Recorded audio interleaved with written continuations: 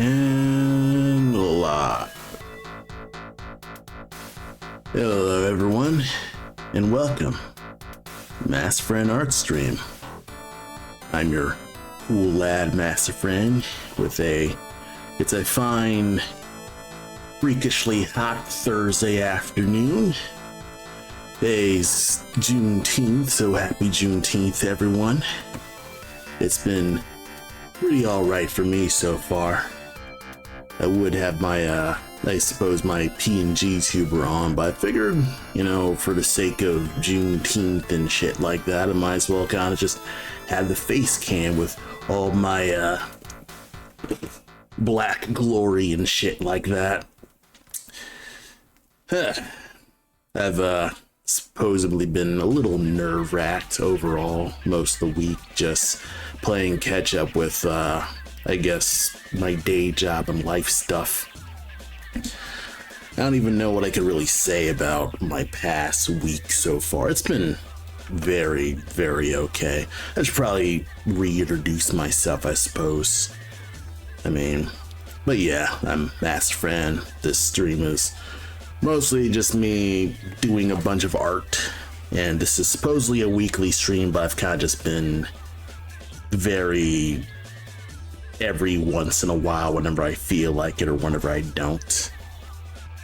A lot of, I guess this past few months, this entire month of June has been me readjusting to my summer school schedule, where most of the morning I have no time to do stuff, and then most of the afternoon I kind of just feel just completely just unwilling to just work on nothing. It's summer, it's hot, you want to go outside, you want to at least do something with your life, and I haven't really been super up to just sticking at my computer screen overall.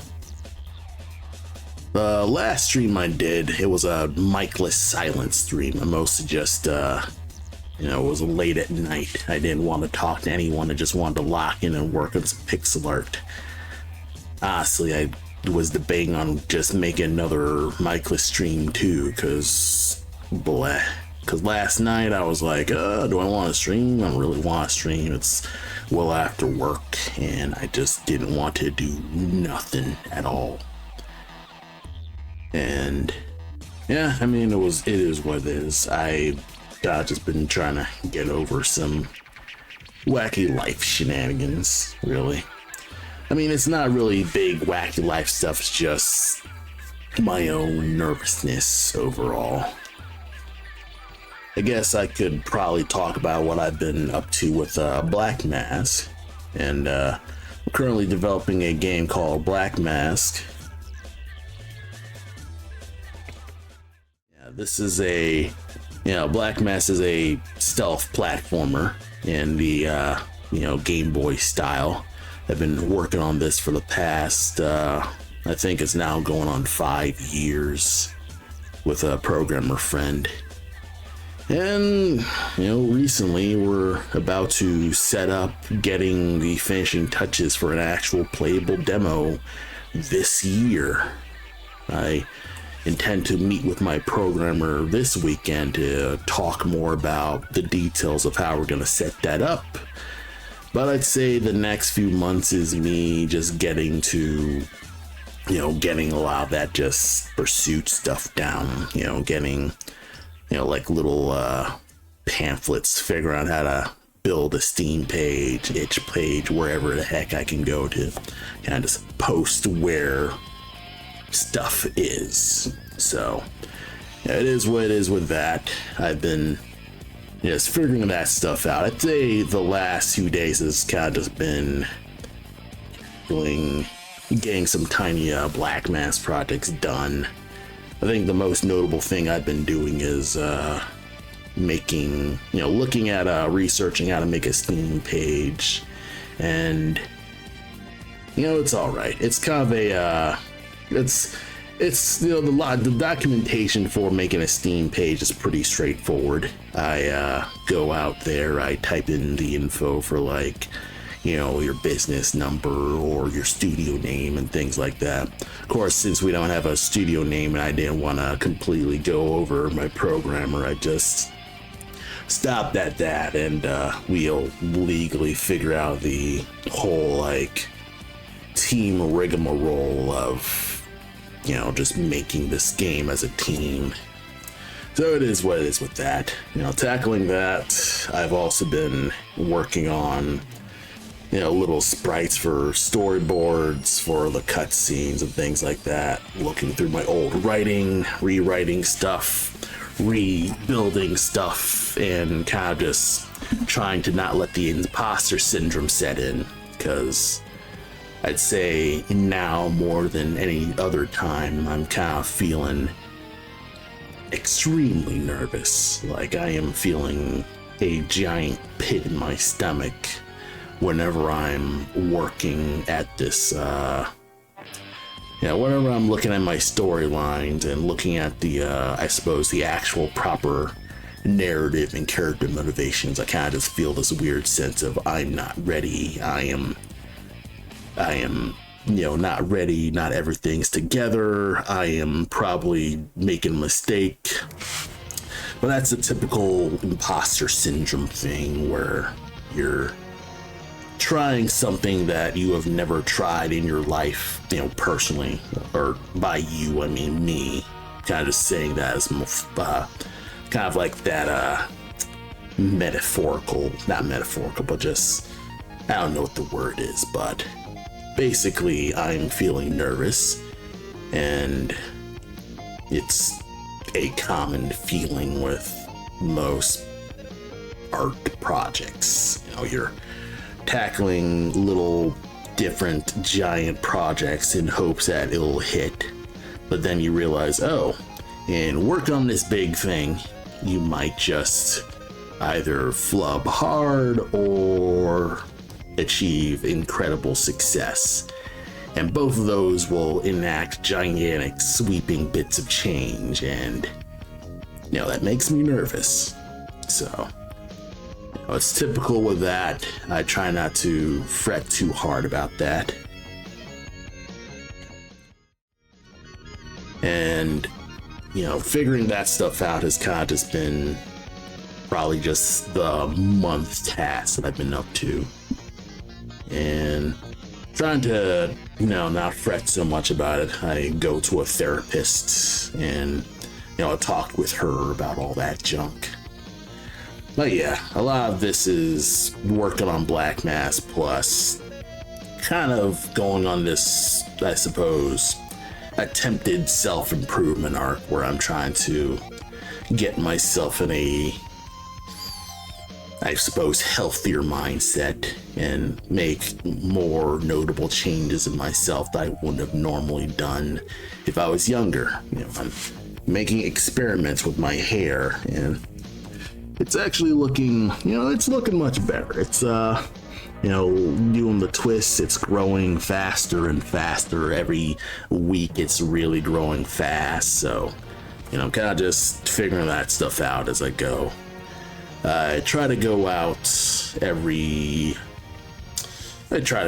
day, like at least do some walking, do some exercises, stretching. Try to get myself to, not be as much of a shut-in. Ironic, because I'm in my room. It's a sunny day, but admittedly it's scorching hot, so I'm probably happier that I'm not out in the heat. But, I try to, do some more things to kind of just cook more often. Ironic, because I'm drinking a fucking Pepsi, but it's difficult to get away from the sugars.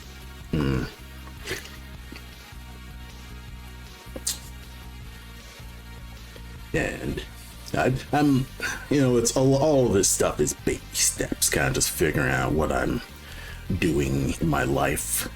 I went to my neighborhood pool for the first time in years yesterday, and I actually went swimming, and it's pretty nice, and I worked muscles that I hadn't worked in so long. A lot of my arms, my inside shoulders were sore. I felt incredible soreness in my shoulders, and kind of just figuring out the wackiness of you're in the pool, you feel slightly less resistance, but when you're going through the pool, you still just feel tired because the water pressure kind of like, it's up to there. Like the pool is 5 feet at max, so my head's like sticking up. But because the water's above your lungs, you're feeling the compression of the water slightly because, physics and yada yada. And, it's hard to breathe. So, was at the pool, did like 3 laps, and spent the next like 20 minutes being winded. Cause I was like floating around, kind of just walking between the pool, and stepped out the pool, stepped back in the pool, sat aside, put my feet wet. I was kind of just wet and catching my breath because it's been so long since I actually did real true cardio that was more intense than simply walking far. So that's one of those notable things I've kind of just been not fretting, trying to improve myself on with in terms of health stuff. It's not notable, and I'm probably not pooling every day, though. I do want to pool today because it's a sunny day. I wanted to pool yesterday, but there was a thunderstorm overall, so I didn't want to, risk all the rain and junk like that. But, it's summer. Gotta enjoy the water as much as I can. I certainly want to, arrange something with my friends to either like go to Six Flags, take a trip to Hurricane Harbor. I've never been to Hurricane Harbor, actually, and I do want to stop by there, at least to hang out with friends and stuff like that. That's one thing that I think has been contributing to my overall anxiousness is I don't talk to my friends that much. Even online, I'm kind of just isolating myself in general. I don't even talk to most of my internet friends at all. Like, people on social media, they post their art, and I've kind of just silently watch from a distance because, like, yeah, you do the good art. And then I have nothing else to really say because, like, I can't think of anything productive to say. And it's kind of wacky because, other people can just comment totally fine. But it's kind of like one of those things where it's like, a lot of those comments are, good job, or this looks cool, but that's about it. I don't really have much in terms of, I suppose, feedback, so to speak. So it can be difficult to kind of like be like, okay, I need feedback. Of course, you then open up yourself to critique, and then you have to open yourself up to just the massive ego death. And of course, that's a difficult thing to feel overall. And, that can be either great or freaking devastating, and you end up like dying inside. So, try not to fret so hard about, the typical life stuff. I constantly compare myself with my art, and because I compare myself with my art, I end up just feeling constantly miserable all the time. So the mental goal is to not feel constantly miserable. So it is what it is with that. I tried my best to kind of just not ruminate on just the bad feelings. Like, I have a 4-day weekend, so I should be vegging, really. Today, I'm kind of just tackling, little bits of busy work. Probably just show off what I've been up to for most of the morning.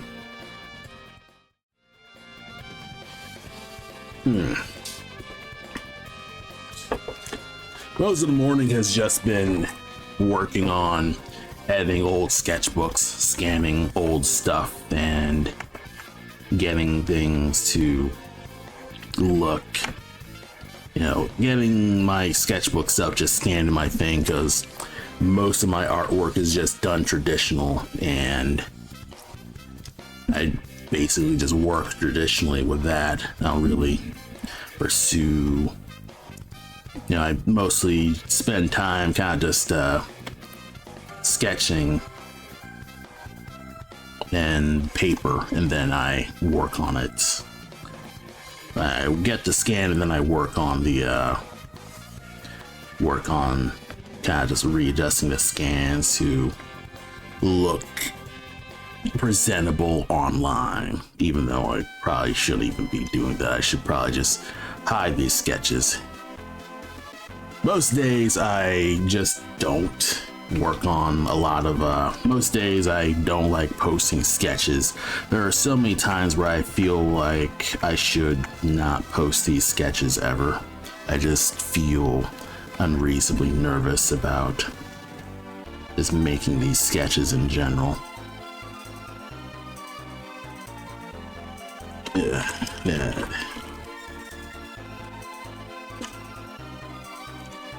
But I've been just working on stuff like this all day, and I'm like, you know what? I should at least start a stream, because I intended to stream from morning, like 9 in the morning. Just have this giant workday stream where I would just play music while you just watch me work on dumb bullshit. But of course, it is what it is with that. Oh yeah, a lot of my sketchbooks, I just never feel like they're that good. I mean, a lot of my sketchbooks is just like miscellaneous studies. Miscellaneous studies. I'll tackle like little bits of outdoor sketching just to get myself to just work at stuff. I think this latest sketchbook has been very, very messy, because I think I've been losing inspiration. So now I've probably burned out when it comes to just sketches. Cars sketchbook, maybe. Call this Cars.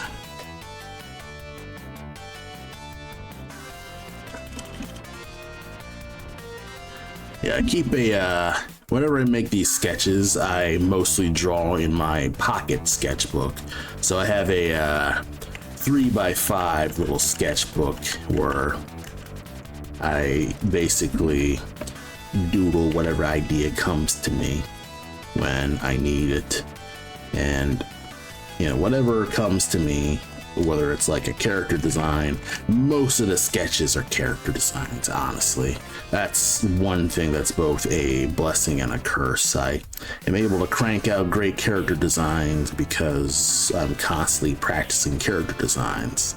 But of course the curse is, because I'm only working on character designs, I'm arguably not even improving my art. I'm just drawing the same shit over and over again. And that is a problem that I constantly berate myself about when it comes to, I suppose, making art. Because, you spend so much time doodling sketches, and you spend less time finishing art. You end up getting yourself not used to just the process of taking time to finish an illustration, and it's just biting me in the butt most times, because I have a bunch of sketches and they don't go anywhere, and then you end up in this dumb self-doubt cycle of feeling that nothing you've done was good, and you just you never get anything done, you never improve, and you end up like in a constant cycle of just self-hatred that you never leave. No, I totally fall into that. I totally fall into this just constant thinking that not only do I suck, I've never been good in the first place. Everyone's been glazing me. No one's actually telling me the truth. And, you know, you constantly feel like you're a fraud in general. So, you know, for those who are constantly feeling that imposter syndrome, it's kind of like, oh man, do people this good feel imposter syndrome? And that's a bona fide yes, of course. Every artist of every level feels this. Like, you know, I feel it. I arguably really good. You know, objectively, you know, people who see my art for the first time, they tell me I like your art. Everyone, even complete strangers. So it's not like it's crazy subjective, you know. It's not like people are like, oh, I totally hate his art style. I haven't seen many comments on that, but, you know, so far I know on paper my art style's fine. So I don't know why I'm constantly worrying about whether or not I'm even good, because I should be totally fine. I think I scanned this, didn't I? Let me look at my files. But sometimes I make sometimes I make scans of sketches or situations. I scanned it twice, and I need to double check if I didn't already scan this, because I think recently I've kind of not been scanning stuff as I finish sketchbooks. I just scan stuff if it's already punked down. So let's see.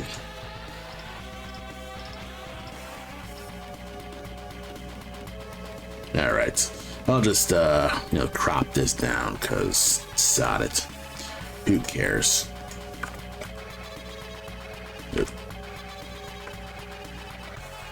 Yeah, this stuff's probably profoundly uninteresting, but honestly, this is a work day for me. This is just work on a bunch of different stuff and try to relax myself as you know, this is supposed to be a relaxing day. So, you know, it is what it is with that. I'm, you know, trying not to just panic in life. Gotta breathe.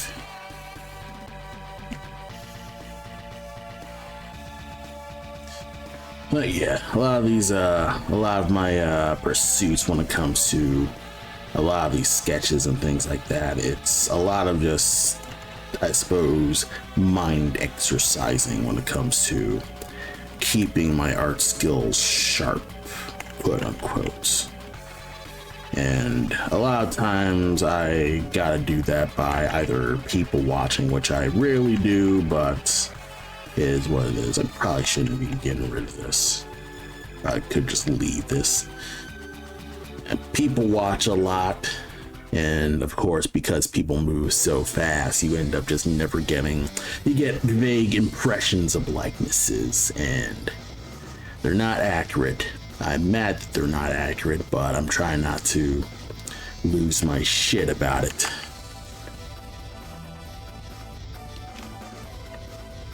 Can I go with you? No. Multiply?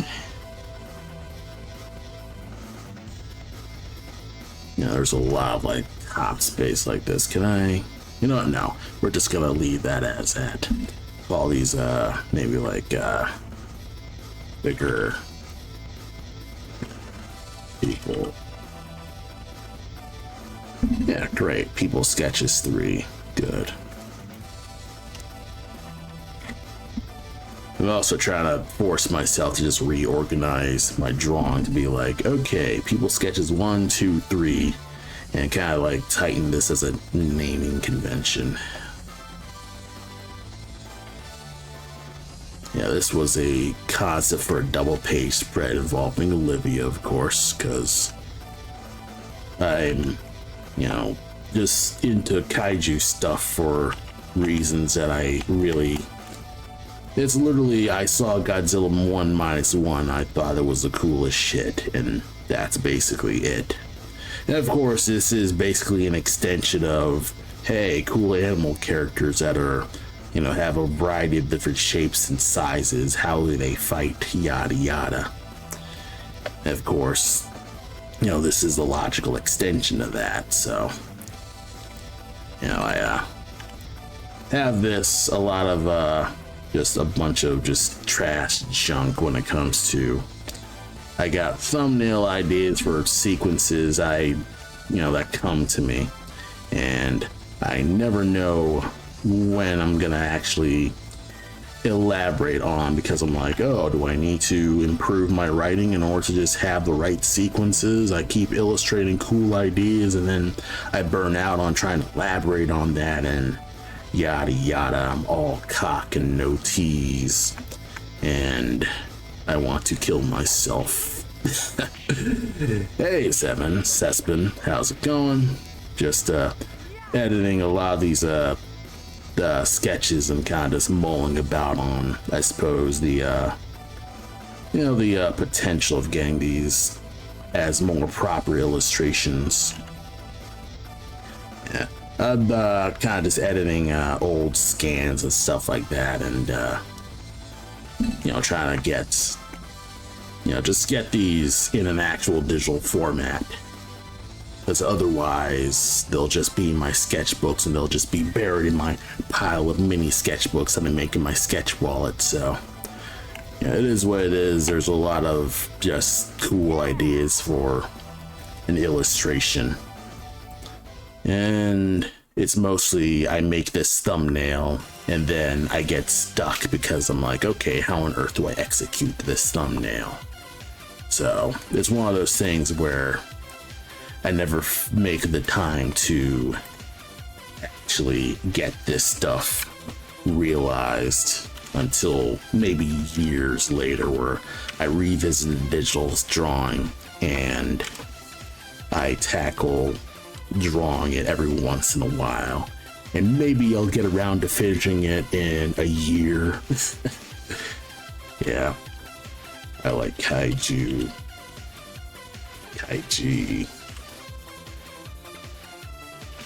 sketch. Save that, and it's a nice rough thumbnail. And I think I scanned a cleaner version of this, but I don't remember if I saved that. But if I find it, I'll save that. And another outfit from Captain Rhodes that I'm just doodling because I like imagining Captain Rhodes as more of a fashionista. As more of like a lady who is really into just, I guess, contemporary, or at least in a fantasy world, fashion and things like that. Fine little, colonial jackets where there are. Bloodborne core, you could probably call it. But yeah, it is one of those just millions of different things that I've been doing. I am still working on the Captain Rhodes portrait and stuff like that. But I realized that, I still need to storyboard more stuff with this. But, it is what it is. I tackle what I need to. I don't know why I'm cleaning it up so much. Yeah, it is what it is.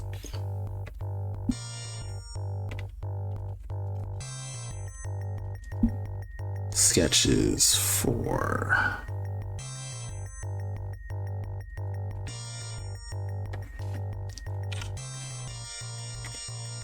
all right, and then we'll go back to that initial large sketch, because whenever I'm drawing in these mini sketchbooks, just these mini wallet sketchbooks, usually I will go into a sketchbook out of order. I will draw out of page order. So I normally don't do like things like page, my sketchbook's a mess book. I used to be more organized, and arguably I probably am still fairly organized with my sketchbooks, but a lot of my sketchbook stuff is a giant jumbled mess of slightly incomprehensible doodlings, because obviously you're free to just mess about and draw whatever you need to in your sketchbooks. Either it's a study, or it's a bunch of notes, or you're making you're probably seeing a thing that you saw on the street, or you're seeing a tree. Sketchbooks can be whatever you need them to be, and you never need to worry about making them pretty overall, which is both a blessing and a curse. It's a blessing in one case where, you can just stay out of your head and just doodle stuff. But it can be a curse where you end up not willing to finish anything.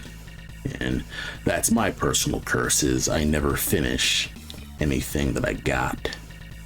And that's been my current vice, so to speak, when it comes to working on finished art. Is most of the art that I want to finish. I don't want to ruin the the pristineness of this hapless little doodle and stuff like that.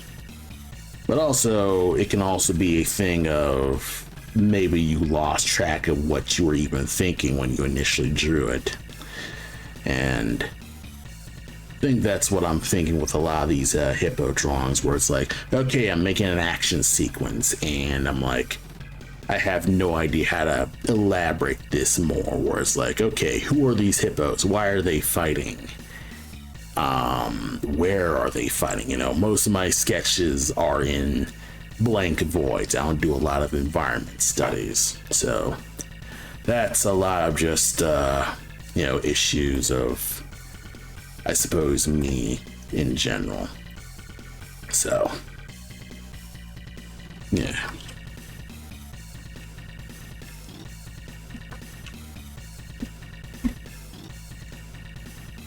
Hippo battle.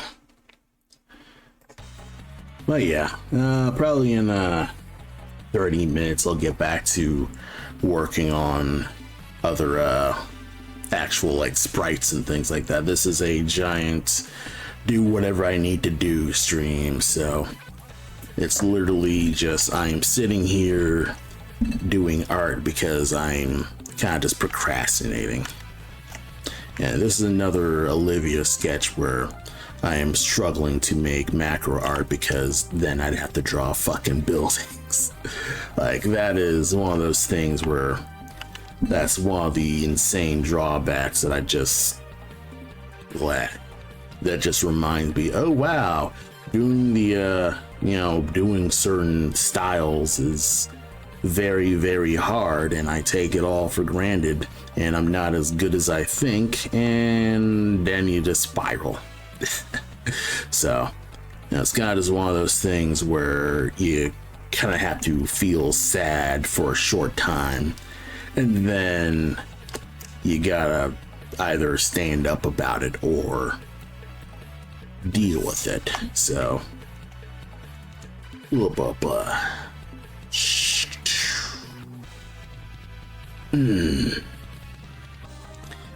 don't know why I'm cleaning this up so much.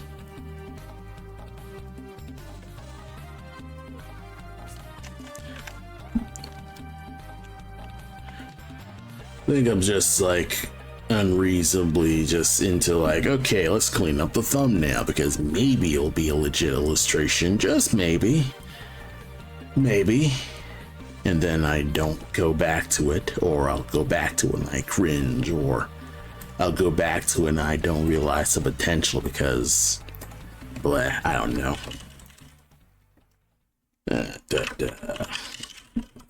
There's a lot of stuff where you end up not doing as much as you want.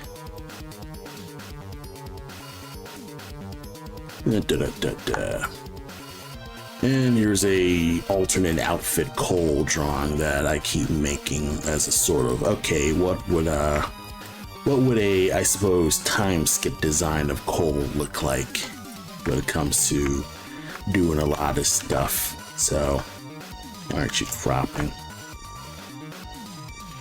God damn it, crop. Okay. So far, it's a lot of just me editing old art that, you know, I fall off of when it comes to making something more complete. Which I think the one thing that I need to focus on is pick something that I've got and then don't leave it until that's done. But arguably, that's kind of like what I usually do with the bigger projects or commissions and stuff like that. Like, I can work totally fine on a commission. Like, my workflow is totally fine. I communicate with my person about what I'm doing, and I get my stuff done in a timely manner. It's just when I'm on my own, I just want to dilly-dally, because, you know, I'd rather just be in ponder mode than actually work on stuff, which might be the reason why I've kind of just been messing about with streams and stuff. Is just you tend to feel that these streams can interrupt your thinking process.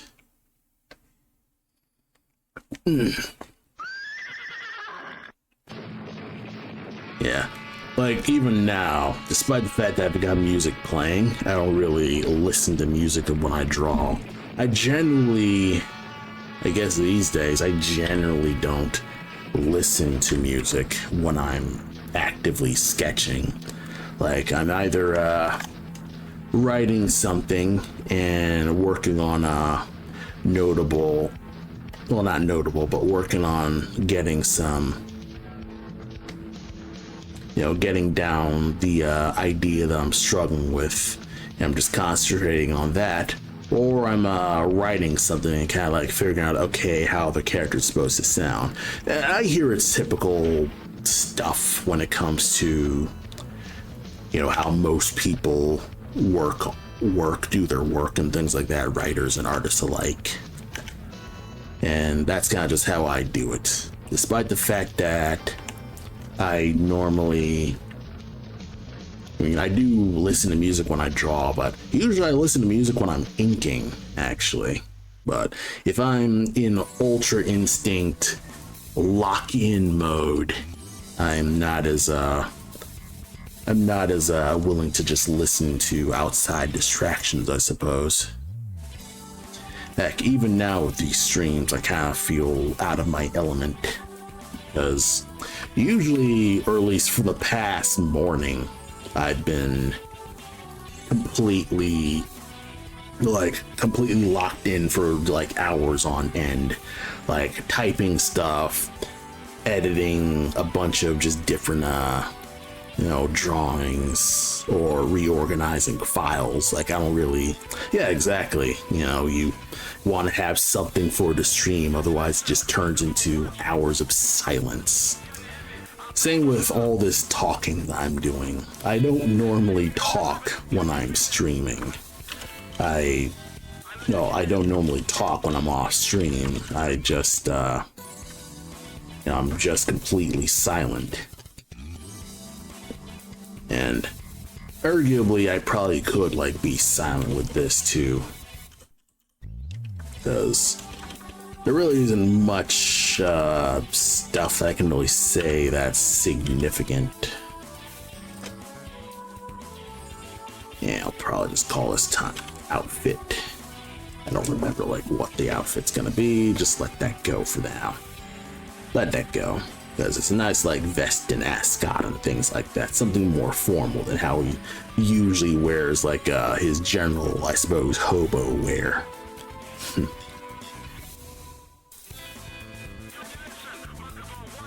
Oh yeah, alternate variants of that stuff. Probably should have reopened that, but it is what it is. Let's see. What's this? Yeah. Cole with long hair, a ponytail. Okay. Has a weird like squat pose. Let's start it. Now, a lot of times I will probably forget why I drew a thing, but the fact that I scan these sketchbooks, I'll at least be able to mine for ideas, just in case. There are some little times where I debate, okay, man, I should just dump all these sketches, just throw them out, delete them, who cares? Because you're not really doing much with them. But other times I'm like, oh, this is a thing that I've got that's a nice idea for design. I'll keep that around. And it ends up turning out pretty well. So, there are tiny reasons to kind of just keep that design with me, just in case. Because I never know if it's something more legit. Let's get this, because I think this was another outfit drawing. The initial outfit sketch that I got, and I kind of just fell off of working on it.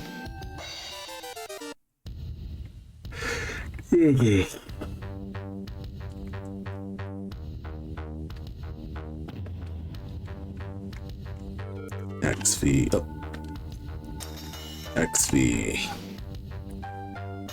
You, and then move you.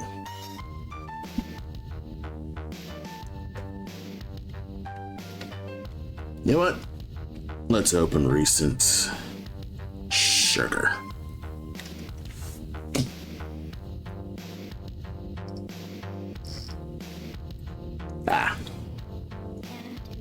So we'll reopen you. Make the canvas size this. Put that on 20, just make it absurd. Move these gents over. Let's put this together in this. Because I do like to just put sketches together, kind of say, hey, this is all together in one illustration, so I can just have a single spot to go to. A lot of this stuff.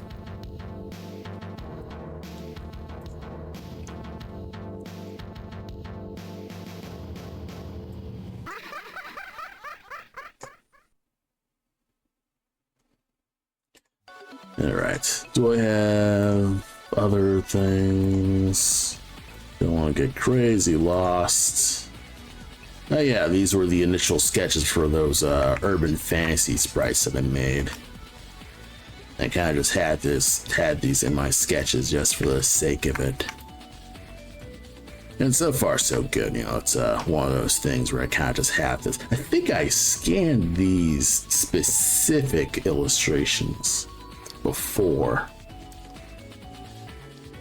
Let me just look at my files real fast. Let's see.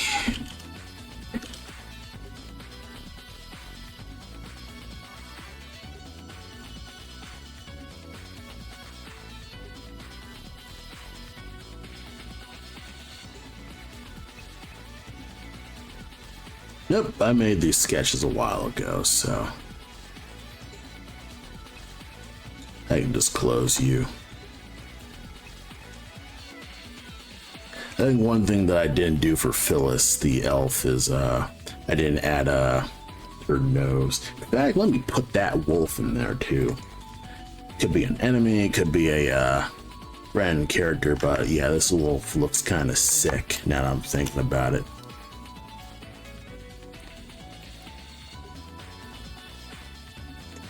Yeah, I think what I was trying to pursue with this like wolf design is something much more akin to like real regular werewolves as opposed to, I suppose, I guess my more like cartoonier design. I try to like tilt more realistic with this wolf. It is what it is with this, but I do want to, yeah, like cut, move U, X, B, back, X, don't save, boom. Oh yeah, I also had an idea for a Cyclops in this too, but I didn't have any idea what the heck to dress this guy as. Yep. Yeah, one thing that drives me nuts about the lasso tool is that it catches little corners and yet it can't catch on, I suppose, windows, whatever. I don't know. That's one like little annoying thing about some tabs is you end up dragging things when you didn't want to.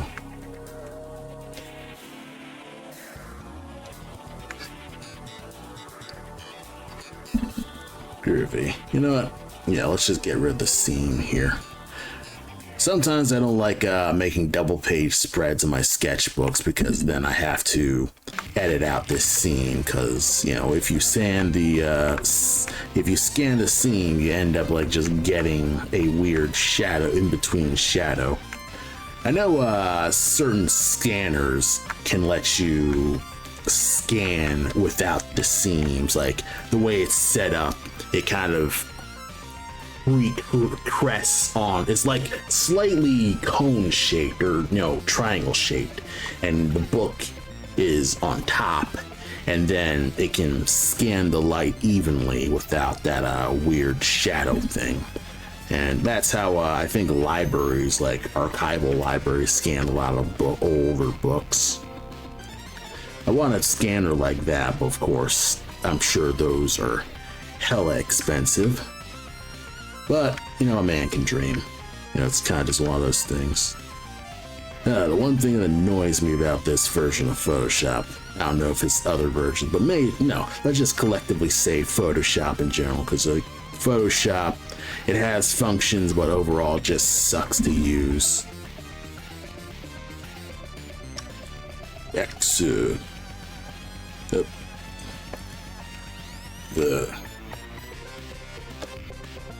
go away.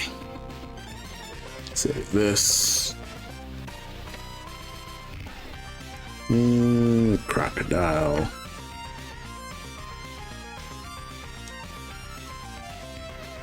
Oh yeah, this was one of the earlier sketches with the croc mechanic that I wanted to do. Do I want to save a single line? Nah, not gonna save a single line.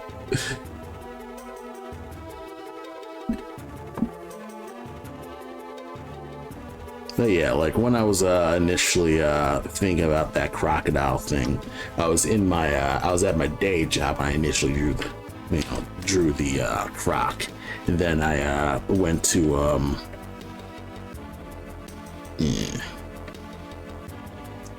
I initially went someplace. What's this say? It's easy to defend your failures when you never have the opportunity. Okay.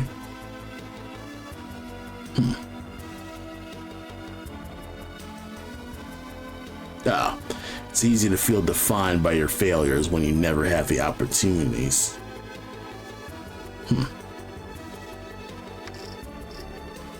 Man, my handwriting's such ass. Sure, it was dumb. A lot of my stuff is just dumb. Everything I write is dumb. It's one of those things where it's like, okay, you look at your cringe writing, you think, oh, this is slightly profound, and then when you reread it, you kind of just realize, oh, this is kind of dumber. Like, never show this again. Oh.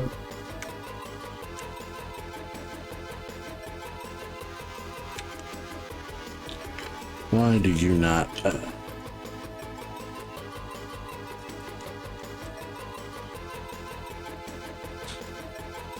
So, Control Shift I.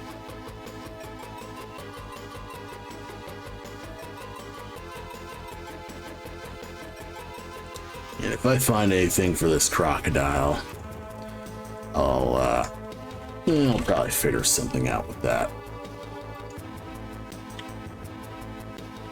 Yeah.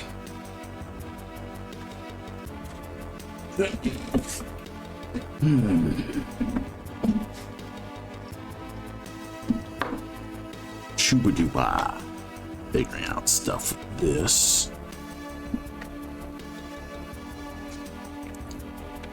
Yeah, I think this was one design for the crocodile I made with one of the step on tail game mechanics thing.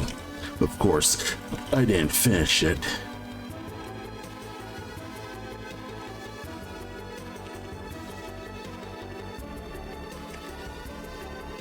I think I spelled that right, crocodile. Crocodile.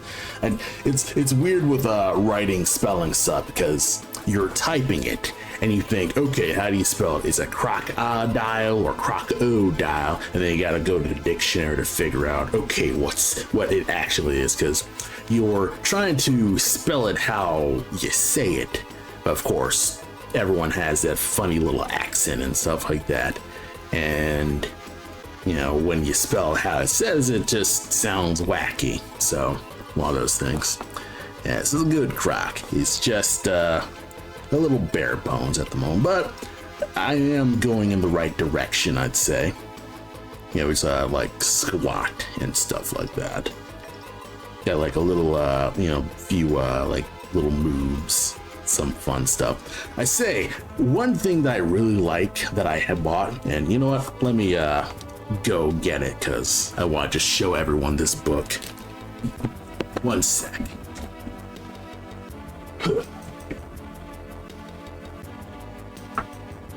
There you are.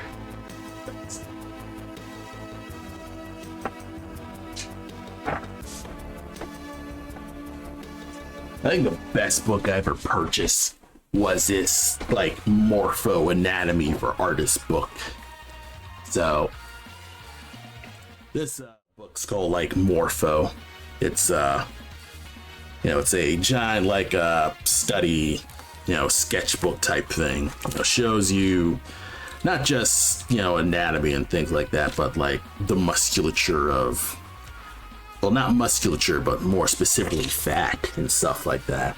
You're seeing the various sketches of how you're going to tackle just weird fat parts, and the actual how fat folds and adheres to gravity and falls down and things like that. It's incredible stuff, and I've used this a lot. I also have a muscles version of that, just to kind of tighten that up to see where muscles will go. And it even goes right up to things like leg fats, face fat, things like that, back fat, how fat legs look. So I say this is the most impressive sketchbook that I've ever gotten, the Morpho Anatomy for Artists, like fat and skin folds book. So I haven't gotten paid for it. I bought this book a while ago because I think other artists have recommended it, but this is a really good resource, especially since it's thin. So I keep it close by my like library pile, and that's basically how I've been able to draw actually decently looking thick characters.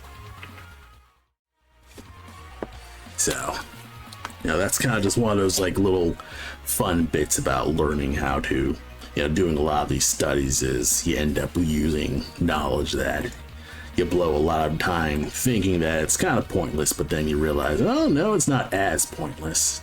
So it is what it is with that.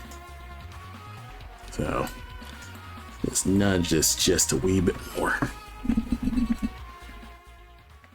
There we are. All right, I'll just save you this as rock.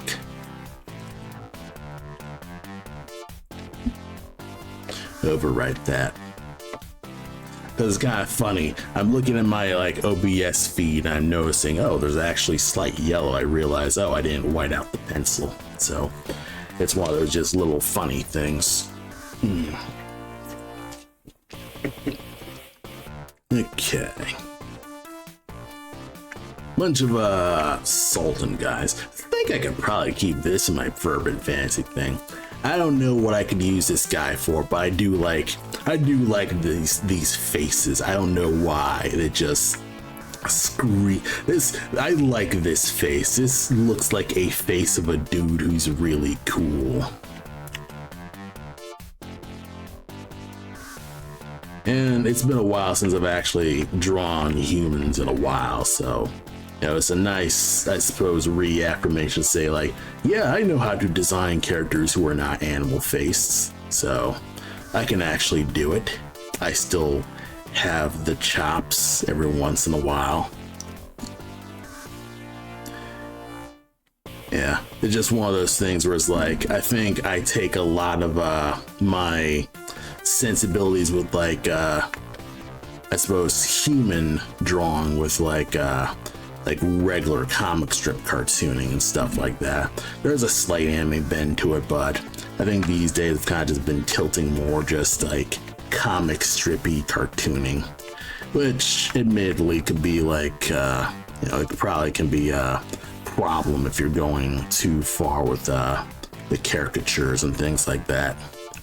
I'm not as good when it comes to likenesses with caricature, unless it's, I suppose, like far and away.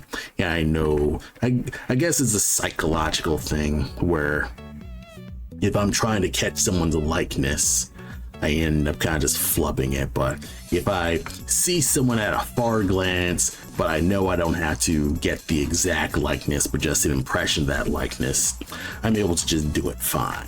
So, to stick you here.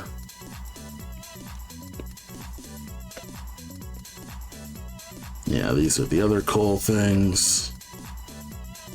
Nad thing. Oh, this was what I was missing. Queen Ermine. Queen Ermine is a stepmother who married into Cow Kingdom. Oh no, it's M. Queen. Oh yes, now that I'm realizing. So, I don't know if anybody remembers my like cow drawings. That like half and half cow lady. I call her Madam M. But I'm like, oh, what if she was a leader of like the cows? So, you know, kind of just been exploring a storyline with this. So, you know, she's a stepmother queen to the Cow Kingdom, so she basically married into power. But of course, she wants to get rid of her stepson, who is the rightful prince overall. So, you know, it's kind of just one of those things where, okay, let's think of a cool storyline with that. So, I've been drafting up something with her to kind of just figure out, okay, what's some cool idea for a story. So, you know, it's I won't still want to work on some Nad sketch. This is a really loose doodle of Nad. Every once in a while I'll doodle Nad and he's just there just to, I'm not even sure why I doodle Nad other than let's just draw a little round guy. That's literally the only reason that I will doodle a round guy. Just, yeah, let's just doodle a little round guy. So, it is what it is with that. And sometimes I'll get little under spots of the underneath the paper because my new scanner is surprisingly good. It's like it's like an Epson. I forget the model name, but I think it's like a WX something type of scanner, but it's a way larger scanner. It can scan up to 11:17, which is great for comic scanning. So these days I don't have to go to the library to scan any large comic pages, so that's been pretty fun. Of course, I haven't been working on comics that much, but overall it's been a good just companion piece for just having scans. And overall, it scans at a way higher resolution in general, so a lot of my sketches just have more fidelity in general, so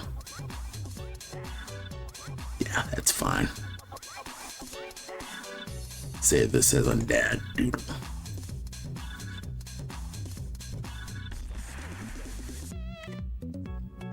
That'll work.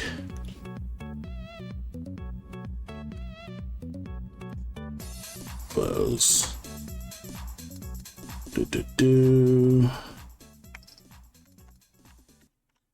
But come on, another crocodile sketch. Why aren't you turning? Oh yeah, I think I remember what this illustration was supposed to be about. So yeah, like trying to figure out like a fun dynamic of like a dragon and a crocodile being a couple. This dragon's important much later, but I'll talk about him at a much later date. I've probably talked about him before in other places, but right now he'll be important if I can just figure out something actually interesting for him. But yeah, like basically the idea of like a higher up dragon like having a relationship with essentially a lower lizard is kind of like one of those like fun little dynamics that I want to have in. Whereas like, oh, you have like someone like historically connected to dinosaurs, and you have like this dragon just being like, yeah, I'm gonna be with her because you actually will fit me. That's basically just how that dynamic works with that. So it's one of those just fun things I want to explore with a dragon character. And of course, Olivia's in that mix as well. Of course, whether or not this will be in the video game is far off, because a lot of lore when it comes to, I suppose, my raccoon stuff is literally like this animal world where, it's literally okay, what if animals were in this fantasy world, yada yada yada, here's all the unique stuff I can think of, yada. And a lot of this is kind of just my own little takes on just wacky little like fantasy things that I want to pursue. So it's kind of like she's here with the dragon there. For now, I'll like put her up here. Dragon down here. And I'll like readjust this because this was initially a thumbnail for a illustration idea that I wanted to do.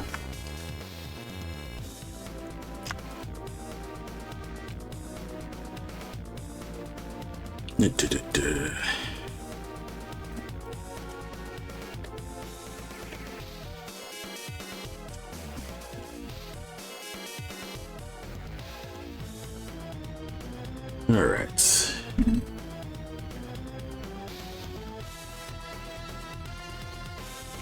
Now, what was this supposed to be? A cat being handsy with another cat. Wish I'd elaborate on this more than this cat, but it's like, you know what? Let's keep this. I could probably figure out what I was doing with this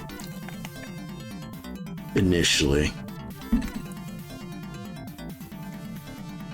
That's one of the things that I guess I struggle with when it comes to whenever I'm doodling, because if I'm ever stopped where I have to go out to deal with either a business with my job, or I gotta help family out, if I lose my train of thought when it comes to momentum with a sketch, I probably will lose it forever and I'm never going to come back to it again. And then I have to blow a lot of time rethinking what I was intending for a lot of these sketches. So that could be an issue with like a lot of these sketchbooks and stuff like that, is you end up tackling Oops. All right.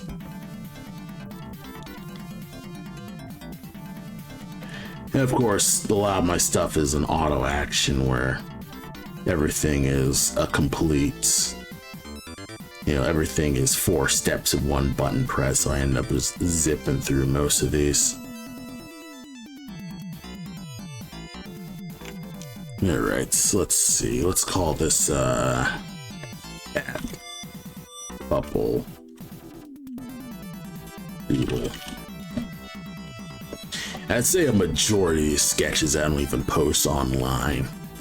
Like, a majority of my, I suppose, wallet sketches are this quality where nothing's defined at all. And, it's just very, very vague details in general.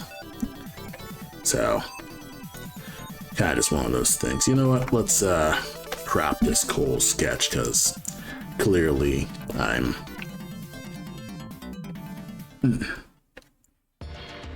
Clearly it's supposed to be something.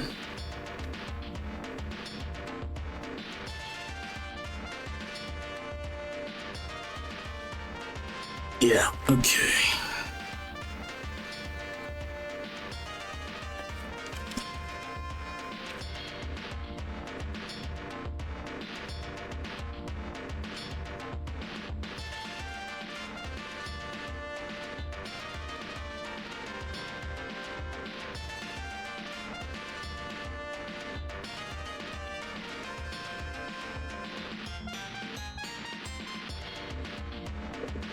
Excuse me. So far, so good. Close you out. Close this out. How many pages do I got left? 412. Oh yeah, a Dragonclaw illustration. Oh, well, I've already spoiled the name that his name's Captain Dragonclaw. But yeah. This is Captain Dragonclaw, a giant dragon pirate, and basically he is going to be the guy harassing Cole for most of his adventure, where he will try to take Cole's treasure and Cole will try to take his treasure. And it's a giant pulp-ass dynamic where he's an ongoing villain and stuff like that. And of course, there'll be more connections to the history and yada yada. Lore junk. Oh, your cool sketchbook. Yeah, thank you. Yeah, just tackling, just editing scans and things like that, reworking little things, because I draw traditional, so a lot of my stuff is just me editing scans.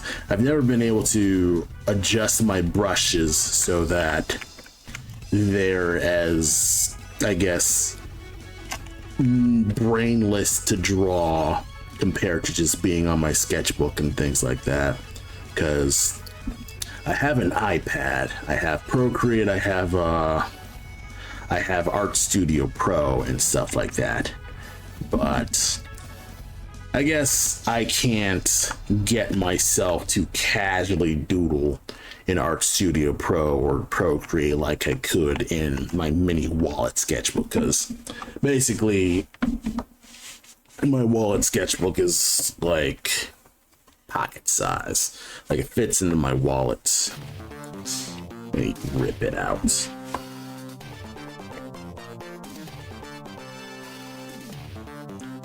And it kind of just looks like, let me so my pocket sketchbook's like this large and fits in my pocket. It's 3.5 by 5.5. It's a typical moleskin what's it called? It's a moleskin kahira, I think it is, but it is, on basic light paper. It's very small, thin, and it fits my sketch wallet, and it's overall cheaper than actually getting the Sketch Wallet brand sketchbooks. So a nice rule of thumb to getting yourself to constantly be drawing and improving yourself is to have a little means of, constantly practicing. So one thing that I'm just really good at is, practicing and making time to just doodle stuff on my art. Yes, thank you. Now, Dragon Dude certainly has a certain fancy captain vibe. Oh yeah, he is fairly, he's fairly peacocky, I'd say. And that's what I'm going for, is just a bit of a swagger, better than you type thing.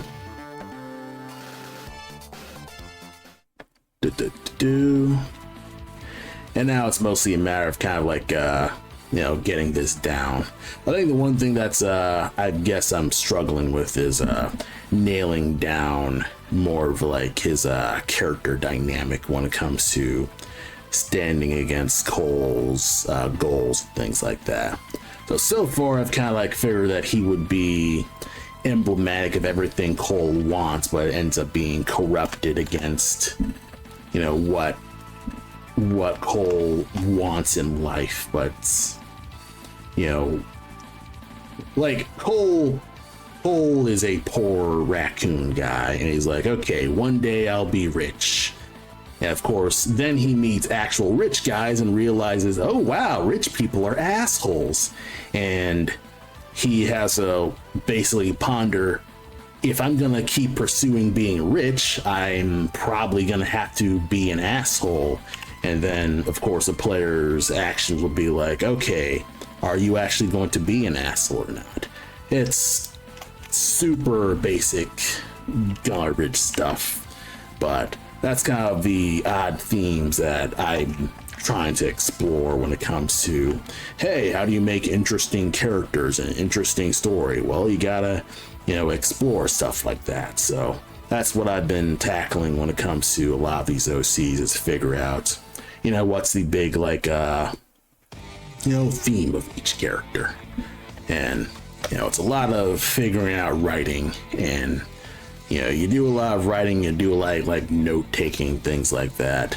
And of course, Dragonclaw has his own like personal history where it's like, okay, he got rich by basically tricking the Dragon Queen, who is basically the big evil person who has caused a lot of wars that ended up basically like burying all the prehistoric animals, like, the anthro-dinos and things like that, and cause so many like big stupid wars that they end up killing each other. And Dragonclaw is recovering from that overall. And that's that is a plot in massive progress, and kind of like figuring that stuff out. I'm I figure that out as I go, and I don't even know how relevant it is to the overall plot of Adventure Man goes dungeon crawling and sometimes needs to avoid super large enemies. So it's kind of just one of those things that, a lot of these sketches are me trying to both write and draw, and whatever ideas hit me, I try to at least record it down. And of course, this is, if you follow me online and my social media stuff, you've probably seen like these like social media things with these urban fantasy characters. And I don't know why the heck it constantly like realigns everything. But yeah, I've been working these characters. Oh, I had these guys all along, I never noticed. Oh, might as well just delete you, because you're already a gap with that. Then we got Omar here, early Omar sketches. Figuring out how to tackle that, and of course there's just so much stuff with that. So, tackle that much later. Let's see. We got like cat and dog fires, and of course I'm fiddling about with my silly Far Side art. Just every once in a while I'm just drawing just silly Far Side stuff. So this is just a bunch of my millions of like Gary Larson inspired just cow art things. Like my general like approach to anthro cows is completely changed because I now kind of just go with Far Side with a lot of this stuff. I don't know exactly. I think I know what got me to do that, and it's because I saw Barnyard. So one day, one of my friends, Chris, he was he tweeted back in the freaking Twitter or whatever it is, and he said that he recently saw Barnyard and he couldn't finish it because it was just so garbage. I'm like, motherfucker, you will finish that movie and you will. And I was kind of like, yeah, I think I'll finish that movie just to one up you, because I'm kind of like this like weird rivalry against him in terms of, I guess, life shit. But long story short, I decided to just watch Barnyard just to do it, and Barnyard was actually absolutely awful. But there are like little quirks to Barnyard that I'm like, it kind of was one of those like mind melting type things. So a lot of the cast of Jimmy Neutron is in Barnyard, and they have like basically just their exact voice and stuff. You have Sheen, you have Carl, you have like Rob Paulson is doing a lot of like his Carl voice and things like that.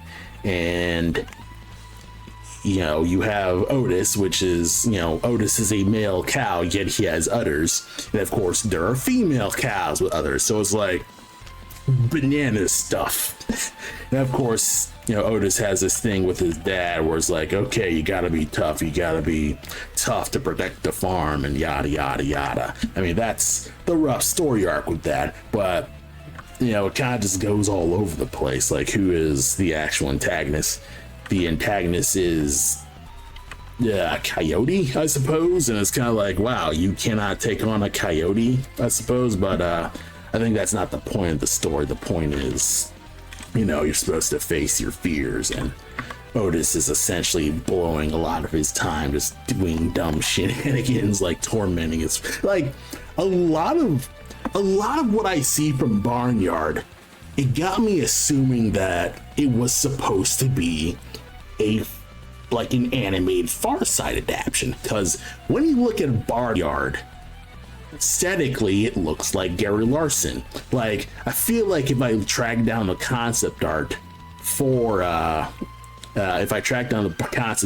Barnyard, it will show it might show like a Gary Larson style inspiration. It probably isn't, but just that's the thing that I was just immediately thinking. It's like, these cows look like Gary Larson cows in terms of like their tall, stout design and things like that. And I'm kind of like, that's just some fun stuff. So I ended up just going into a rabbit hole, just reading old ass Far Side stuff, and I love the hell out of Far Side.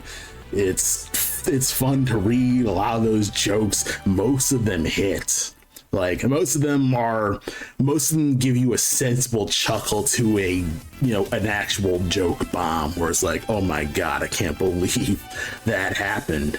And none of them are like crazy angry jokes, none of them are like that mean spirited. It's kind of just one of those just situational observational comedies. And of course, a lot of the cow stuff is just silly shenanigans in the farm and things where cows doing shit that cows shouldn't be doing. And of course, that's where all the cow tool stuff comes in. And it's just I guess for some reason, on a cartooning standpoint, I just liked that aesthetic for cows. So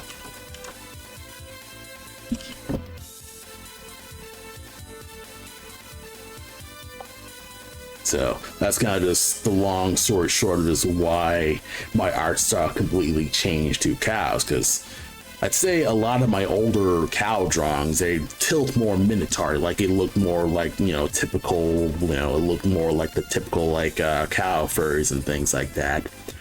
But I for some reason. I was like, I like this aesthetic more. I like scrimbloizing my art. I guess it's like, if I can find an opportunity to scrimbleize my furries, I'm going to take that more often than going the typical, like, the typical anthropomorphic stuff. Because it's like, I guess aesthetically, I kind of have this pride of looking slightly more unique. I don't know. I guess this is an ego thing, maybe, where I have to look completely different from everyone else. So I guess it's probably just that dandy thing, but it's like just making the scrimblow blimblows, and they have their own like personal sense of badassery and things like that. That's kind of what, that's one of those things where, I'm digging. It's kind of funny because a lot of people tell me about One Piece would be absolutely into my sensibilities, and it's like, I like reading One Piece, but it's one of those things where it's not catching me hard enough to be constantly keeping up with it, I suppose. Like, when I was reading One Piece, it wasn't really drawing me in as much as like a Berserk and Monster, I suppose. And I mean, it's nothing against One Piece, it's just, I guess for some reason, I'm forcing myself to read One Piece as opposed to I'm naturally getting more and more curious about the sequences of events that happen with Monster and Pluto and Berserk and stuff like that. And I don't know why, because One Piece is my exact vibe.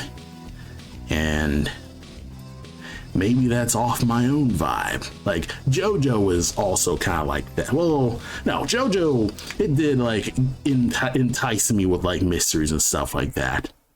But I guess, I don't know. I still can't figure out why I'm not completely clicking with One Piece like I do with like all other manga, I suppose. Because I don't hate One Piece. I'm watching it.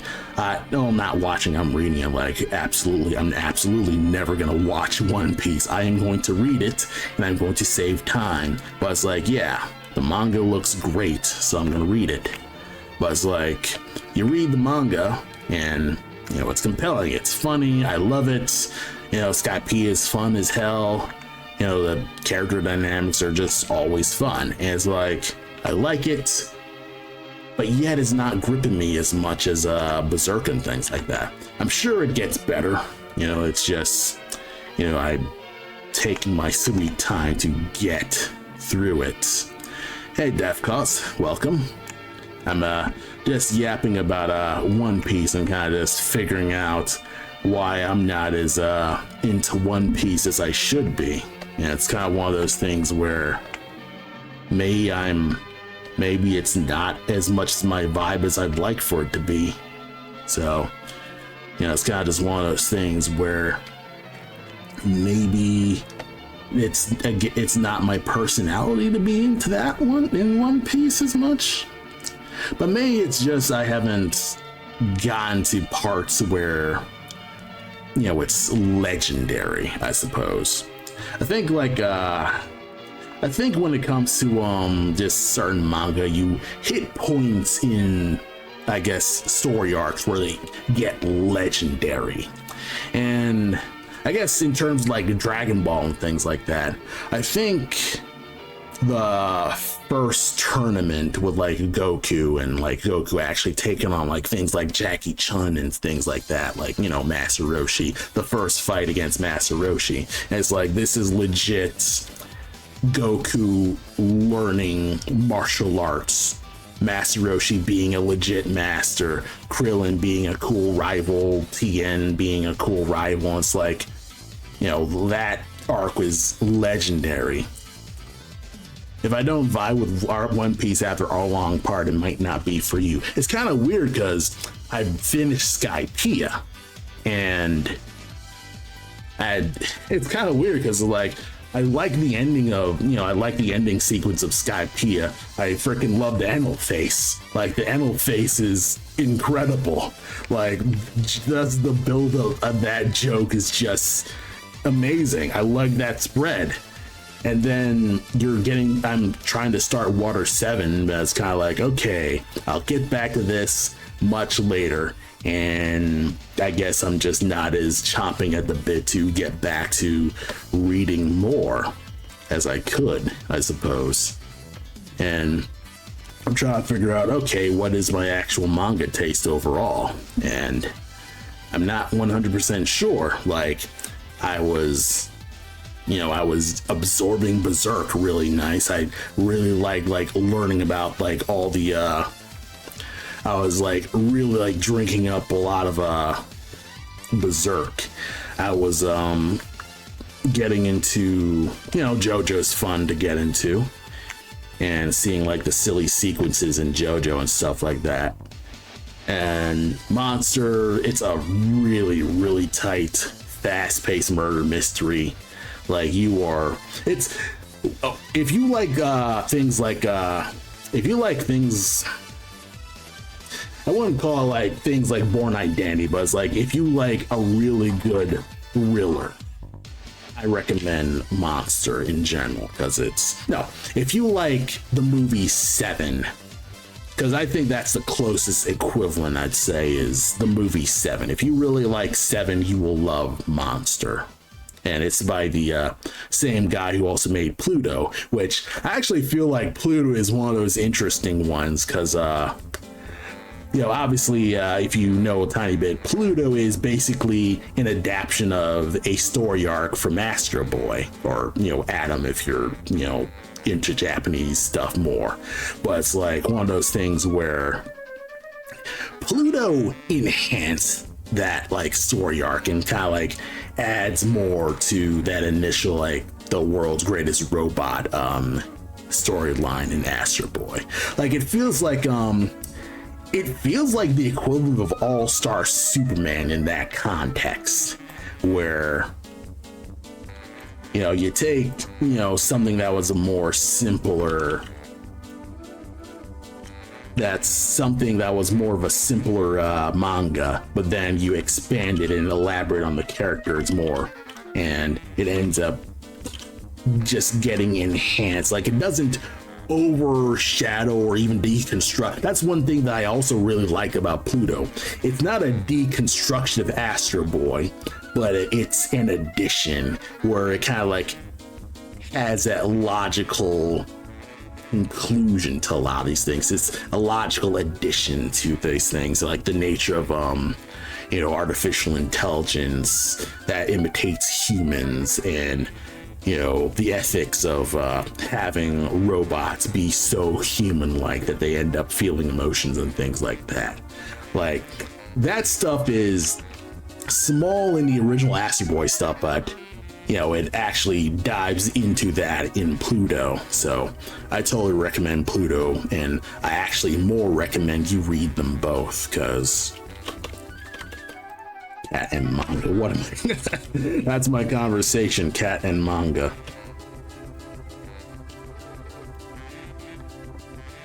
But yeah, Seven's a really strong movie. Oh, another movie that I've recently seen is Transformers 1. Transformers 1's a pretty strong movie, and it's kind of one of the things where I totally wish Michael Bay would just stick with animation, because that was a Michael Bay produced, excuse me. Transformers 1 was produced by Michael Bay, or at least he funded it or whatever. And it's a fully animated Transformers movie. It's in 3D, and it looks incredible. The characters are tight. Optimus and Megatron are just great, and you end up kind of like seeing. I'm not gigantic in the Transformers. I'm kind of I suppose a passing fan of Transformers, where it's like, I know about the robots and things like that, but I'm not like into it. I'd say I'm probably like crazy casual when it comes to liking Transformers. But this movie was really good, And of course, it's just my luck that the day after I see that movie, I find news that it'll never get a sequel. So it's not like, you know what's gonna happen, but of course, it won't continue because, you know, money and shit. But it is one of those things where I would like it if they actually did more of this, I suppose, this universe. Oh, it's not really a universe because basically it's sort of a it's not, it's a prequel. Like, it's the origin of Optimus and Megatron on Cybertron and things like that. And of course, you know, things have changed in comparison to maybe the 80s cartoon, but you know, it actually elaborates on why Megatron is evil and stuff like that, and how they used to be best friends and then they're no longer best friends because Megatron went over the line and stuff like that. And it's legit tragic, you know. You feel actually sorry for Megatron, and yet you think he's super badass for beating the shit out of Starscream. Which wouldn't really be badass per se, but it's like, you know, in context of it all, it's pretty fun with seeing, you know, Megatron develop. So that's one of those things where, you know, it's one of those small movies where, you know, I'm glad it's there and I'm glad I saw it. I wish I saw it in theaters because that's probably the reason why it's also not a notable movie. But it is what it is with that. So I totally recommend Transformers 1, especially since what's his name Peel, it's Key, Michael Key's Bumblebee, and that's some fun stuff because he is absurdly talkative, and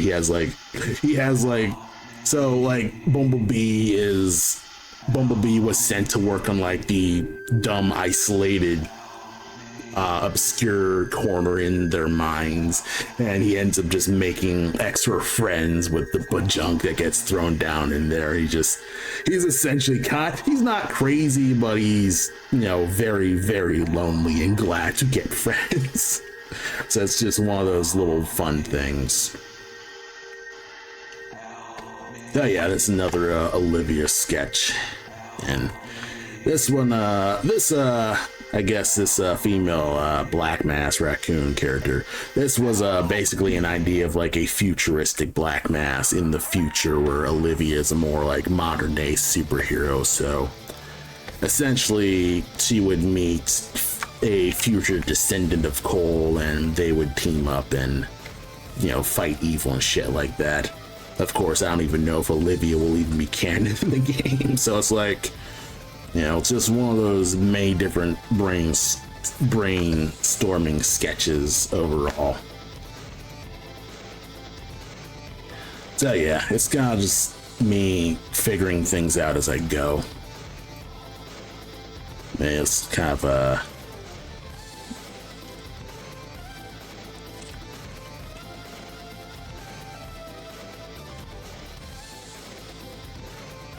let's see, 438. How many pages I got left?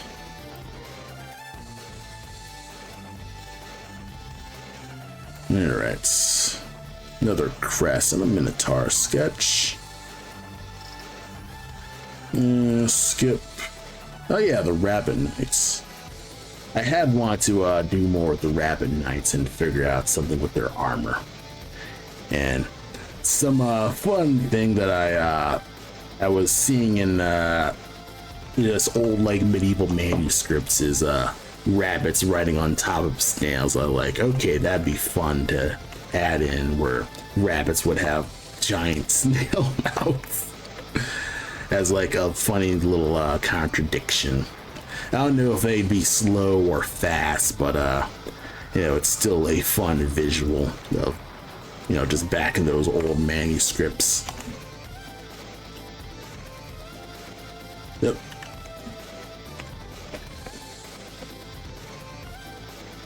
And yeah, I'm constantly just making a bunch of different sketches of possibilities of character ideas and stuff like that.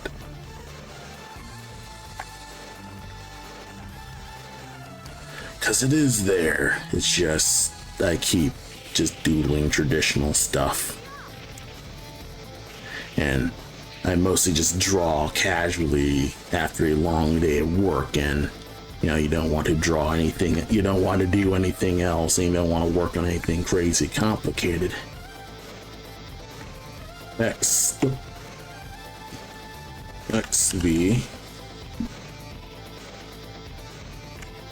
Go here, and that should be good. We can just dump you. Make a layer, make a white layer. Bada boom. Multiply. Make a new thing. Cancel layers. Adjust you as we see fit.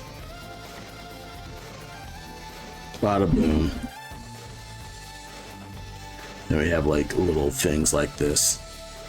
I might post some of these. That's one of those things where I always flip-flop about whether or not I want to post these or not, because most of them are unfinished. I want to finish more things. So of course, it's one of those things where it's like, do I post it for content, or do I just wait and be radio silent while I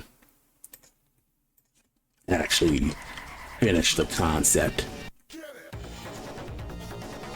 We'll call this Rabbit Chat Sketches 02. Bada bing, bada boom. Okay. What is this? Cole meets up with, I guess, you know, I'll assume a girl with a nice ass. And it starts out with an ass studding, and yeah, it's a composition. I'll keep this. I don't know what I'll keep this for, but I'll keep this for something. Oh yeah, I think I know what I was doing. I think I was emulating that one like Wolverine drawing. That one like Wolverine cover.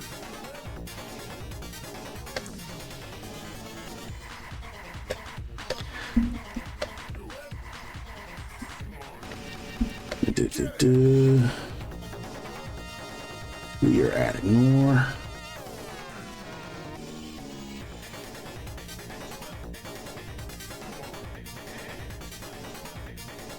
I just feel sometimes that my ass drawings are too mechanical looking. Like, I feel like every time I'm drawing a butt, it just feels more mechanical than organic, I suppose. Maybe it's just me feeling self-conscious about it. Because, like, there are a lot of people who can draw way better butts than me, and I'm always kind of, like, jealous of that. Of course, it's pointless to be jealous of that, but that's kind of just one of those things that, you know, I guess I constantly worry about.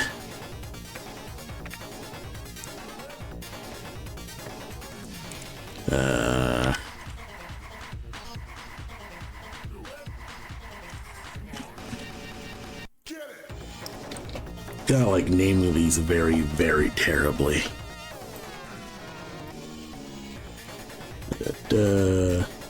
Sword fights. What is this? Okay, I think it's a rabbit. Okay, it's a rabbit girl taking off her shirt, boots, helmet. Okay. I was like, what the hell is this drawing? I guess someone's peeping, like the piece of shit they are. Yeah.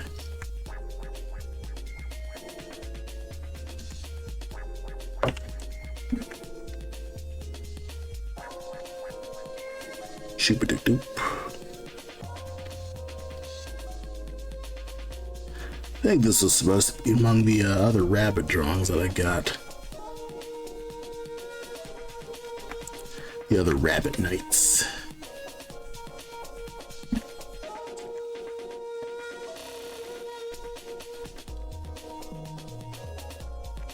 That back. Do I have any other thing? I could close you. Close you.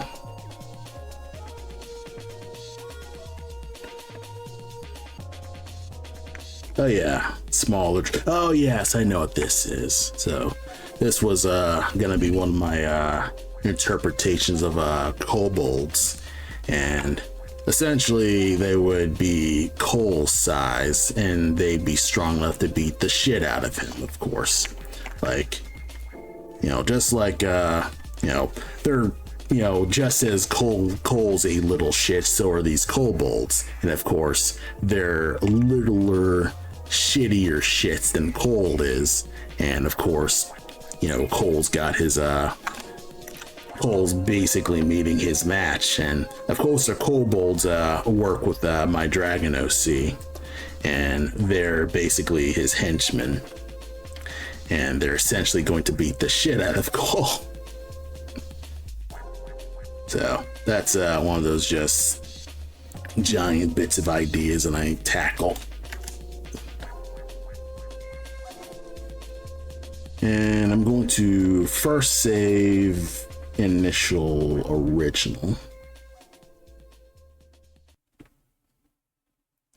That's one thing I don't like about these sketchbooks, is that it catches every tiny gray thing. But honestly, since these are thumbnails, I'm not gonna fret so much about it.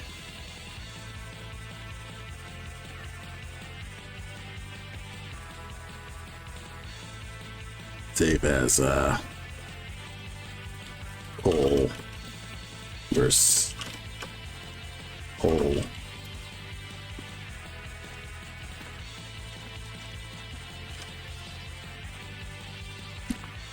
But there's also another thing with this where it's like, I can copy this, it'll be a half and half thing. Copy V. That'll be over here. Multiply. Yeah.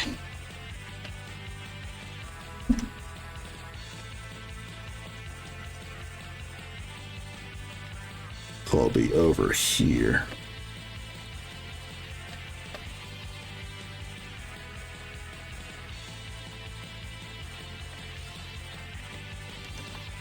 That'd be like similar, like queen ass composition and stuff like that. That'd be the composition as you know, Cole captured by 3 kobolds, and that'd be kind of just the thing. And if I can, I'll doodle like an idea of like Cole being stuck or stuff like that. So I'll doodle it now. It's kind of like, yeah, I'll live with that.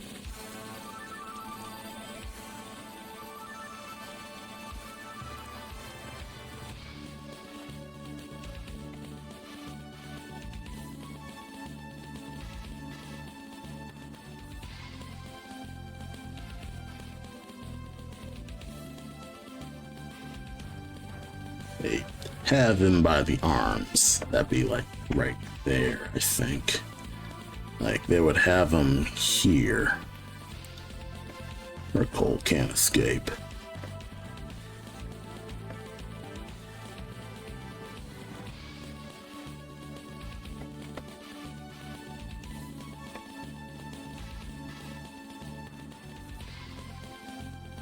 Of course, can't forget the cod piece. That's essential. Cole's design is the wacky cod piece I just do.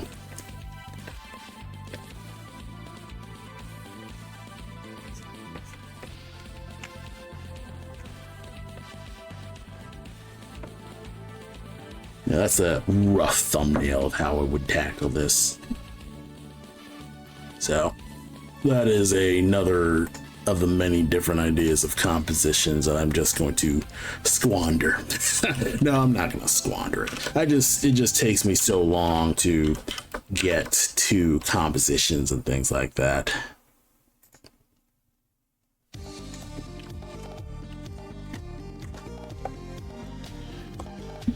I just blow so much time just getting to these compositions.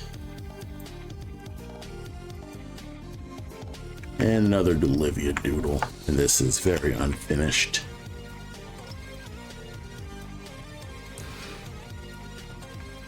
You know, I'll probably just keep this. Why not?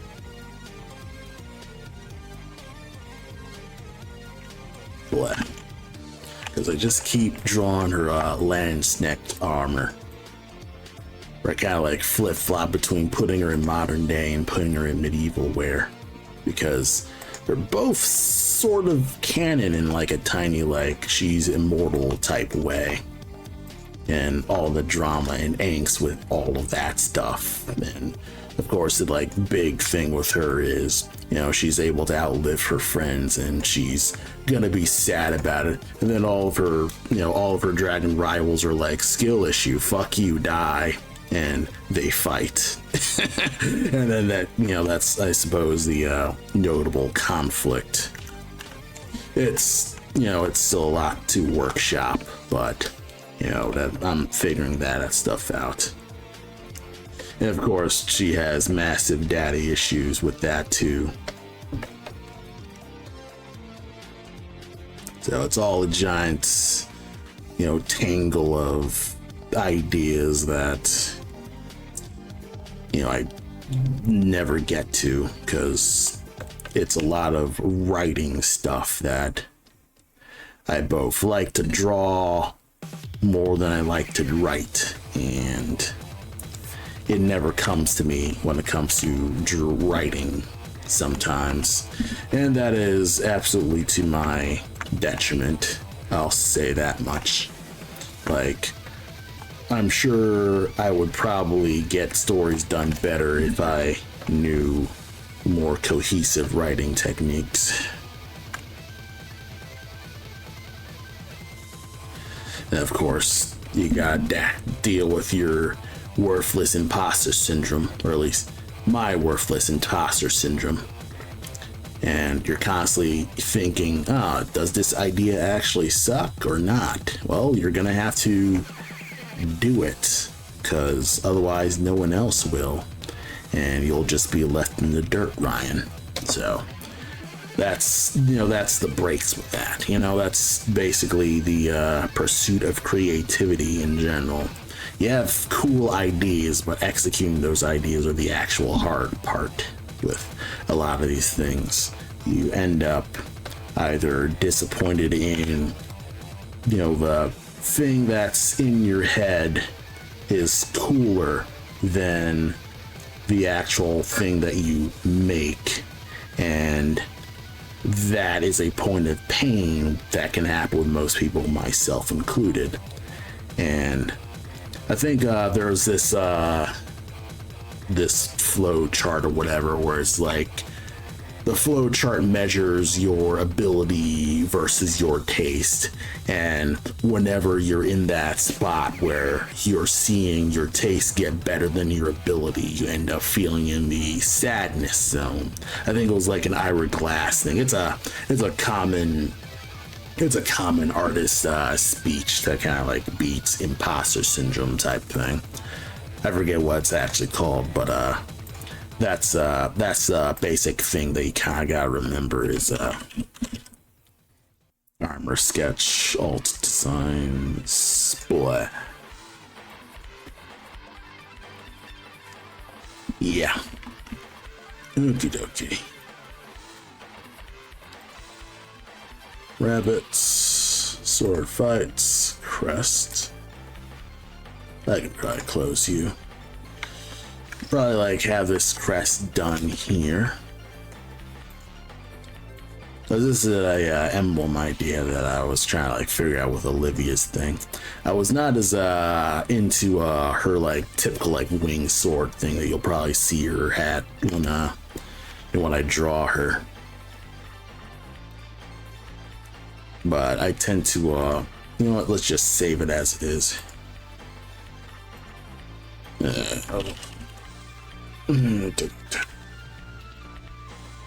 I may what's it? Oof.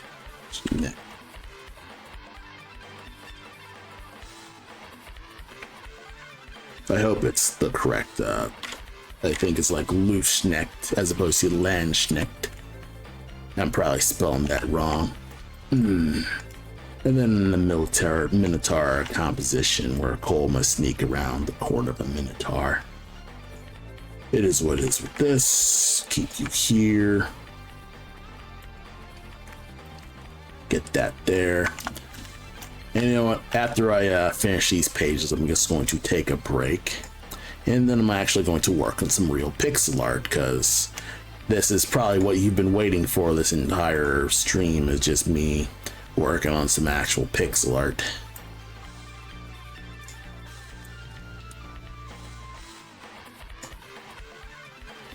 Yeah.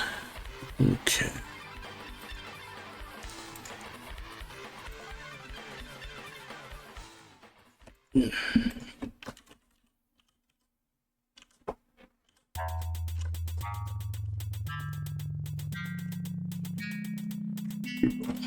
Yep. Meets potential man. No battles, no nothing. He's just constantly bumbling. Meh. Yeah, it is what it is.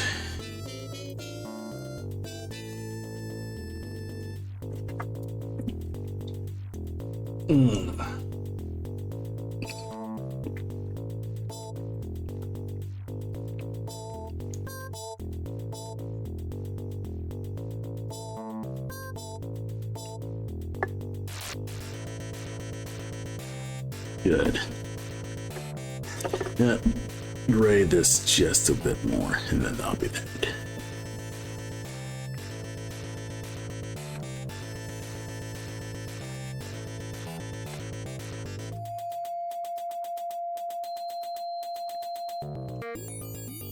Oops. I want this cropped.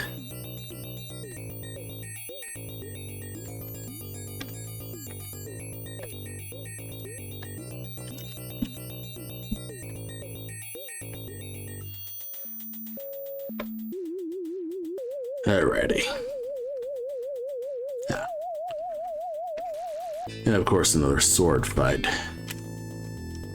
And of course, my sword fights are kind of boring looking because I'm basically planning them to fit into this page. I think I need to, do more studies of actual proper ass sword fights in order to, get that composition down better. Because I kind of, it's kind of there, but it's not like that interesting looking. Yeah, that's one thing that I kind of just fret about with a lot of these things is I never feel like I'm doing enough. And of course, I'm saying that as I'm procrastinating on my pixel art stuff, but that's just one of the many things that you gotta constantly deal with in your head, is that constant feeling that you're not doing enough, that you're not drawing enough, that you're not producing enough content on the internet, you're not excuse me, you're not making enough interesting lore, or you're not writing enough ideas for your character, or you're not like making enough fan art for your thing. And it's like, it can be easy to kind of assume that because you're taking a break, people will forget about you. And I'm trying to break myself away from that sadness loop where you constantly think, yeah, you're never good enough because you weren't this guy, or you're never good enough because you don't do such and such. And that stuff can destroy you inside, because it destroys me inside, certainly. Like, it's currently destroying me inside, everybody can tell. And it can be easy to feel as if your specific input with a lot of things doesn't matter,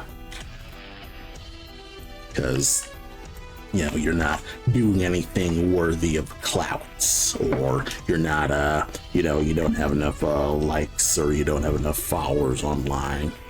But of course, since I've divested myself from the rigmarole of constantly pursuing infinite follower growth or internet clout and shit like that.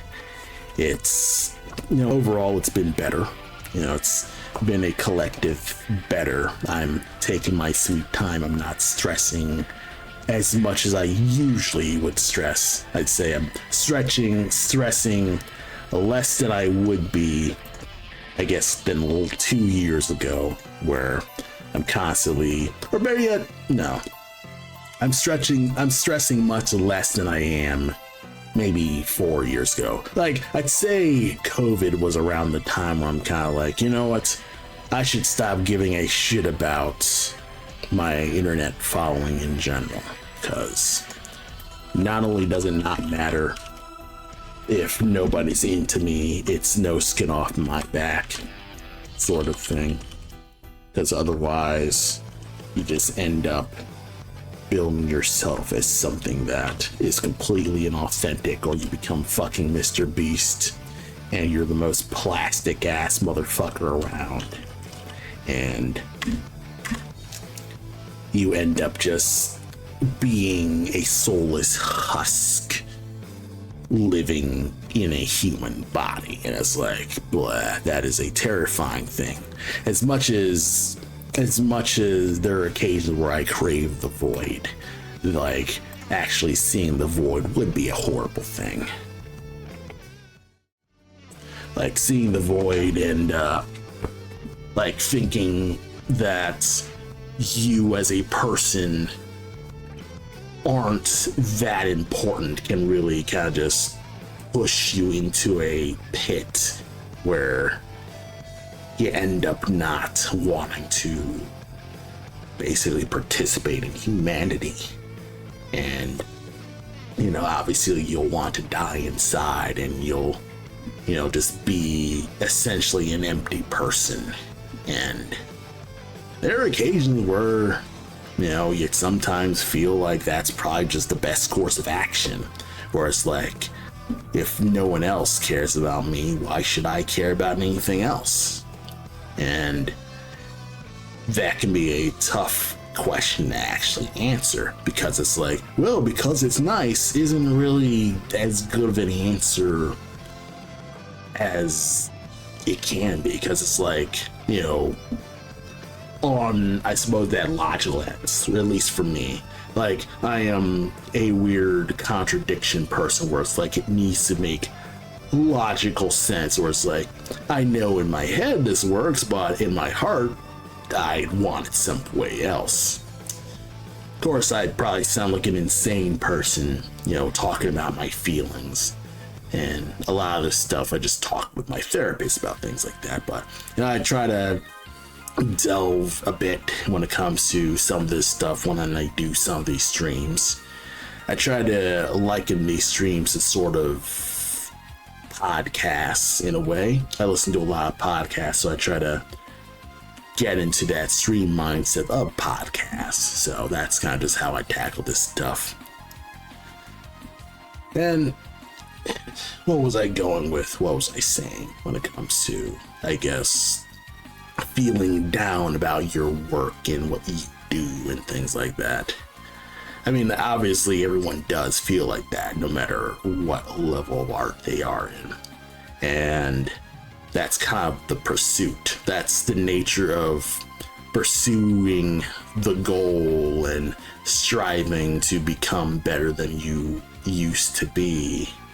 A lot of people are like, oh, art is like martial arts. Well, yeah, that's in the name. And, it's about not just improving your body, but improving your mind through the skill of learning and understanding. And none of that is easy, of course, because if it was easy, it would be pointless. It would be completely worthless. And in a world where, people are trying to squeeze out as much worth and value and extrinsic extrinsic maybe like extrinsic reward from that, where, you know, especially with like, you know, tech bros and the AI bullshit, it's kind of like they care more about the result than the actual pursuit of why you're building it, why you are creating this in the first place. Why is it important that this must exist? That kind of thing. Like, what does it say about you, and what can it say about me? I remember just today I posted this one Fox thing in my comments, and no, one thing in my Blue Sky, and I got one comment saying this is so me coded, like quote unquote, this is so me quoted. And yeah, that's kind of interesting because obviously I've never heard of this person. They're a stranger to me online, in comparison. But it's like that kind of thing can really like resonate with other people. That's the that's the big like thing with art. Using art to connect with people and in ways that most people don't usually connect. A lot of my cat stickers are kind of like that as well. When at conventions, I sell cat stickers, which you can get at massivefan.com/shop, and I sell cat stickers of cats with their heads and pastries. And the way I just have them just all on the table and stuff like that, it's nothing too notable. The cat just started out as a silly art project because I initially saw people posting pictures of putting bread on their cats. I was like, haha, that's really funny. And it ended up being a series of just cats with different pastries just to drive in the joke. But because I hit up different breeds of cats whenever I do these pastries, you end up finding the pet owners are like, oh wow, this is just like my cat who's that breed. I don't know this cat. I literally got a breed of cat from basically Wikipedia, or like the American it's not what's the feline equivalent of the American Kennel Club or whatever, but basically the basic cat breeds. I don't know this person's pet, but because it looks similar to their pet, to connect with it, and that kind of connection absolutely leads to a lot of my sales. It's like a lot of people get certain pieces of art because it ends up connecting and resonating with them. Of course, it's tough to do online, of course, but it's not impossible. It's just, being, selling art kind of requires more community overall than being on the internet sometimes. But, I try not to dwell on it too long, but kind of try to think about, I suppose, the connection aspect of the things that I make and try to let that be the big driving force. Because yeah, it feels good to talk with people and just shoot the shit about art and my inspirations or the aspirations and the struggles of figuring out how to make a cool thing. That's at the end of the day, everyone aspires to do cool stuff or create cool stuff and share it with other people. So, it's kind of just one of those things where, I try to, look at those positives in general to feel like what I'm doing isn't as worthless as the world wants to make it look. Because you're sitting on your computer desk and you kind of isolate yourself from basically the rest of the world because you kind of have to. You can't share art if you don't make art. And, that kind of stuff can really try to be difficult with that. So, you feel like when you're just down there, you feel completely alone and isolated. and just constantly in your thoughts.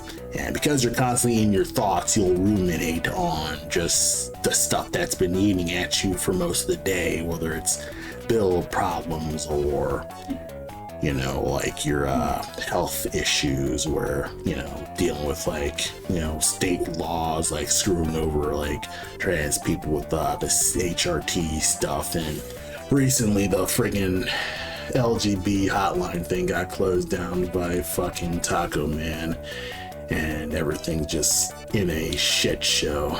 And of course they're doing that on purpose for fucking Pride Month, because of course, you know, it is what it is with that. And you know, most people are getting the runabout, and everything royally sucks.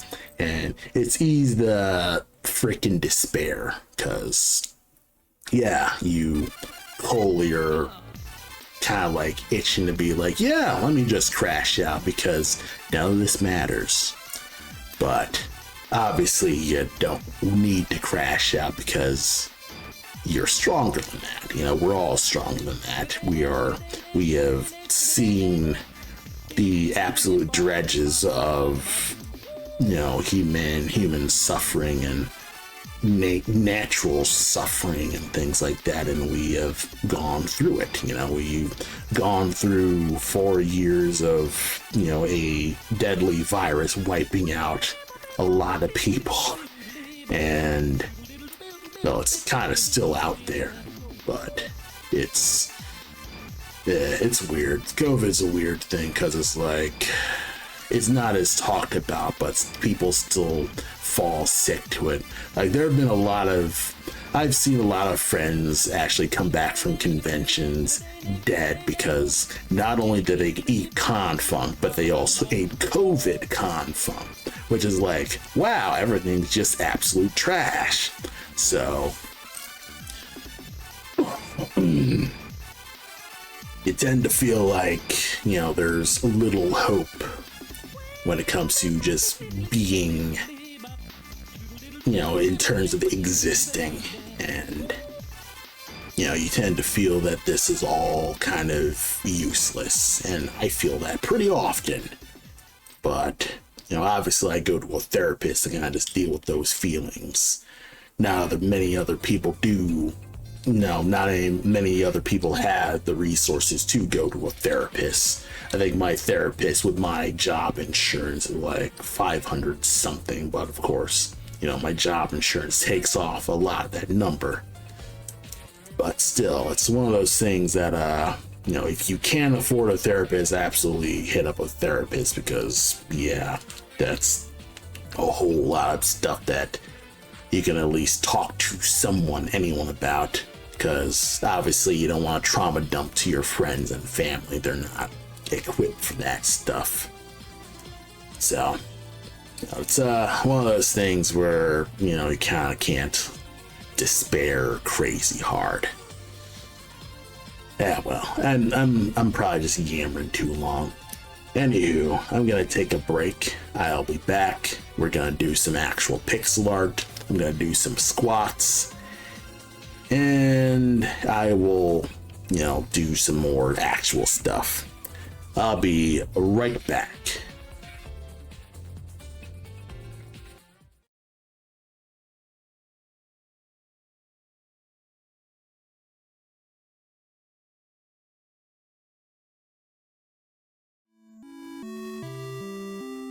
And with that, I return.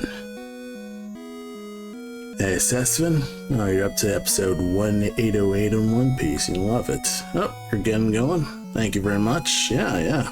See you later. Yeah, I've been away a little too long, but I'm actually starting with sprites again. Sorry that you missed out on the sprites, but you know, I have the archives recorded and I post them on YouTube, so you know, you could probably see my stuff next week. I think so. Me? Anywho, let's get back to some pixel art stuff, because you know, I need to get this done. You know, just to get a little bit done, because I'll be working on Captain Rhodes and probably either readjust this owl pixel art or work this swoop. Yeah. And then I also had some old draws of the smaller portrait art, but I don't know if I'm gonna keep these or not. Who knows?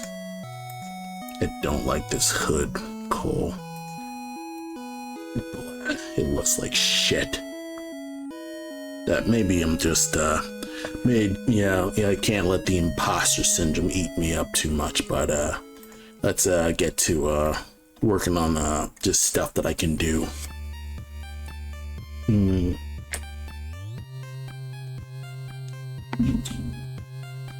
All right. I think for now, what I want to get done currently is to have a nice rough idea of how the characters will appear in the cutscenes, because that's one thing that I've kind of just been... Yeah, nah, it's too large, but call this sword. And if I need to, I'll just merge it. The tough thing about doing all this is that I think a lot of these models actually can't fit on a real cart. And that's one thing that I've actually been, I wouldn't say angsting over, but it's kind of just been one of those things that's kind of just been eating me up inside. It is what it is. I'm trying not to fret so hard about it.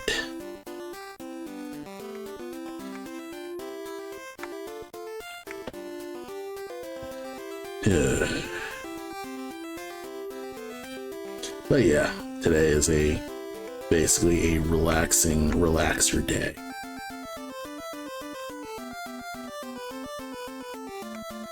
Trying to just try not to just let this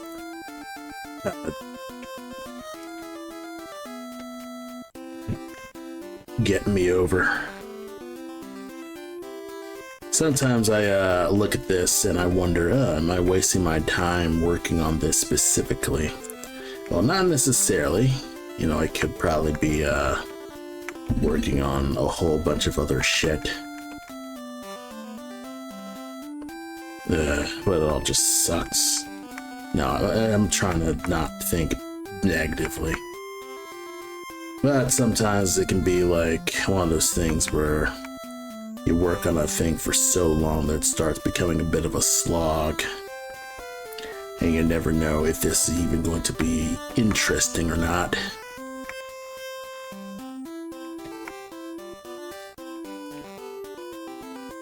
Probably should have picked a Game Boy soundtrack, but honestly, it doesn't matter.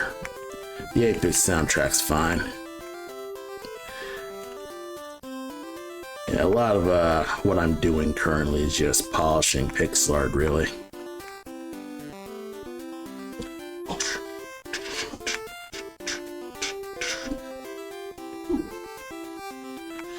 Yeah.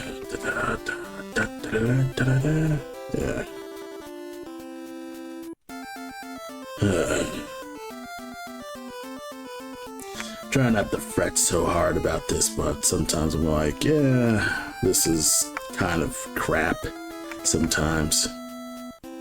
Try not to worry too hard about it, but you know, it can be easy to kind of just fall into a rut where you kind of feel like, wow, what you're currently doing is kind of useless. Of course, you can't really fall into that because, yeah, you know, you don't know that. You can't be the judge of other people's tastes, really. Because what you think might be useless might be fun, and, you know, it might be fun to someone else, or it might resonate with them. So, kind of gotta not completely count out whether or not what you're currently working on is interesting or not.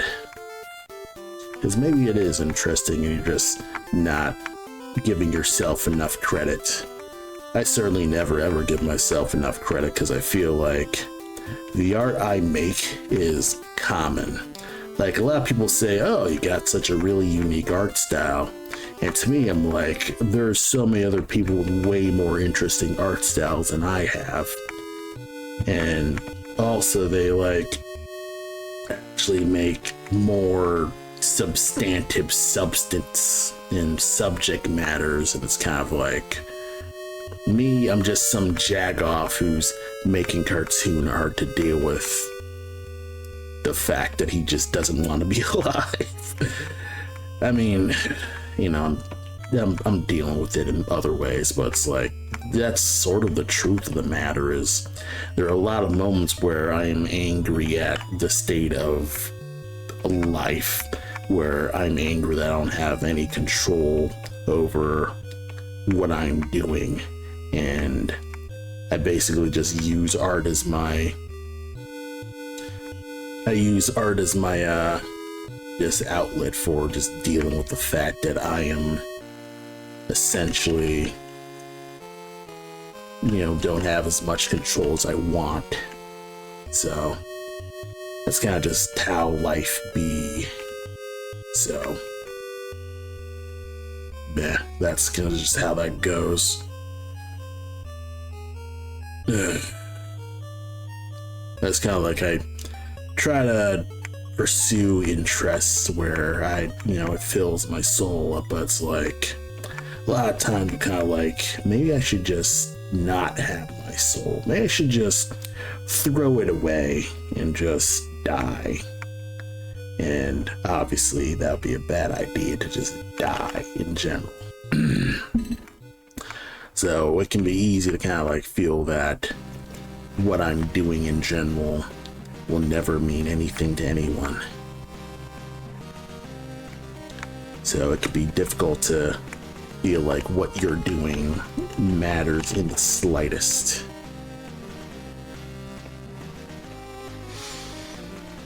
Yeah. So what am I actually doing with this specifically? I'm making a portrait of her so she can speak with Cole, and it looks like a really cool looking cutscene. And fuck it, we're just gonna get this in shadow.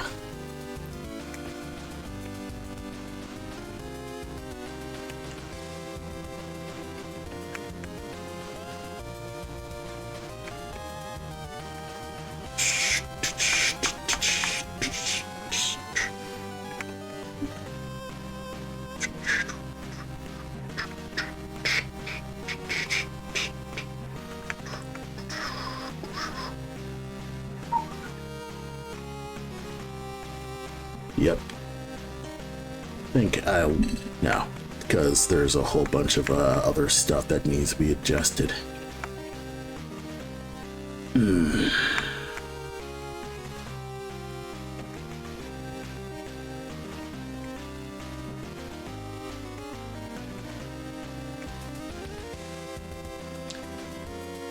Oh yeah, that's why I have the green boxes. So, you know, it's the range of how large the character's supposedly, or at least supposed to be.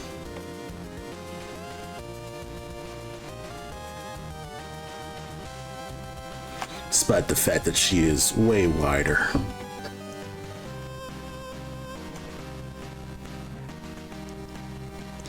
Like, these sprites are gigantic.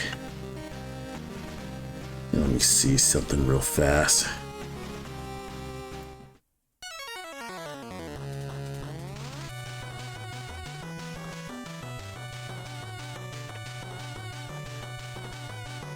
Yeah, character areas, blah.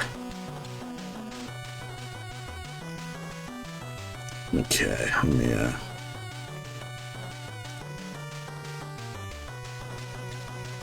Yeah. It's probably useless, but yeah. I want to nudge her. Damn it, come on.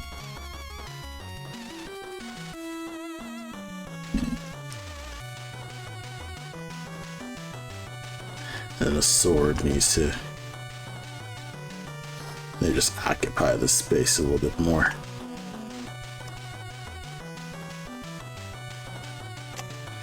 Yeah, just let that rock.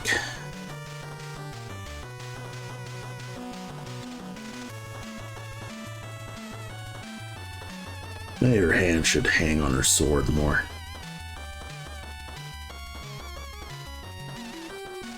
No, it was fine where it was. I keep third guessing myself with a lot of these sprites.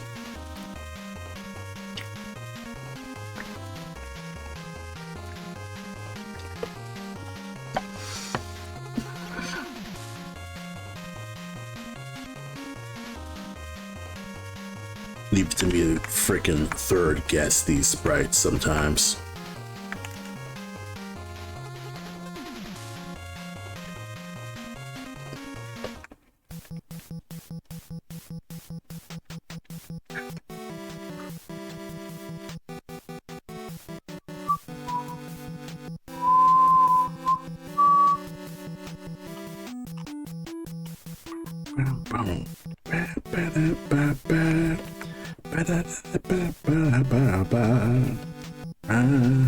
Yeah, I should play that game actually. Probably isn't, it probably isn't good, but it's one of those games where it's kind of like, I like the music enough that I at least want to give it a run. Maybe there's something to it. Plus, UFO 50 kind of realized that game. UFO 50. I still need to buy that game, but I never get around or scrape up the money to get it.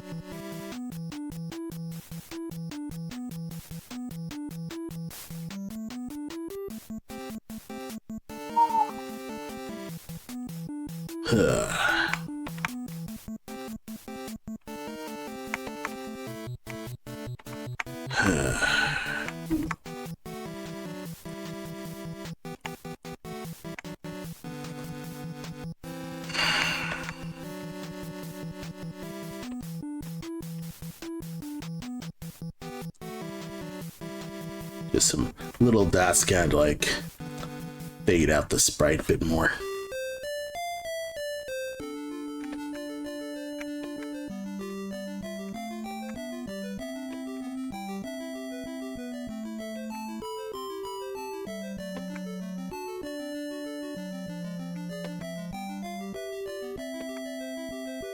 All right.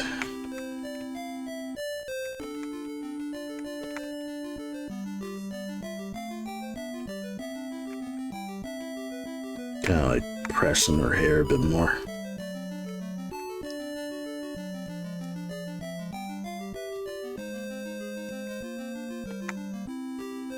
I think this is from Star Tropics, isn't it? Wizardry. Okay. I was like, it sounds like Star Tropic, but it's not.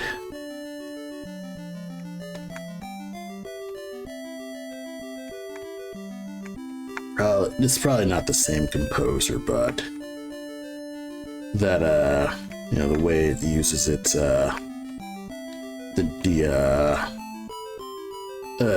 don't know what the tech sound is for the flute like sounds, but that's like the sound style with Star Tropics, because that is also the sound work for Dragon Quest as well.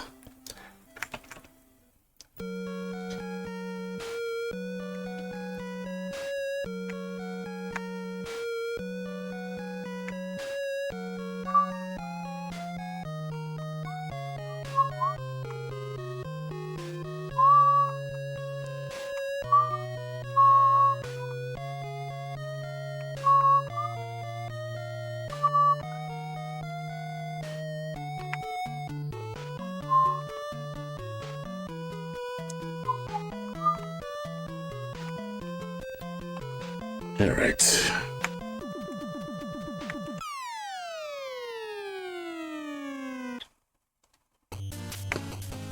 Shit. The theme song is separate. That sucks at the intro and theme song. So I kind of hate that about like downloading old game music, is that the music files are separated from the intro. I mean, I get it in a storage standpoint, but as a I guess a music shuffling thing, it kind of just sucks sometimes. I try not to fret too much about it, but yeah, that can destroy me sometimes.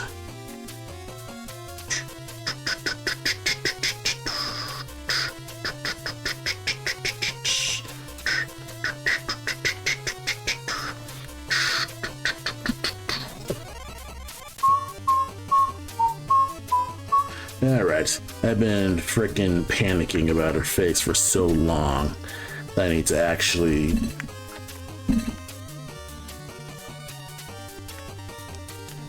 work on this more.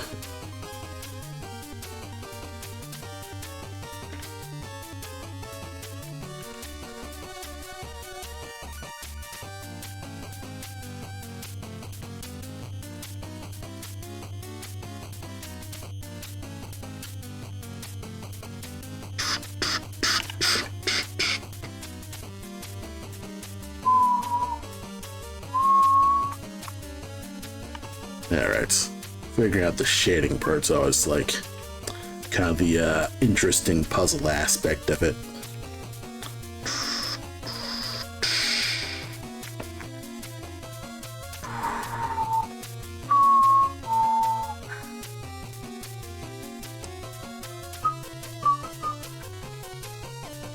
Still keep an outline to this too.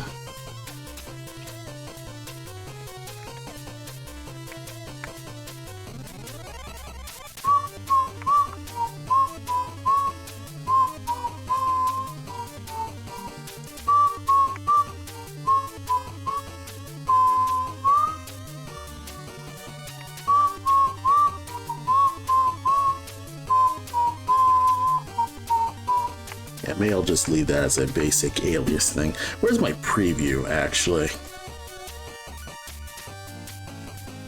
Because I should be able to, like, zoom out a bit so I'm not constantly staring at the details. I know you're blending too much into it, so...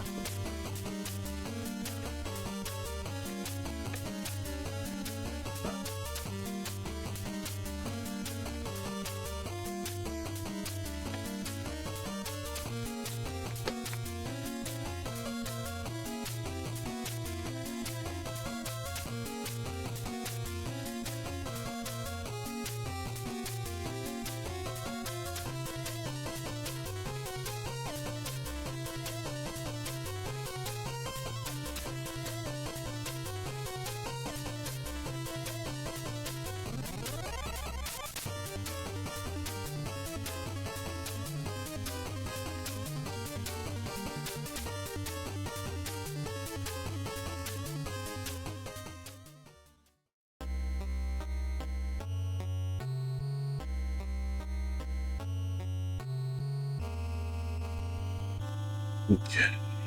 Yeah.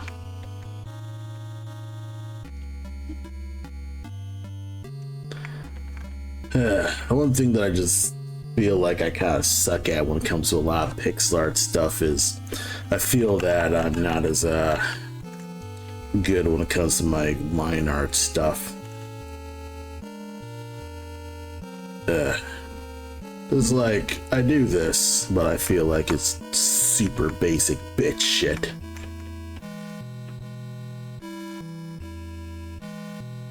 Maybe it's just me. Maybe I'm just feeling self-conscious.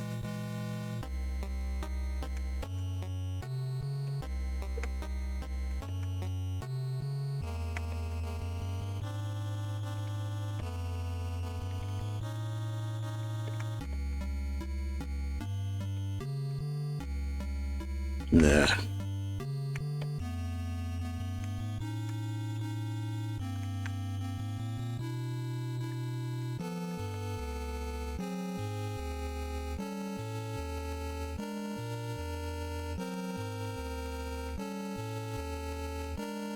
No.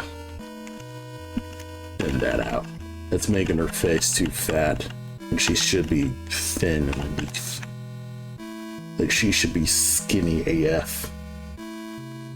Like, almost bony in a way. She's supposed to be slender. Emphasize that she is much more stealthy than meets the eye. And also older. Like, I don't really, you don't see a lot of like, well, you know, there's a decent amount of like old characters, but it's like, I feel like no, you don't see a lot of like old characters really. They tend to like skew younger in general, which makes sense. More people don't want to think about their death, but it's like one of those things where I guess it's kind of a challenge for me personally, making her a bit more of an older female character. I think it's probably just my own personal need to be like, okay, can I make this character anything more interesting than, you know, a typical sexy girl? Can I do that? Can I make her look more like an older girl? Can I make her look like a, you know, she's a scarred, scarred older battle vet and things like that, and make her more interesting than just make her a fucking muscle mommy? Can I do something like that? So stuff like that is kind of like one of those things where I tend to like challenging myself with this kind of thing, where it's like, what can I do that's a bit more interesting than what everyone else is fucking doing? And, you know, it's obviously an ego thing, but I guess just take pride in trying to just improve my character design a bit more, because I never feel like my character design is enough in general. Of course, there's a lot to be said about like the nature of creating art and things like that, and what you're doing is not that interesting, because most people generally are indifferent to art. So yeah.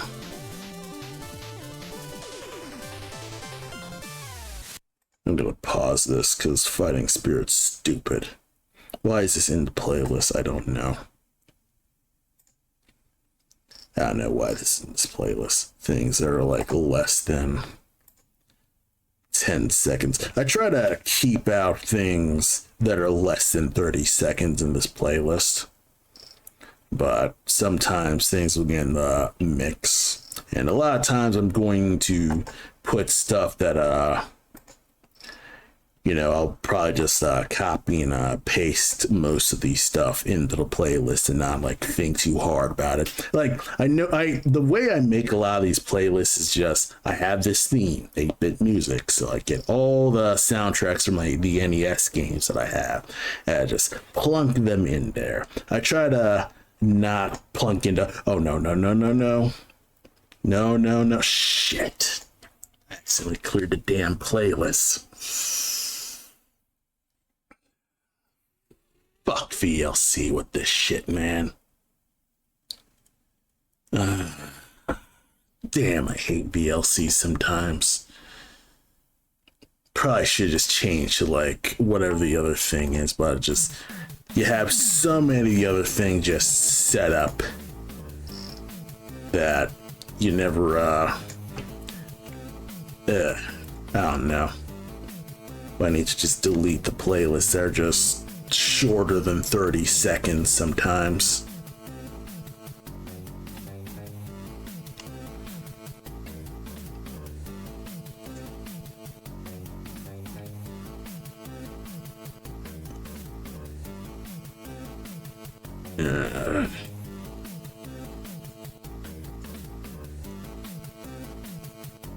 This is a little bit of a repeat. I probably should just get rid of this.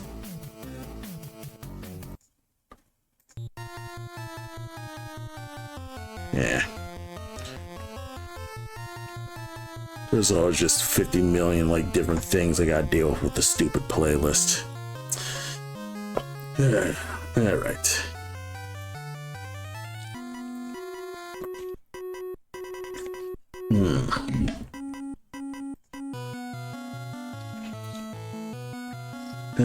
Final Fantasy. Final Fantasy. I still need to go back to my Pixel remasters. Like, half the reason why I don't have a Switch 2 is because there's so many Switch games that I still have yet to play through.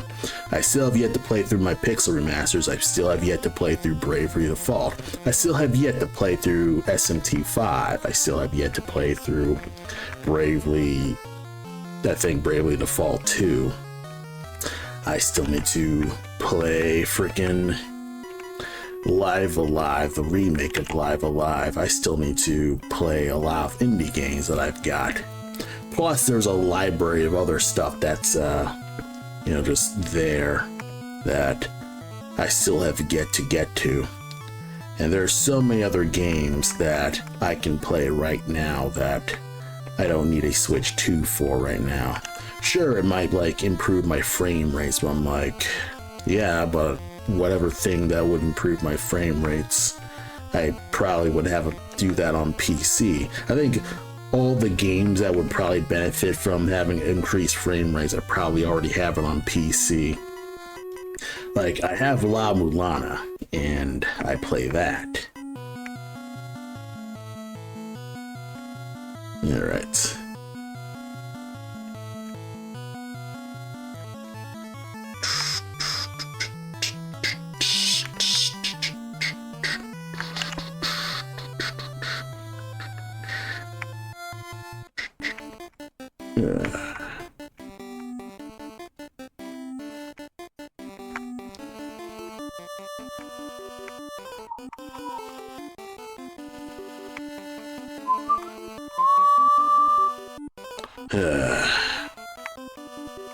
Sometimes you kind of work on this for a bit and you're kind of like, yeah, this is kind of worthless. Why am I working on this? And it's kind of like, yeah, hope's fucking cheap, bro. Like, why am I working on this? Like, it ain't interesting pixel art. It ain't exceptional pixel art. And even that, notable of... No, I keep falling into this self-doubt problem where I just...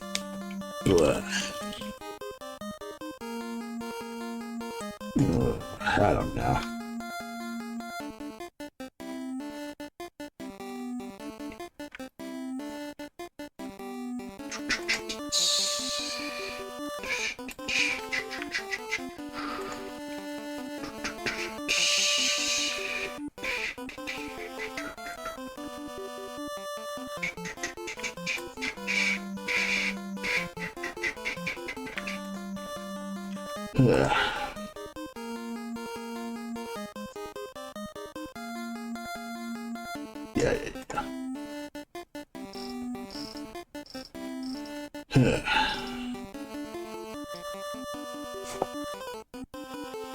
Alright, so let me get my refs real fast.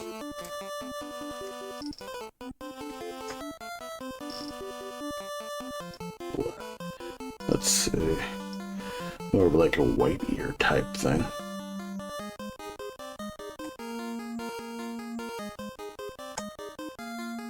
The shape would look more like this overall.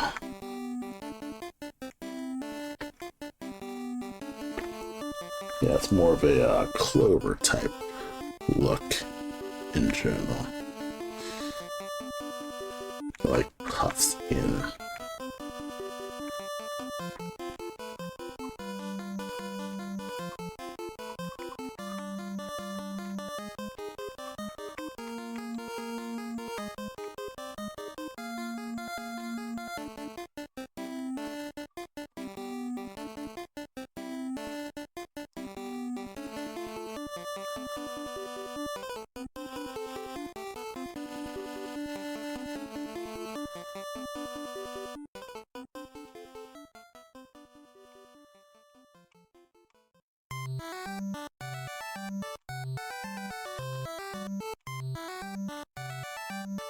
Yes.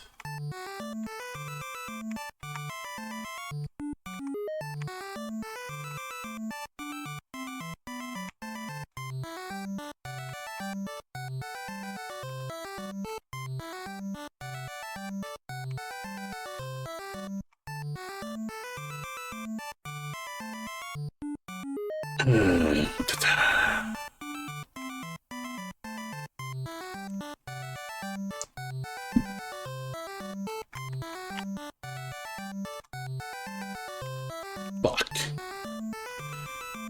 Yeah.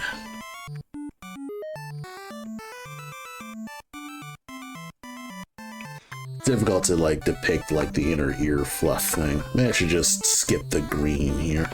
Cause like I'm trying to depict how this fluff looks in pixel art. It's always the toughest part. Cause like it's supposed to be a thin strand of hair. Of course, you want to depict it, you know, with pixel art, it's difficult to depict such fine detail. That's probably the big challenge when it comes to drawing fur in pixel art specifically, is that you end up, you know, struggling to get it to look remotely good. I think this is the best I can get it.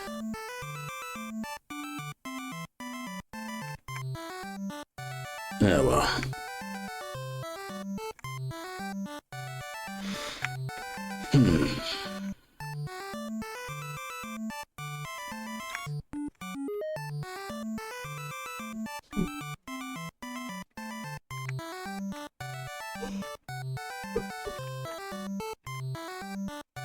Yeah.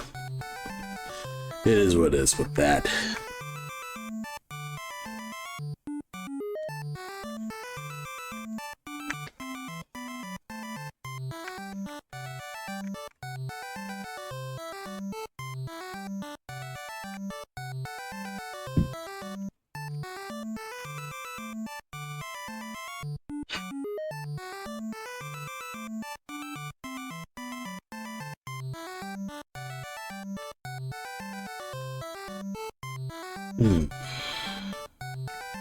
Right.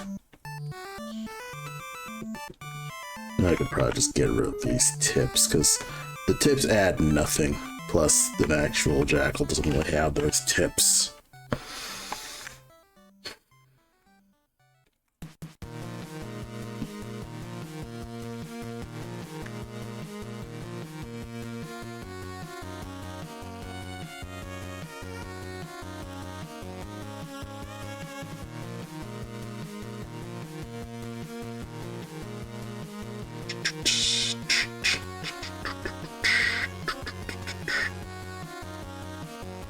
I think this is as good as I can get it with these ears.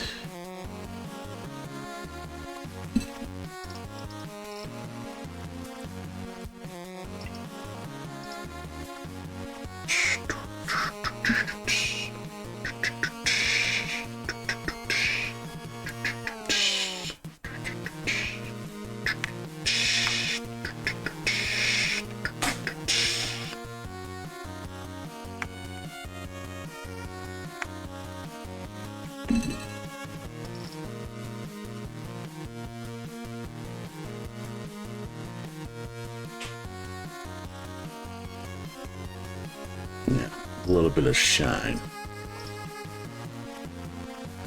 All right, a little bit of shine plus a little bit of like, you know, like downtime there.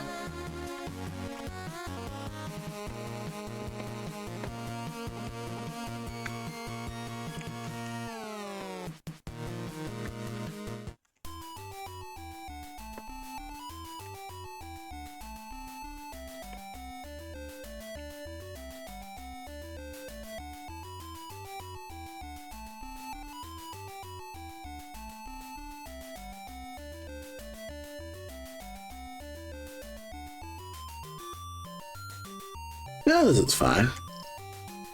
Looks like a nose. I'm literally like staring at my preview while staring at the zoom and to kind of like figure out, okay, what makes this look, you know, like an eye.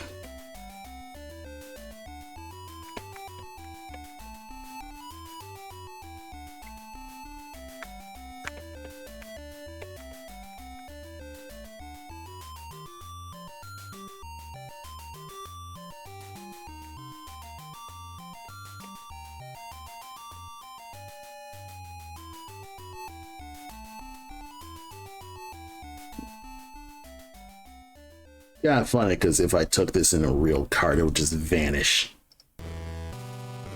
Like a lot of the shading would just vanish. But as I refine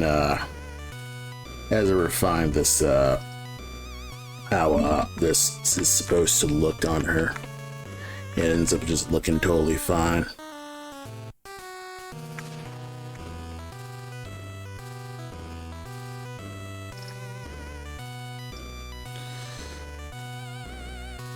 Yeah, I'll let this go for now. Your face looks fine. Let it go, Ryan.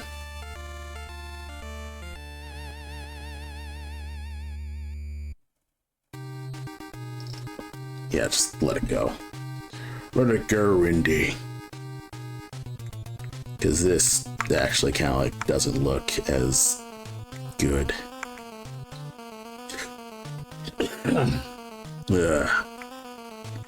You know, it's kind of weird. I feel weird because I sometimes think, this is kind of, should actually like storyboard this before I actually pursue working on this, because I have gone through 4 different iterations of how the cutscene portraits are going to go, because I can't decide on aesthetic of, okay, are they going to speak to each other, you know, face to face and things like that, like you know, typical like anime cutscene type thing, or is it going to be more of a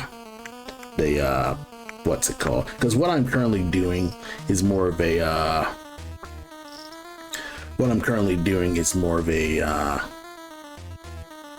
what's it called? Visual novel style type deal.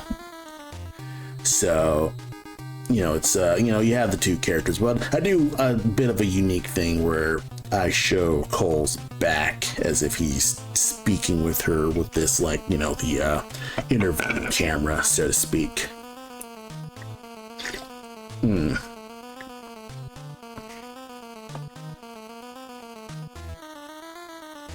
But it's kind of just one of those things where this freaking vanishes in general. So, yeah, it is what it is. I'm not fretting so much, but yeah, sometimes I kind of like feel as if this is going to be a waste of time sometimes, because it'll end up being changed, maybe.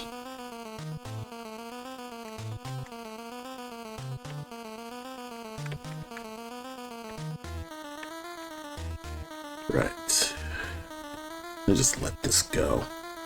Put that here and blah.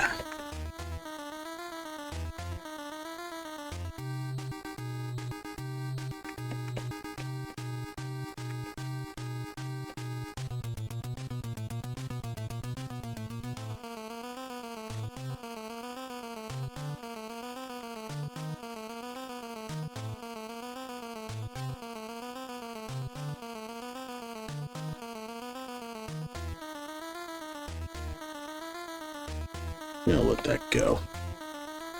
Just let that blend out here.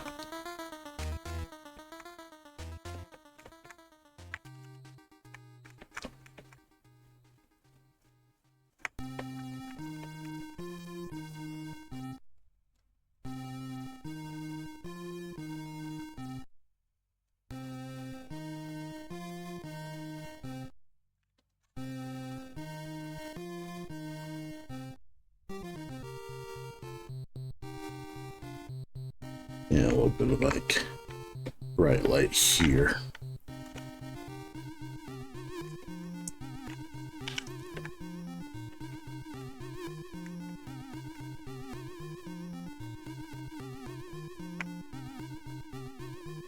Right.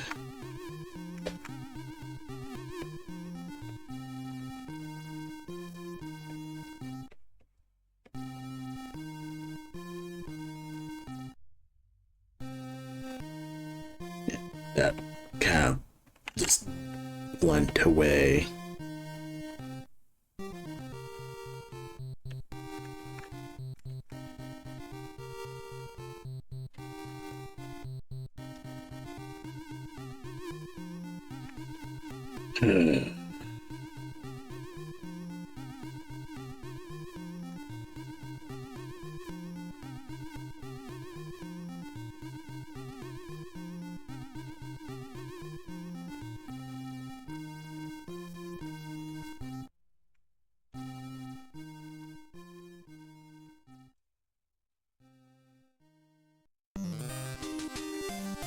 Okay.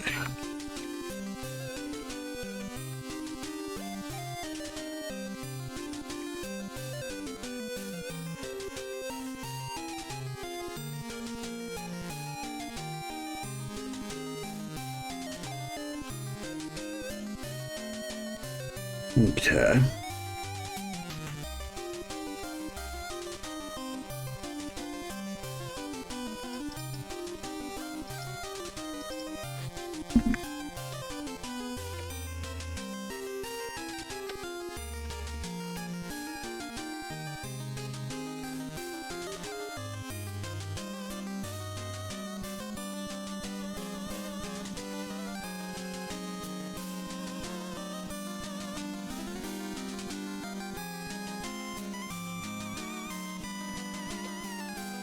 Right.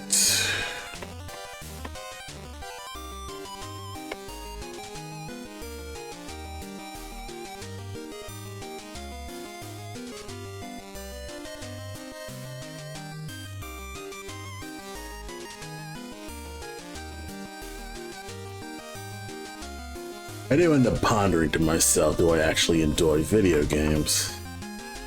Like, I play video games so casually that's like, do I even like working on them, actually?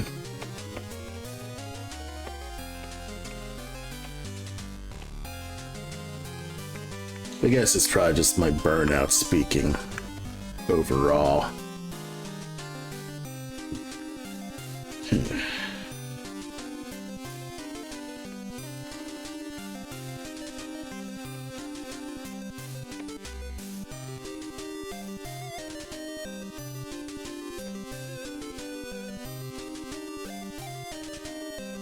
Yeah, just let that blend in.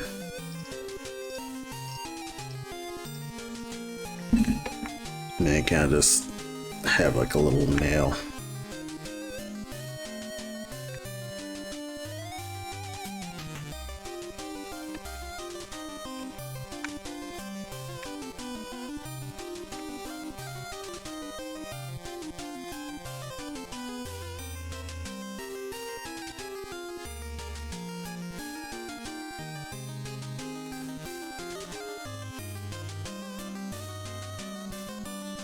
What?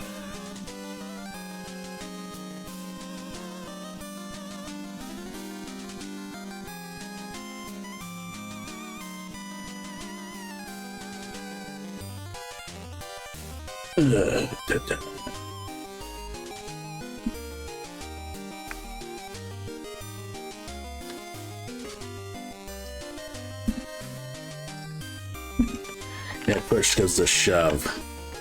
I just make this a white color.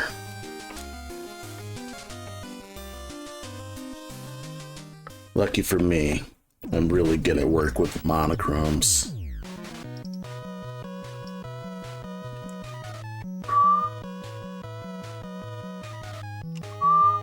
Hey Destiny, it's been a while. How's it going?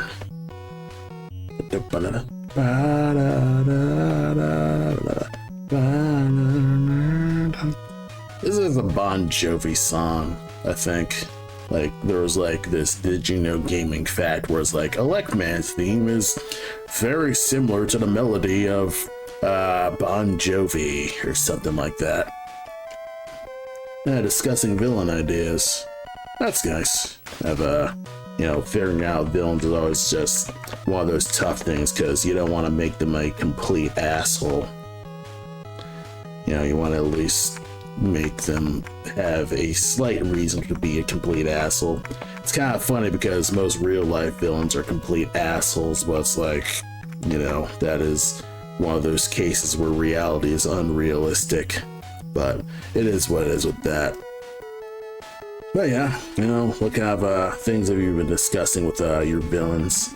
Because I think I'm kind of like in that same boat right now where I'm kind of figuring out, okay, how am I going to tackle my villains and how will they work on a gameplay and story aspect to them?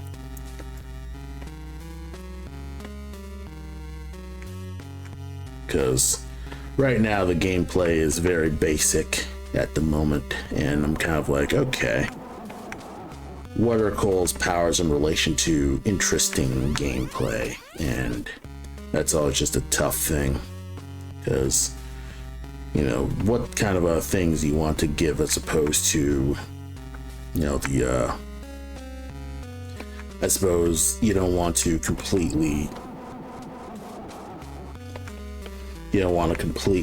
make, like, you think of a cool superpower for a villain, but then if you're playing this on a gameplay aspect, it ends up just being unfun to fight, and then you're kind of like, well, they gotta change up their powers because they can't be like that. And it's like, well, fuck everything, fuck writing, video game writing, god. So that's kind of just one of those things. Is Jack Horner a perfect example? I haven't seen Puss in Boots. Getting too many ads. You should either get ad block or subscribe to me. Yeah, being shoved too many ads at the moment. Yeah, that's one thing that I just fucking hate about Twitch. Like, it just gives you so many goddamn ads, and they do not go away. And yeah, let's see.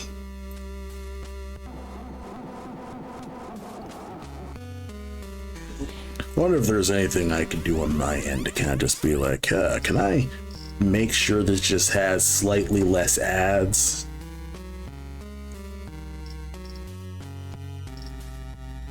Let's see.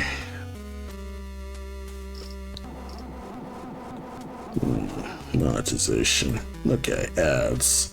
Ads manager, ads automatically scheduled. Fucking lovely. How many ads you want to run per hour? Woof. I could knock this down to 30. And then 30-second ads per hour.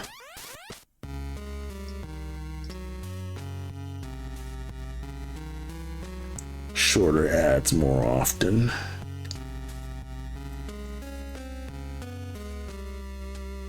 Yeah.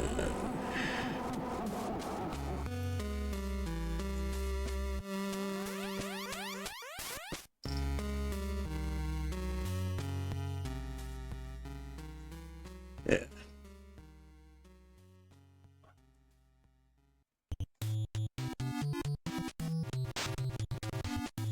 Okay.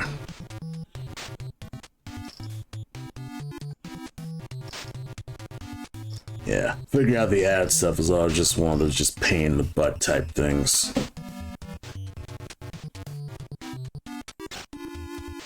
Yeah, well, it is what it is. I've knocked down the ad so it's like down to 30 seconds. It ain't perfect, but hopefully it'll at least reduce it down. You're probably gonna get ads more frequent because the nature of Twitch is like,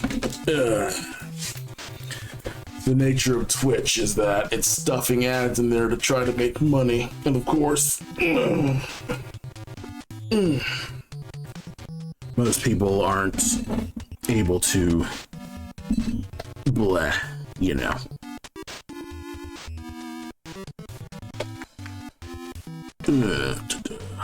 Okay, so far there's like multiple ideas for your villains, and yeah, I mean, I think the nice like rule of thumb with that is just make sure your villain is coherent to the theme of everything. What do the heroes believe in and like and stuff like that, and then have a villain who essentially embodies that feeling or theme and stuff like that.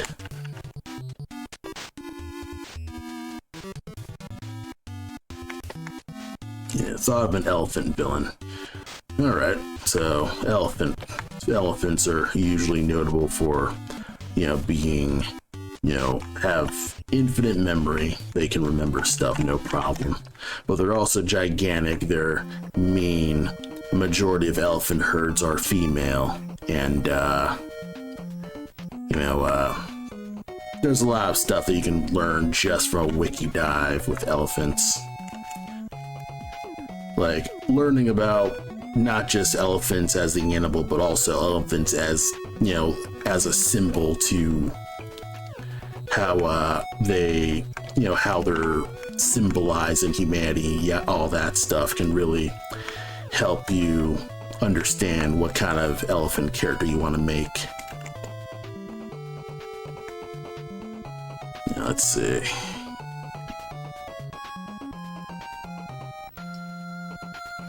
Dude has access to a supercomputer that's able to run absurdly complex simulations, so the complex that can more or less predict the person's past and future just based off limited amount of information. So he's got a cold reading machine. Then his motivation could be that he saw his supercomputer predict he will die after crossing paths with Stormcloud, but the computer doesn't show him how it goes. Since he doesn't have enough information on the crew at that point. After that, he stalks crew, tries to kill them to stop this probable future, but he's so focused on the end result that he doesn't check out the entire simulation to see everything that he's doing is laid to death. Idea wrote by Foolish. Okay. So basically it's a, Dodge Destiny type thing. So there's a, Hamlet is the storyline that I recommend you check out, where I believe Hamlet is about, King Lear, one of them. It's one of the Shakespeare things where it's about a dude who sees his own death and he spends so much time trying to avoid his death that he ends up causing it in the first place. So that's one of those Hamlet? Like, just look up Hamlet. It's Shakespeare, dude. Hamlet is one of those things where it's like you could go to a library and find a shitload of things on Shakespeare. But yeah, it's one of those things where essentially the story is about dodging fate and shit like that. But that's obviously it's not like that straightforward matching, but that's also that. Also, JoJo tackles things like that with dodging fate. There's a lot of JoJo villains who have the ability to, or are themed around dodging their fate or controlling fate to their image. Poochie's a big notable recent example where he gains the ability to basically follow Dio's will and rewrite the world to what Dio wants. And of course, others. Kira's also a notable one. The best example of being able, a villain who's constantly dodging his fate is Diavolo, because the nature of his superpower is skipping futures, essentially. So this idea feels like Final Destination's also a notable example show like that, where essentially because you're dodging fate, you end up screwing yourself over. So yeah, it's a common thing. So don't feel bad about it being cliche. It's just obviously don't have a pretense that this is the most unique idea in the universe. But also don't give up on thinking about having twisted such an idea where it's okay, how can you kind of do some twist with that. You know, what makes this interesting? What makes this you know, what makes such a thing that thing? You know, that's the nature of you know, figuring out that stuff when it comes to, you know, unique writing and yada yada yada. Okay.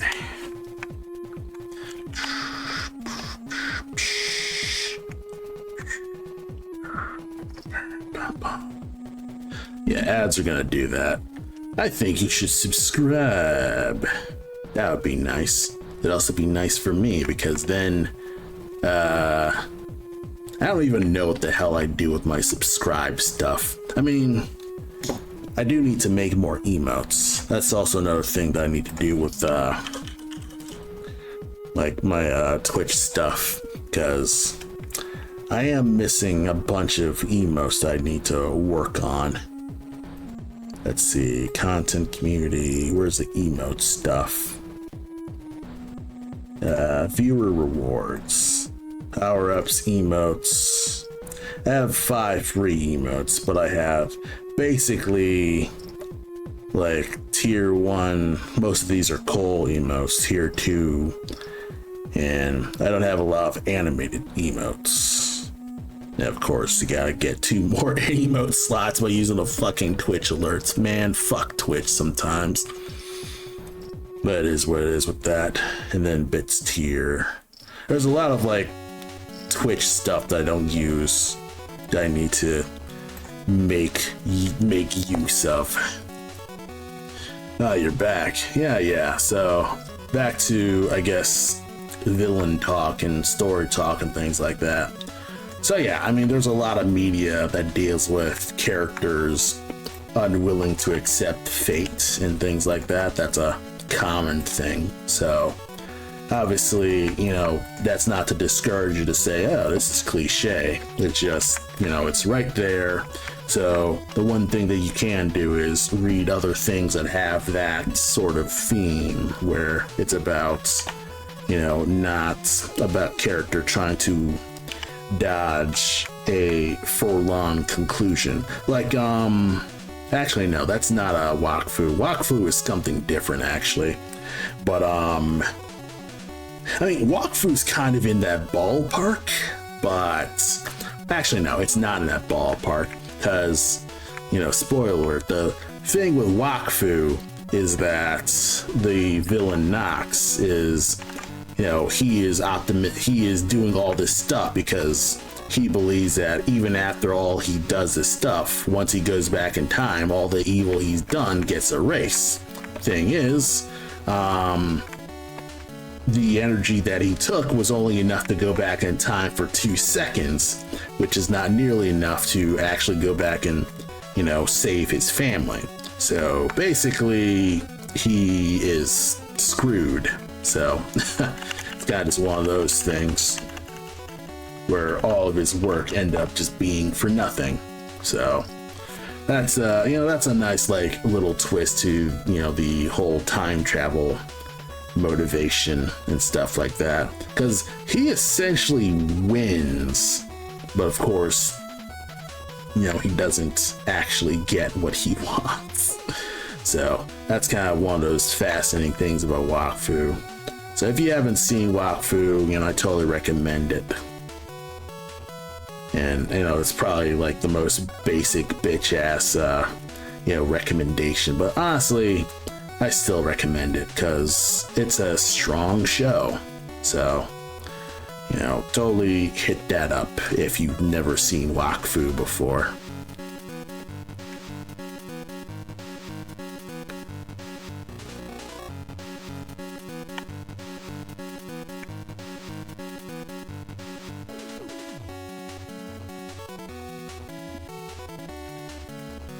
Would you look at that? The illusion of tone.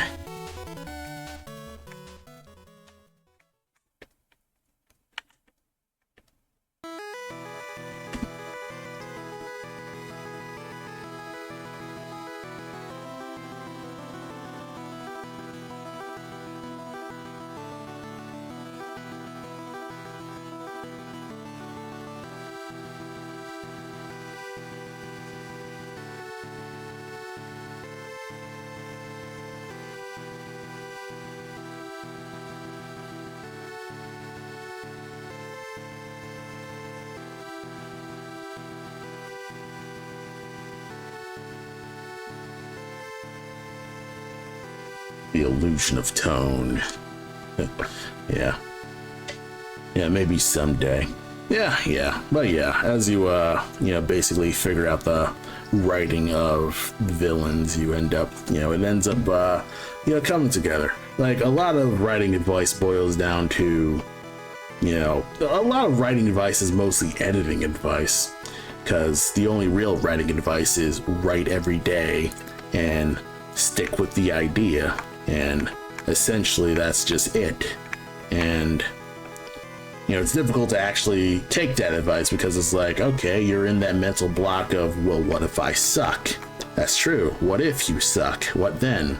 Well, prove you're a bad writer. Do the Dan Harmon thing and prove it. So that's kind of just one of those things where you're never going to know if an idea works until you start writing it down and trying to explore that idea to its fullest. So, that's one thing that I keep finding in, a bunch of the dumb writing advice books that I track down.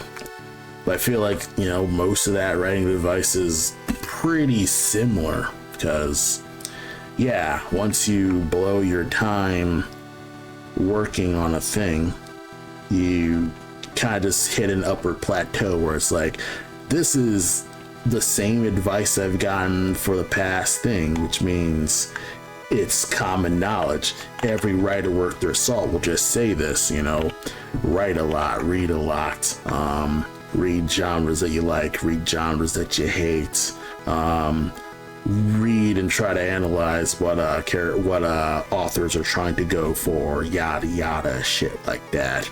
If you're making a critique, you better figure out why a thing is not working, instead of just saying, oh, this sucks. You better be able to answer why it sucks, or why you don't think it's working for you, why you're not seeing it as important as you believe, as people say. Yeah, this could be more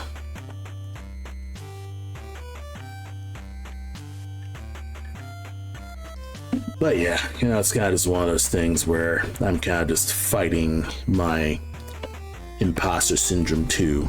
So it's not like I'm the absolute pinnacle of writing knowledge, but I can say one thing: I'm at least bothering to do it, which is more than what you can say with 99% of people. Is they have this idea, but they'll never get the will to pursue it to its completion. And the one thing that you can, I can say about you, Destiny, is you do pursue it.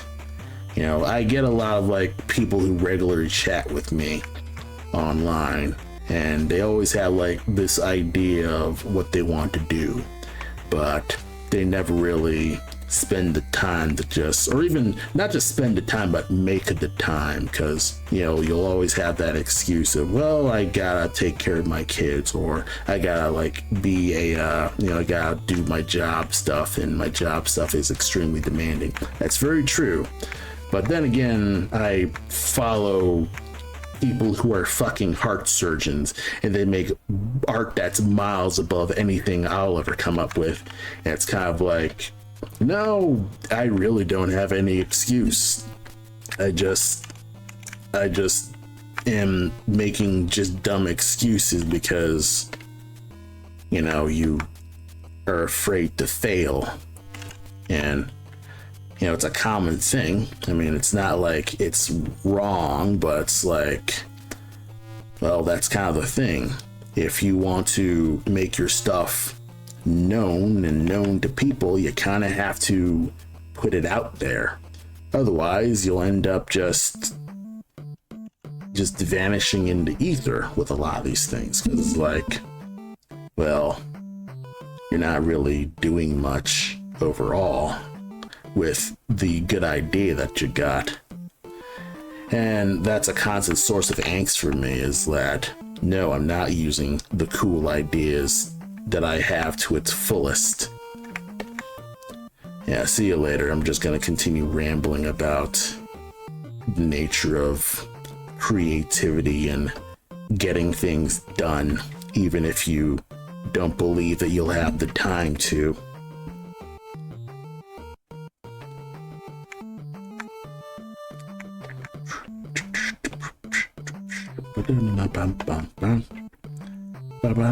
Because, most people don't have time.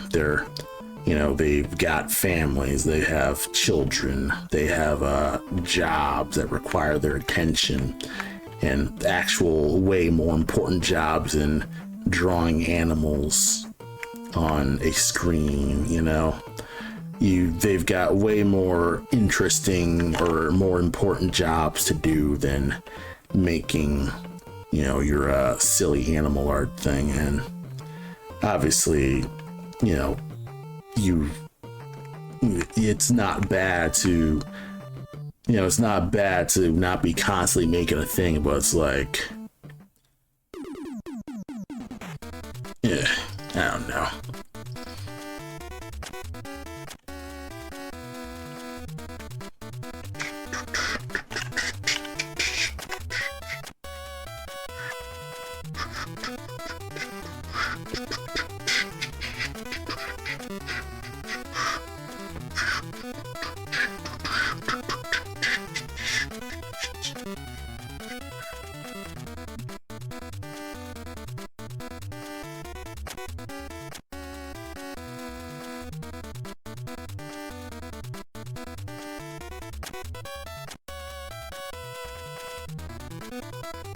Okay, this is a cool effect.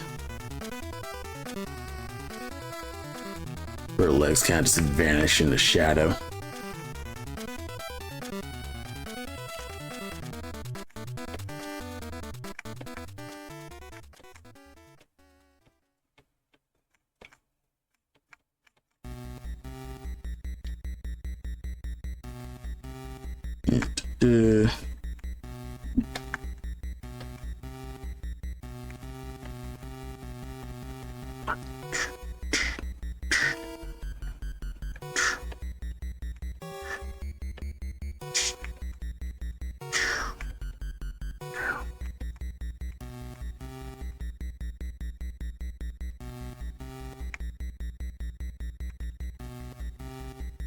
Yeah, this is fun.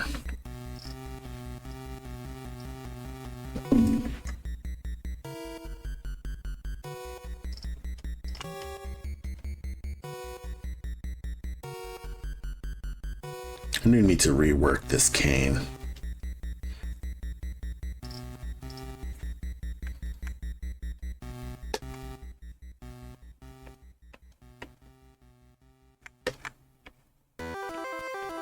At least this looks good.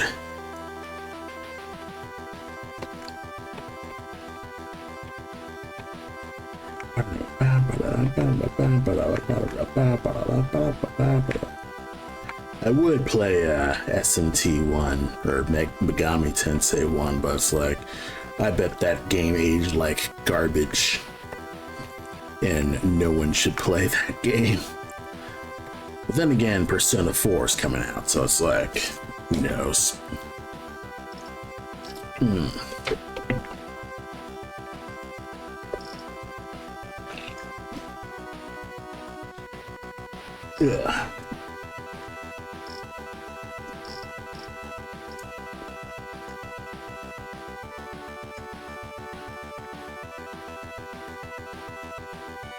I could swear she had like rings. Yeah, well.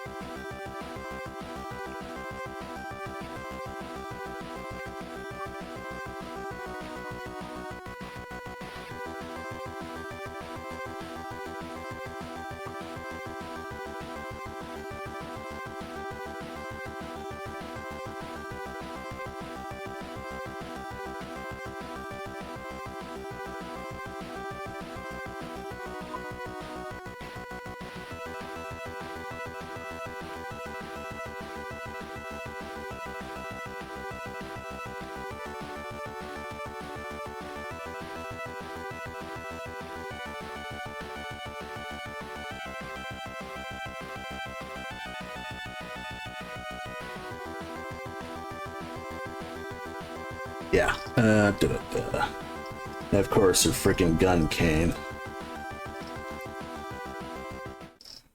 She's got a gun cane. Where's my ref for that gun cane, too? There, ref for her gun cane. Up there it is. Yeah, yeah. Gun cane.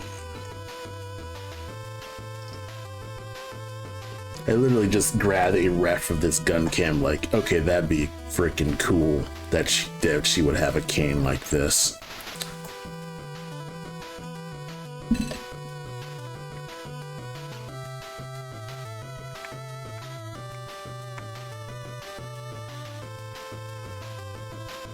So kind of just messing about with big freaking gun lance thing.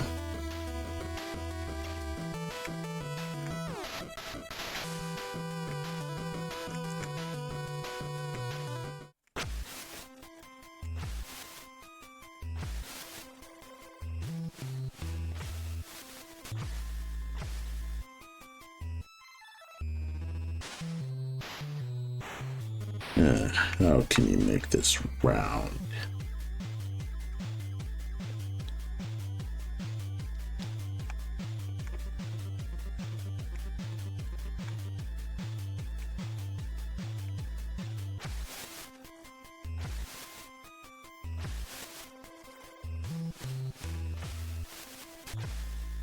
The other thing about doing diagonals is that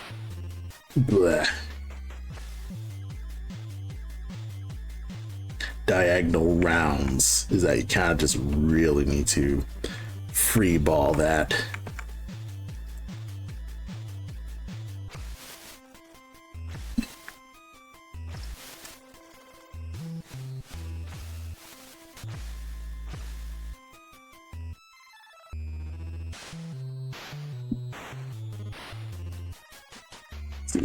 See.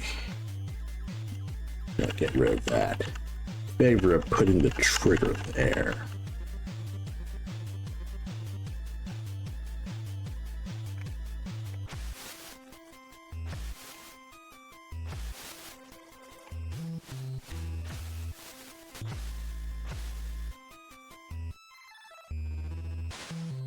And put that here.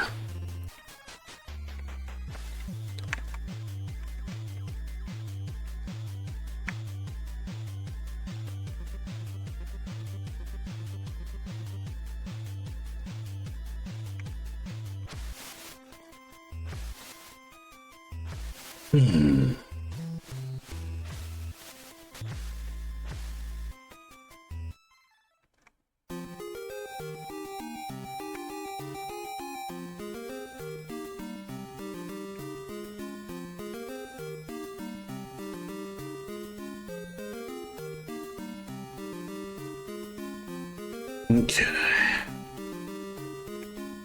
Getting you working here.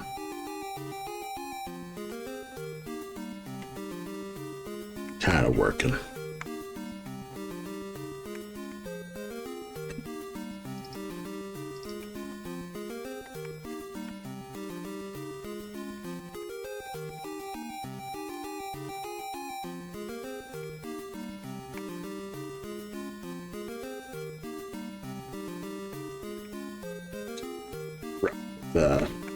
Rock with it, because I'm trying to make a trigger.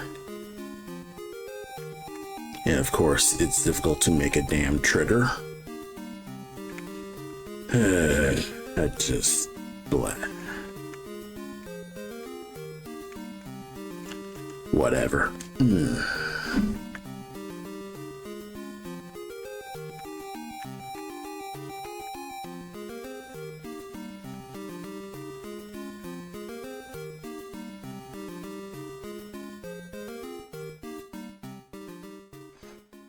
Okay.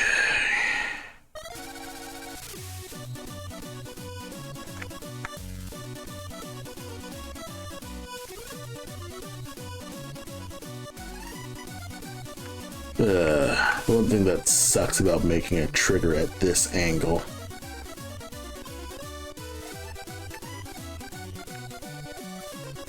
probably use the dark to kind of like imply that there's something there.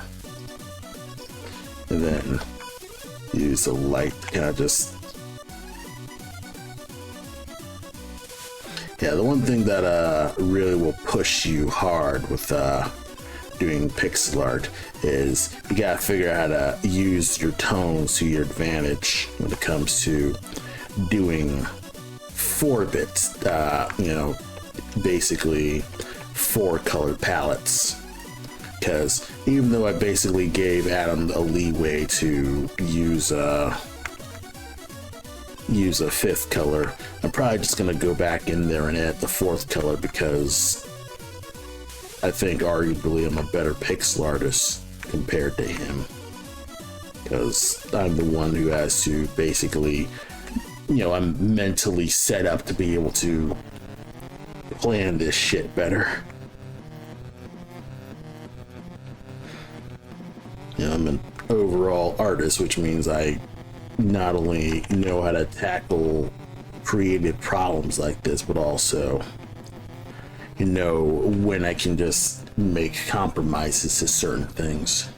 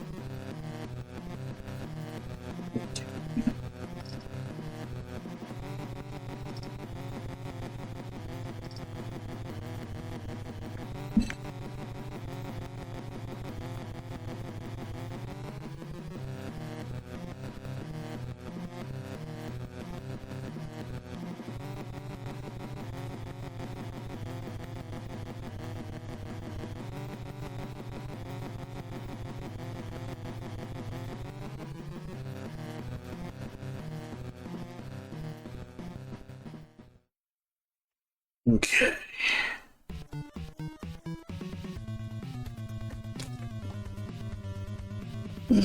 So far, so good.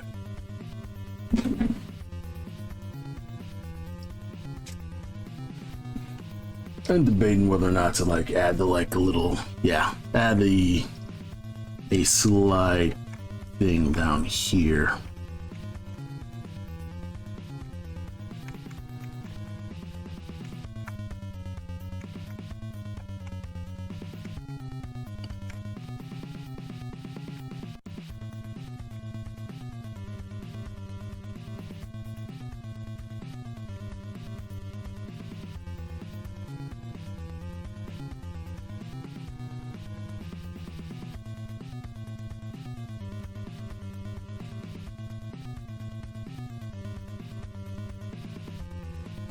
Yeah, use this to just nudge everything away.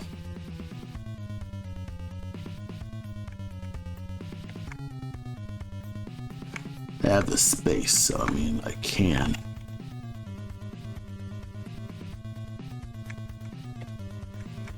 Right.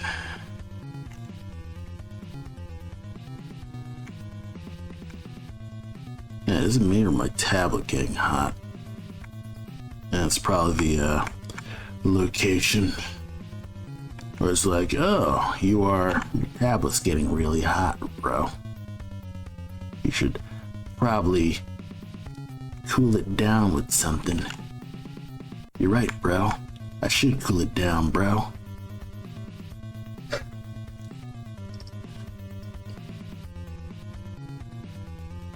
Well, so far so good. It looks okay.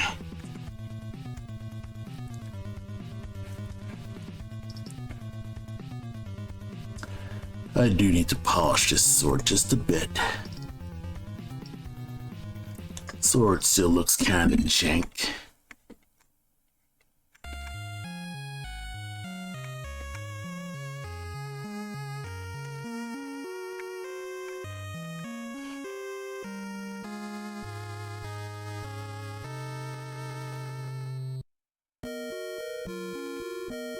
Yeah.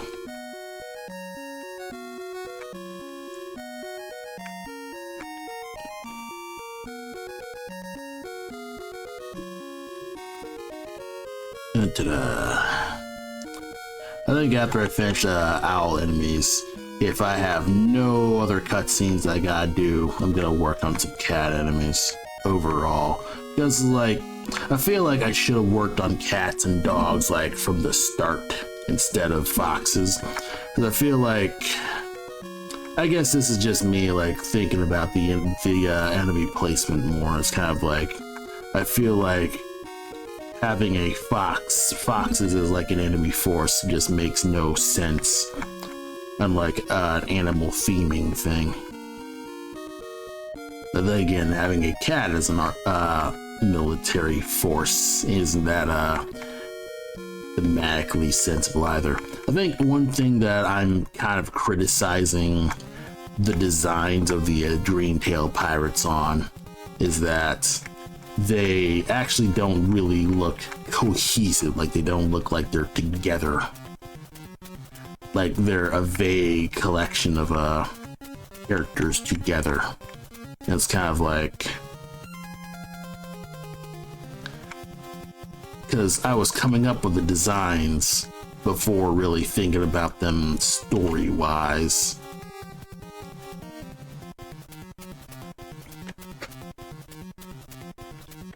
So that can really kind of just dampen the, I guess, my personal sense of liking these designs. Of course, that's probably just me just being in my feelings about, you know, the overall foxes in general. So it's like, alright, I'm making these fox designs, I'm elaborating on where I can take these foxes. It's not just a typical, make them a thief and then leave it, because everyone fucking makes the fox thieves. Honestly, there are times where I'm like, I feel like an idiot for making Cole a thief, where it's kind of like, wow, that's the most unique thing you can think of with a raccoon character, is make them a goddamn burglar. Wow, you are the pinnacle of fucking creativity, Ryan. You are an absolute genius when it comes to character design and story development. Why? You could work for fucking, I don't know. I guess I'm internally angry at myself that I'm like, wow, this is the best you can do. I'm kind of whiplashing myself in some way, aspects where I'm trying to find the best in myself, and I'm not accepting of anything but excellence. It's probably even not that deep, honestly. It's just one of those things where I kind of just feel that I am proving something that doesn't really need to be proved. Or maybe it's just an overall just insecurity of my skills as a artist. Where it's like, oh, I'm not a universal ultra genius, which means that everything I do isn't as good as the greats.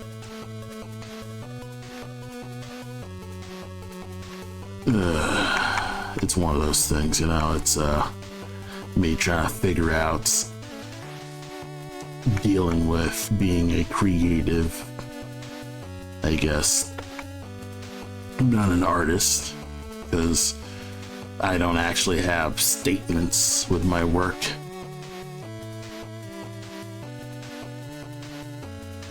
No, I don't have statements with my work.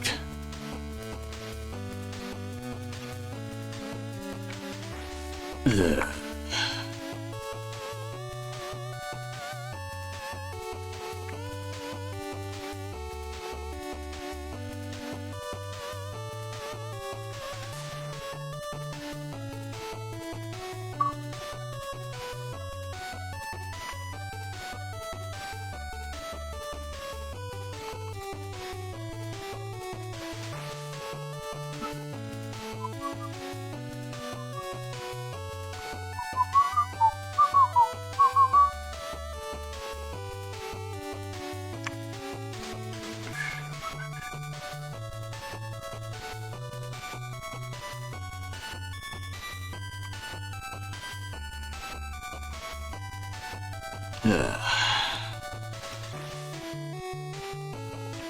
I try not to fall into despair that's like, oh, my art needs to mean something. It doesn't need to mean anything. I mean, it kind of does need to mean something. Otherwise, you're kind of just noodling around, you know?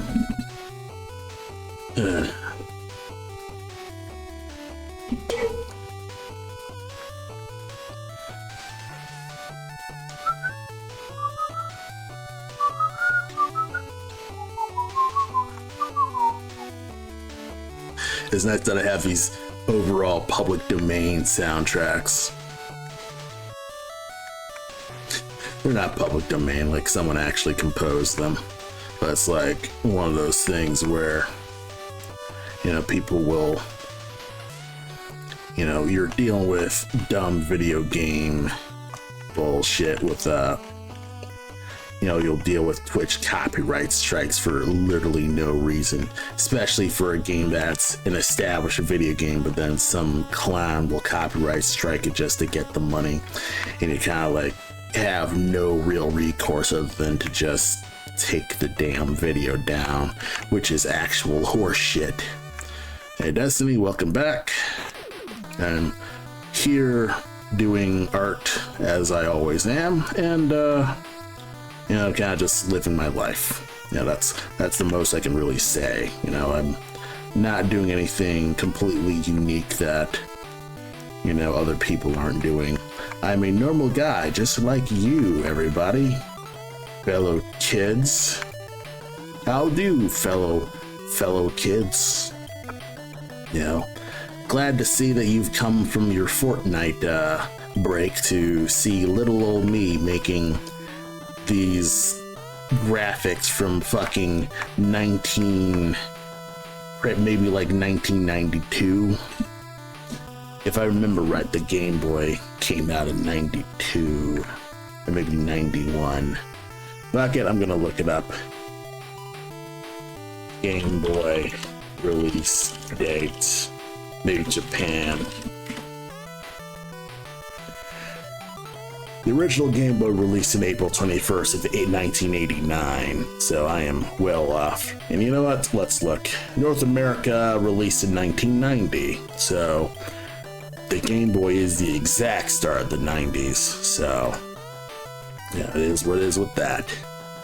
But yes, I am going to go back to fucking shit talking my artistic direction, say, oh hey, I'm making a pixel game in cyber year 2021, year where Lord after motherfucking Signalis and fucking Pseudo Regalia, you're still making crap ass pixel art games, Ryan, you actual clown. Do you know how fucking profoundly untalented you are that you're still making pixel art stuff? No, I shouldn't be shit talking myself too hard. But it can, I don't know. It's one of those things where I do tend to worry when it comes to my choices, when it comes to, you know, how much do I spend time on a specific skill. If, you know, you wonder if everyone else is basically just gaslighting you, saying, well, this is the future. And I'm like, I don't like that future. That future is stupid. You know, that's kind of my thoughts on 3D modeling sometimes. It's kind of like, I am frustrated with 3D modeling because no one really showed me anything that's interesting about, you know, how I can enjoy 3D modeling. Because, like, you know, 3D modeling requires its own, like, batch of, you know, foible. It's its own art in itself. It's not as simple as make the model go, because you still gotta rig it, you still gotta rig the model, you still have to texture the model, plus the lighting makes a gigantic difference, and then you need a beefy enough machine to actually render the damn thing. So it's not as simple. I know that, but you know, sometimes, you know, let the losers be haters. But it is admitted that you know, the grass is always greener on the other side, and you tend to feel like you are probably not as you could spend your time a little bit more better. That's kind of just one of those just odd things sometimes.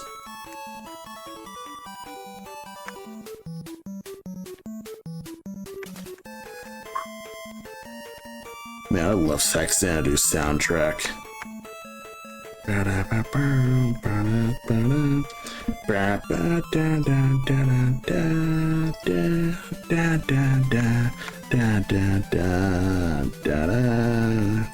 don't know why I'm putting so much detail on the sword, because it's just going to be behind her.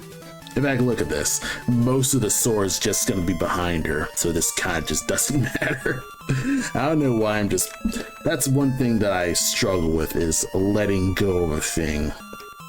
You know, there's certain details that I'm not going to let go, even if it's more sensible to just let it go. Yeah, I mean, some people will call it passion, and others will call it like perfectionism. So it's kind of just one of those just, what's the line between, what's the line between obsession and, no, what's the line between passion and obsession? That's the core thesis of Whiplash, basically. I don't know why I constantly think of Whiplash. I think it's because it's the one movie that actually talks about the psychosis of trying to do well as a creative person and pursuing the big pursuit to be the best that you can possibly be at the expense of everything. And what are you willing to sacrifice in order to achieve that? And Whiplash is both powerful and terrifying in that sense, where, if you're not careful, you'll end up kind of just throwing your soul away and throwing your life away to pursue a thing that's arguably not as meaningful. Like, this is a movie about being a jazz musician, and jazz is cool, but it's not like a thing that must be an absolute competition. But when you're a crazy person who constantly compares themselves, you do legit think that, yeah, jazz is totally a competition, and anyone who says otherwise is coping because they're not competing. So it's one of those things where I kind of just worry about myself when it comes to all this, this pursuit of making a top tier game, when you really should just focus on just making the damn game instead of just making a good game. First, make a game. First, do the basics of just getting the damn thing done. Most people don't get the damn thing done, Most people be like, yeah, I got a cool idea, and then they don't even continue on it because they overscope, or they realize they bit off more than they can chew, and now they're kind of just eating the brunt of blah. All right.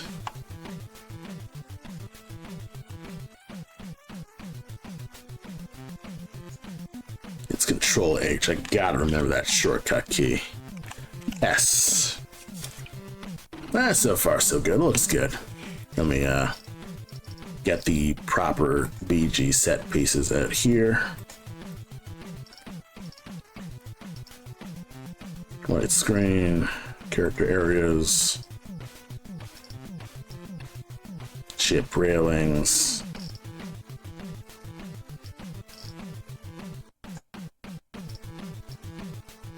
Looks okay. Let me can I select by layer? No. Okay. I got to hide all this stuff so I can actually crop.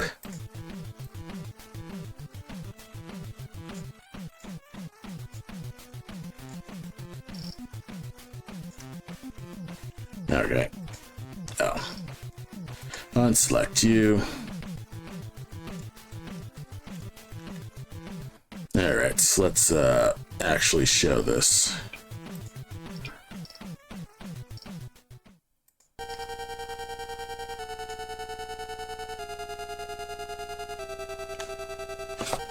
Alright. I mean, it looks alright.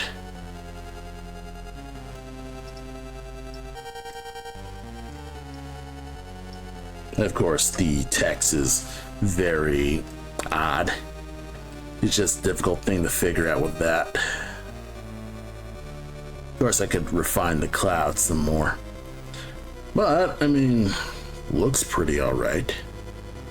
Could probably recolor the ship railing so it's, you know, more in the background.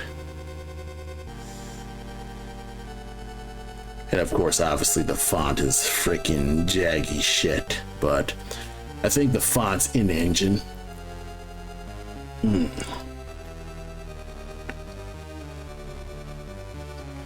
But yeah, it's kind of just one of those things where there's also a black overlay that I can work with.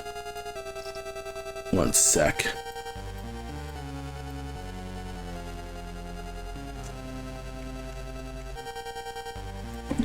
Right, overlay.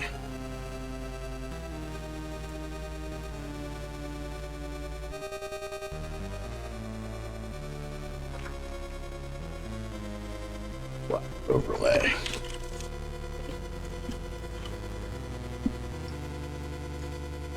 It's not perfect, but it kind of works. This can work. I just need to. This sort of can work.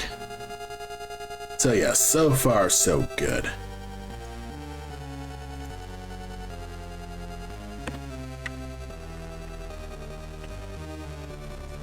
Okay.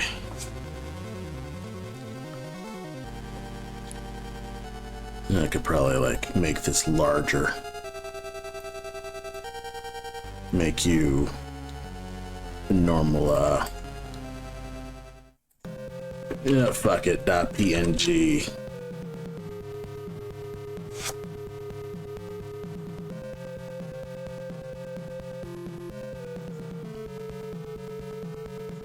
Yeah.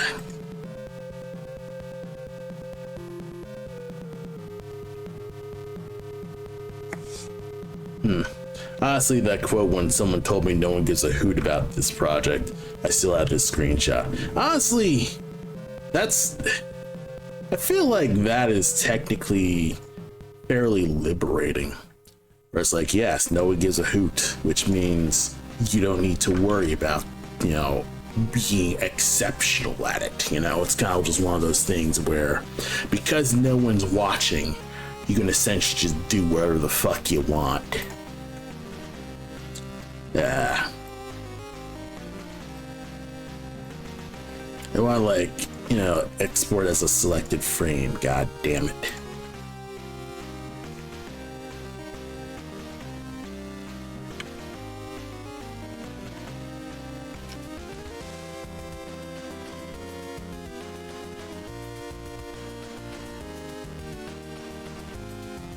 All right. Go back to being uncropped. I'll save you. And yeah, essentially we have what's basically a just solid cutscene. Oh, I got rid of the overlays. You know what?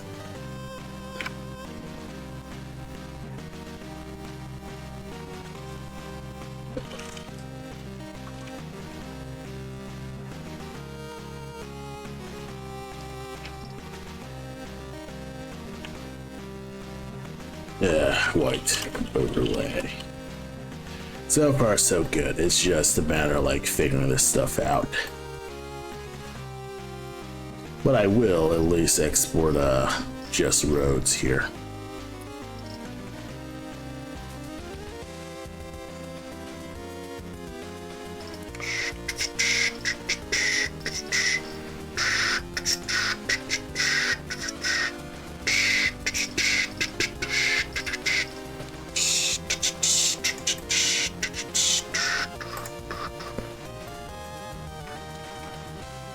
Okay, I'm gonna export you as a sprite sheet. Blur duplicates, ignore empty, trim this down. Oh shit. Okay, good thing that I didn't get rid of all that.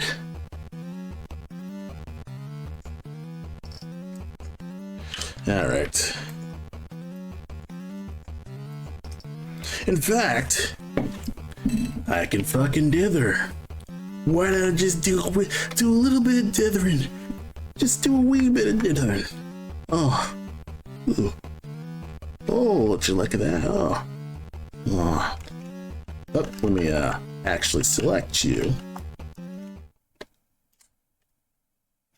And now we can do just a little bit of dithering. Ooh. Oh yeah. Ooh. Oh, that's nice. Ooh. Got some just fine little bitty bits of dithering here. Just enough to soften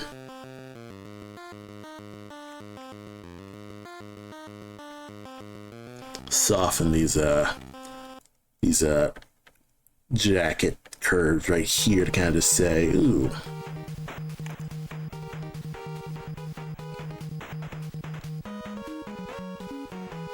Just give it a wee bit more texture.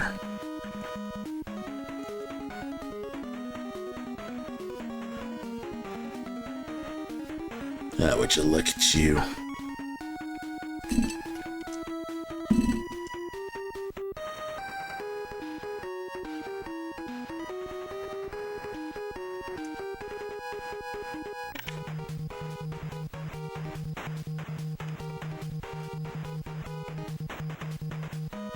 Now that's plenty. That's plenty of space.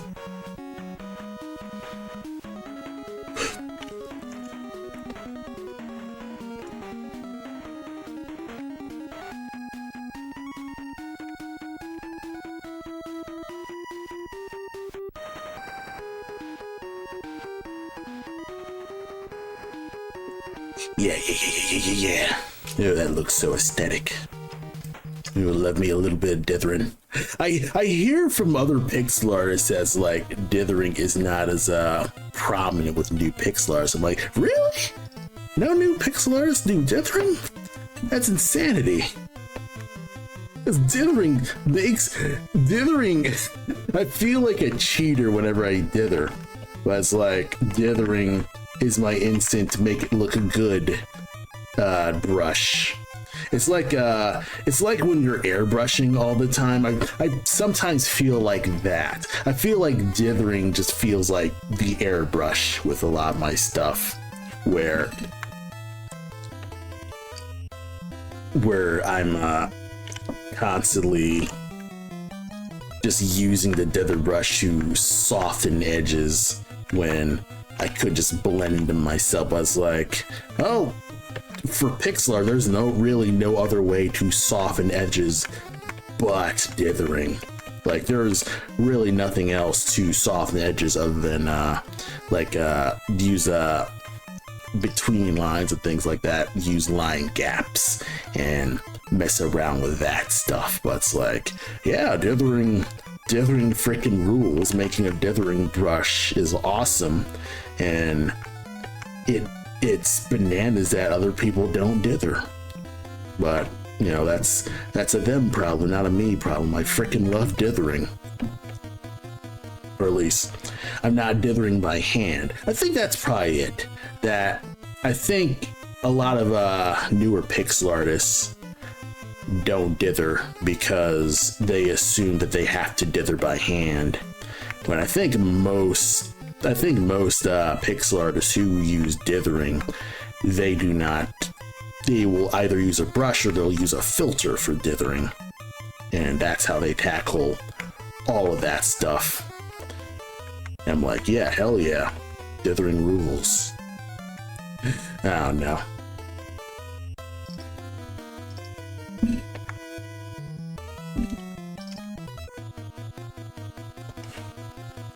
It's kind of weird because in her concept art, this is more tethered. I'm like, the personality of her being a bit more like a fashionista, like being a bit more like, I'm interested in drip. Like, the energy that I want for her is this. Like, this freaking, like, Victorian bicycle biker energy. Whereas, like, there's still, like, a slight bit of girliness, but there's kind of, like, that toughness energy to it. Like, the closest I can probably find with that is, I think, like, there's this group called, like, Dykes on Bikes, and they're a lesbian, like, biker, I don't know if they're a biker gang or, like, a bike organization or something like that. But, they're essentially, they're bikers, or, they're like Hell's Angels, but, it's a lesbian biker gang overall. But it's kind of, something in that line with that. I feel like this sword's still kind of off. You know what? No, let it go. Let that shit go, bro.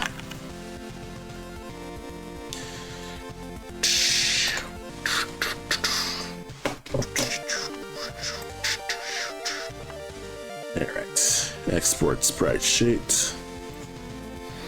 Since this is a singular sprite sheet, merge duplicates. Because I don't believe it.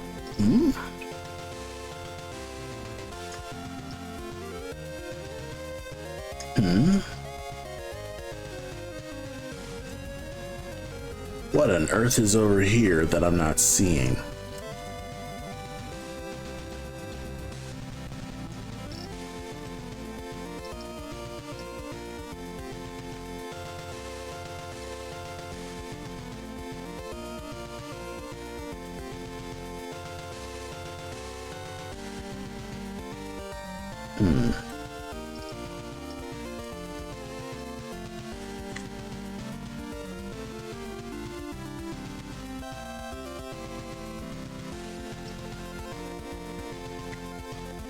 Okay.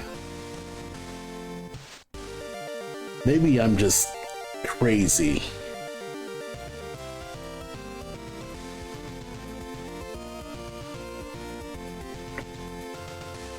Yeah. I'm like, no. Oh, I had it by trim by grid.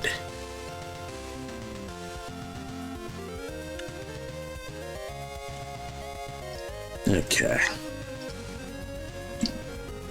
Yeah, it's 7 o'clock. Yeah, I could go to the pool, but nah.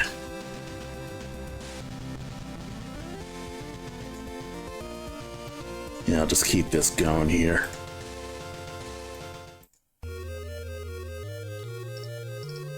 Let's see.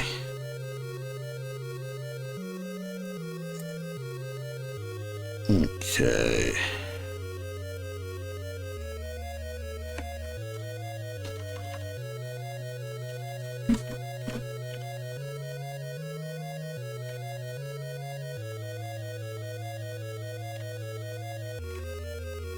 Okay. Export you. And then probably like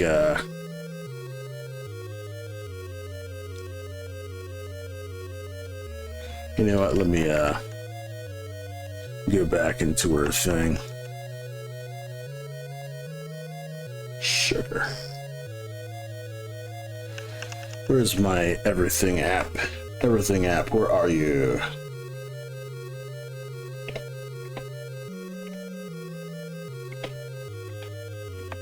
Yeah.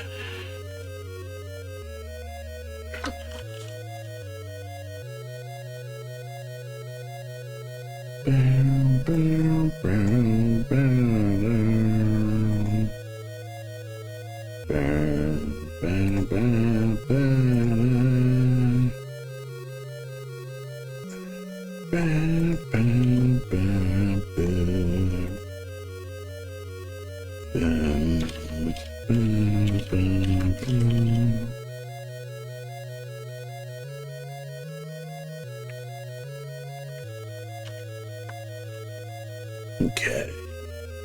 Export to. And now you're big.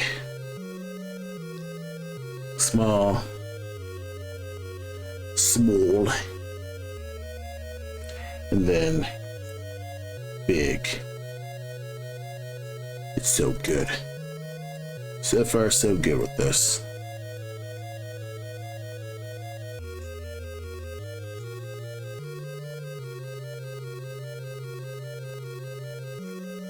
And let me just nudge you, and then I like put you up.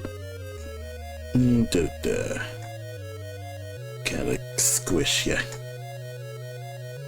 Yeah. All right. And then if you zoom in, it frickin' blurs out because it's an actual small piece of pixel art. But so far, shit's looking good. Of course, this is the actual pixel size. Here's the, enhanced pixel size. I believe this is, well, let me look at the, 1240 by 580. And then this one is 124 by 158. So far, so good. I could get started on a second character. Like, I could refine Nad a bit. But I think I'm going to take a break. Take a break and do some just art cool downs and let it go for now. And I will be right back for maybe just a final sequence because it's 7 o'clock. And, I've been streaming for 4 hours so far. So I will BRB. Hello and welcome. I'm back.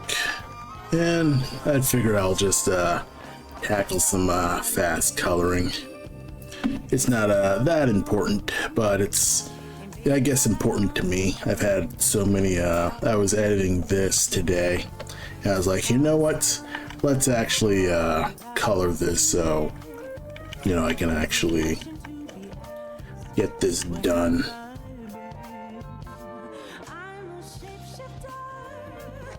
So, one thing that I tend to do with this is I tend to just go full screen with this shit because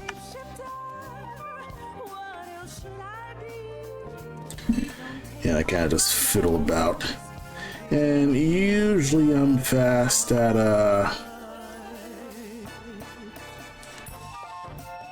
let's see, new layer, new fill layer.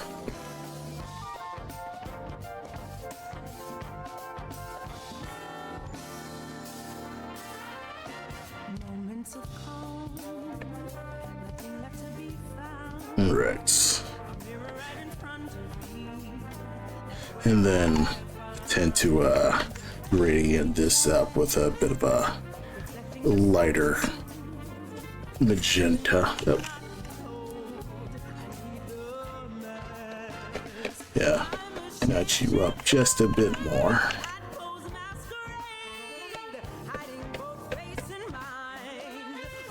Nice and simple.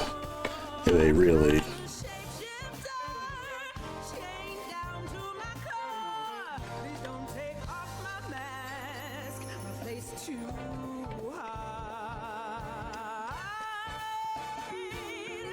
like a nice subtle gradient. And then I basically recolor the lines as this, and then I knock down the luminosity so the lines can be knocked out, but I also buff the saturation so the lines are just crisp and they're important and you can see them.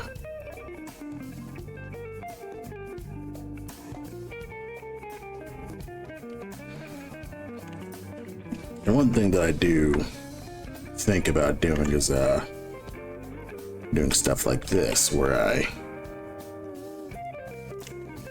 I will actually cut this line off.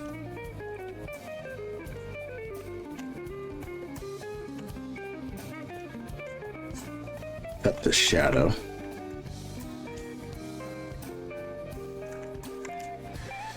And just use this as a like a little atmospheric perspective type thing. It's a little like you know, it's I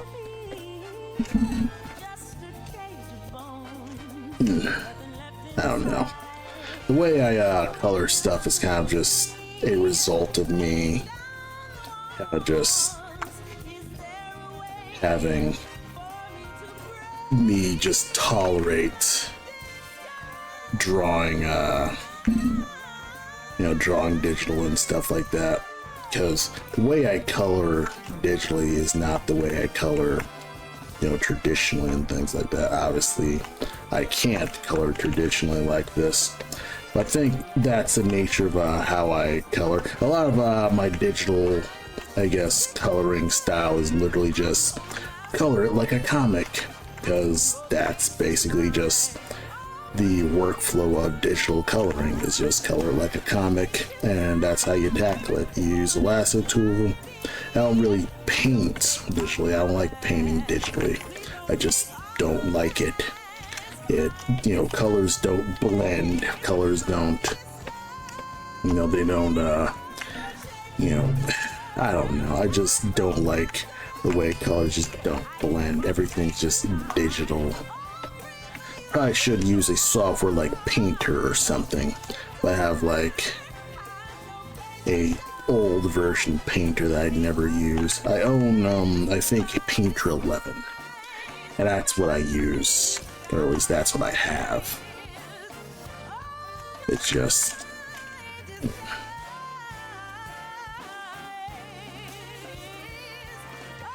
let's see. Move here. Yeah, I'm had a bunch of old sketches that I'm like, you know what, let's color this just as a cool down for a thing. So I figured, okay, let's just do some fast coloring. It shouldn't be crazy fast. And you will be behind everything.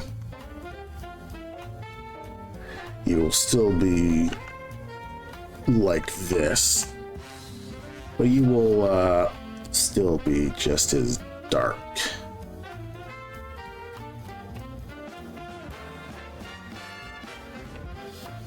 But you need to blend into background just a wee bit more.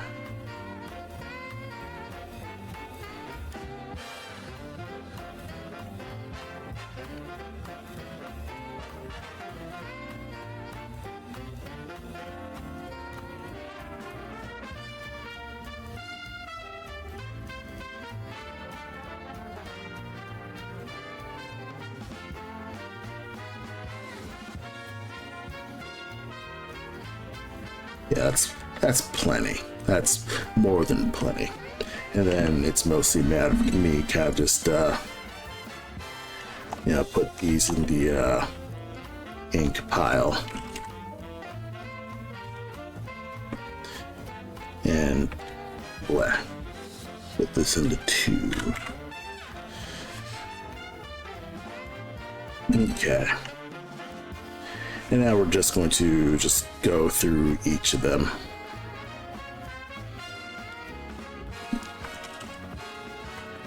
And I'm kind of just doing this as like a fast stream thing. It ain't gonna be,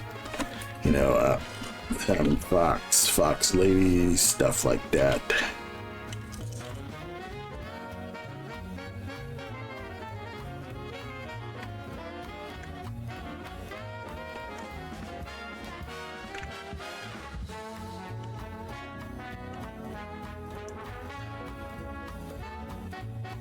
Yeah, let's just do this yellow just so.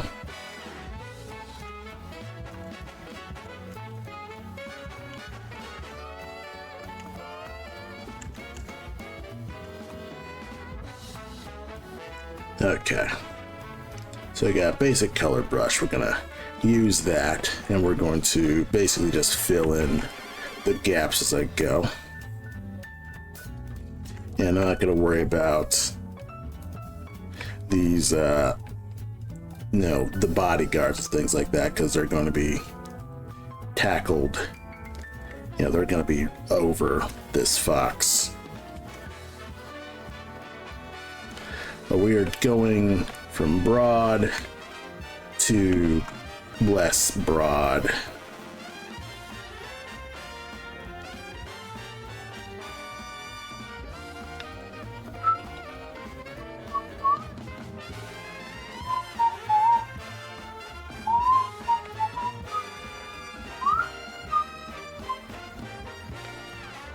Okay, so far so good. Yeah.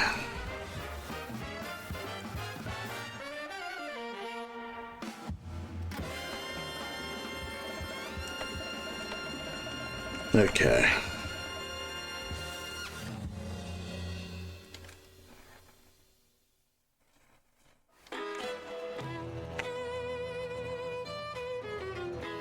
Okay. The one thing that I don't like about my inking is most of the inking that I do is on smaller sheets of paper. So they have these really, really fat lines that when I zoom into them, they look kind of ugly to me. Okay, got one. Gonna make this, boom. All right, and bodyguards.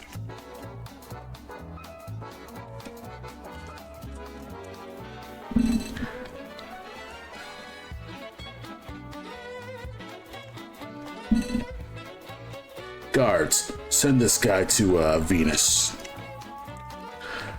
Guards, put coal in his stocking.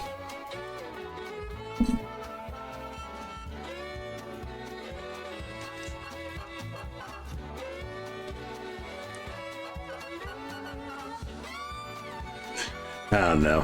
It's kind of just one of those things where I saw this illustration in my sketchbooks, thought it was real funny. So I'm kind of like just fiddling with this.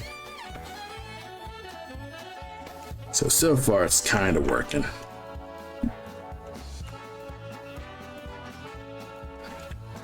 So we're gonna connect you together.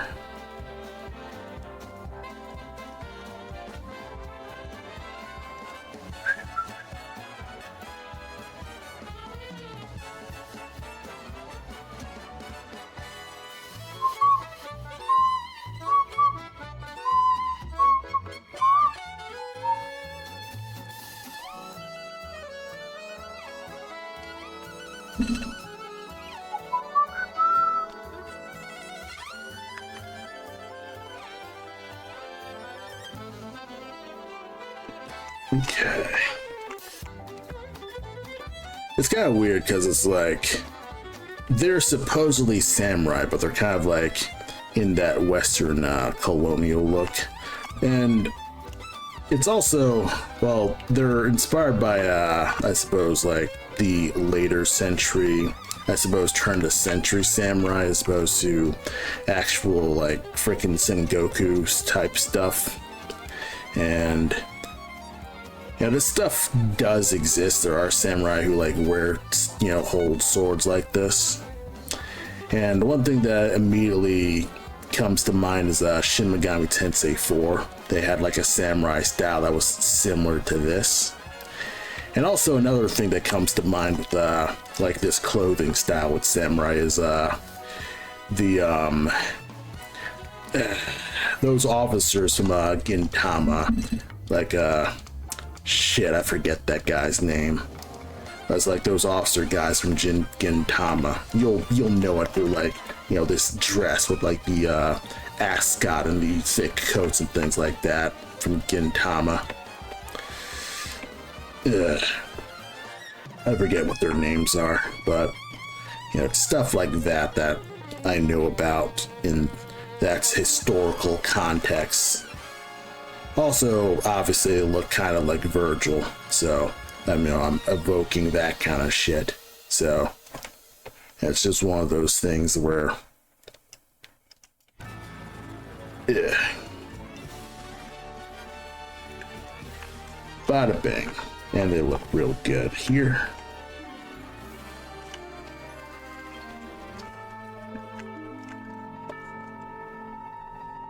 tilt this red. And we're going to paint this fox.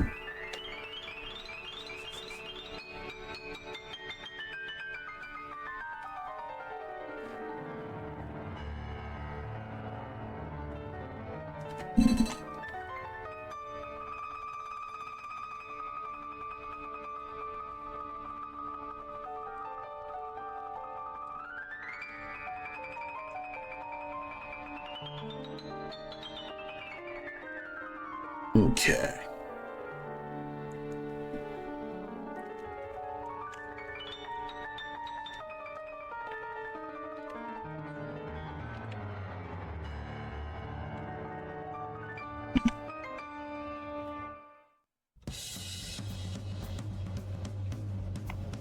All right. But also,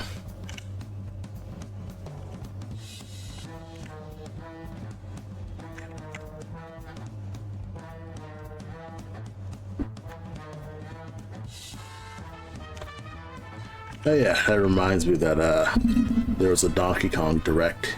Didn't really pay attention to it because I don't have a Switch 2, so it doesn't really matter to me. I mean, I'm sure the game's gonna be fine, and it's pretty nice with a lot of stuff with that. Here, Pauline's back, so that's pretty cool. That Pauline's in an actual mainline game, so that's pretty cool with that. Okay.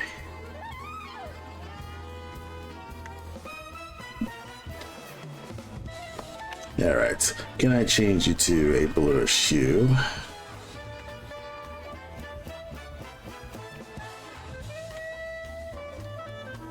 I want to match the hue of everything, but I don't want to have them completely stand out. Okay, this hue's fine. And of course, it's freaking easy to color coal because I kind of just have this just rough knowledge of like coal has a specific color pattern that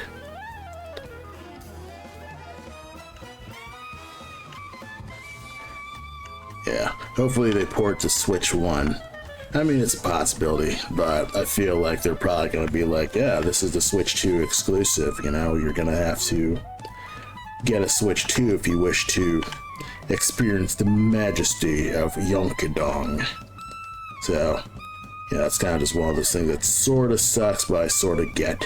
You know, Nintendo's trying to get paid overall, so yeah, it is what it is with that.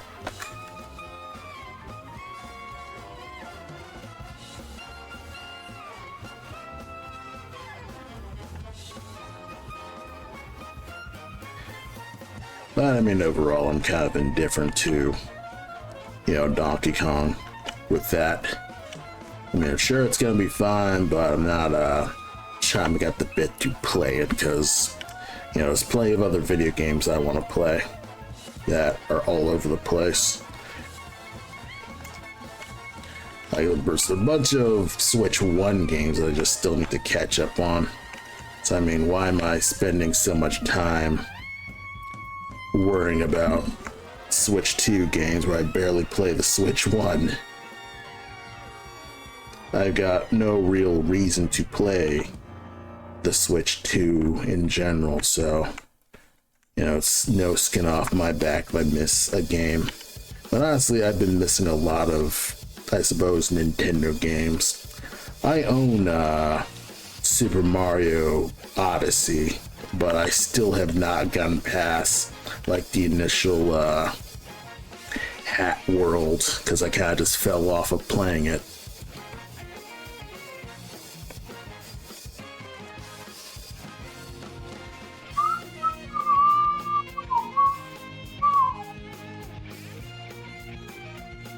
So it's kind of just one of those things where, you know, obviously I'll just get to it when I get to it, but also I'm not really just in a giant,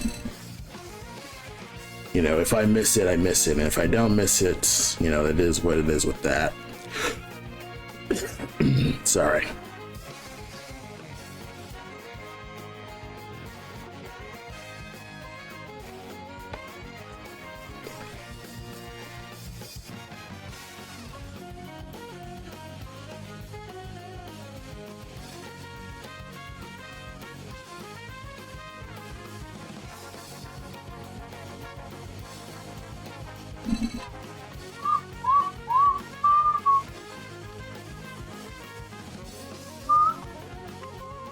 But yeah, I'm sure I'll play it much later when I have more money, or at least more money that I can, or at least more disposable income.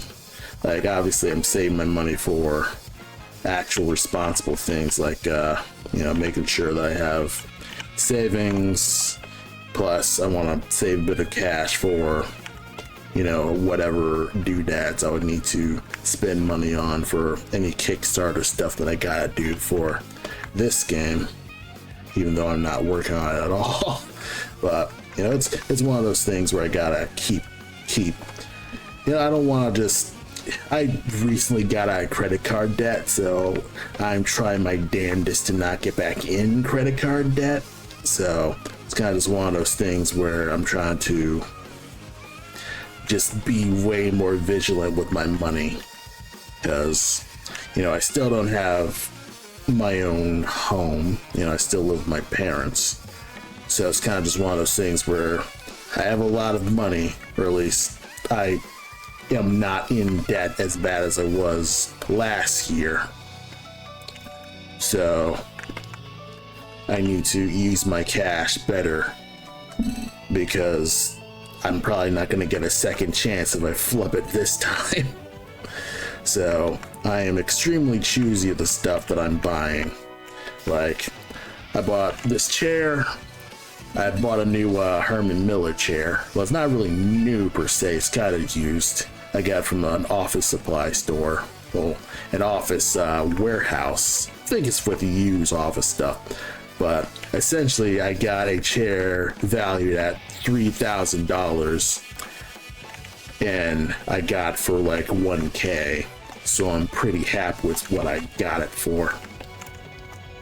And I kind of want to do stuff like that more often, where I'm able to kind of just figure out how to just stretch my dollar better.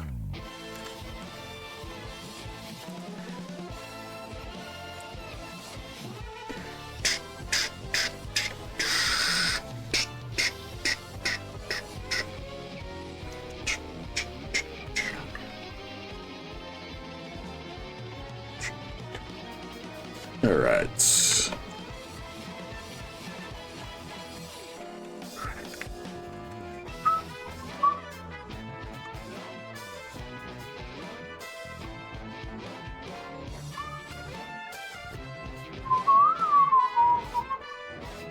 So yeah, getting a Switch.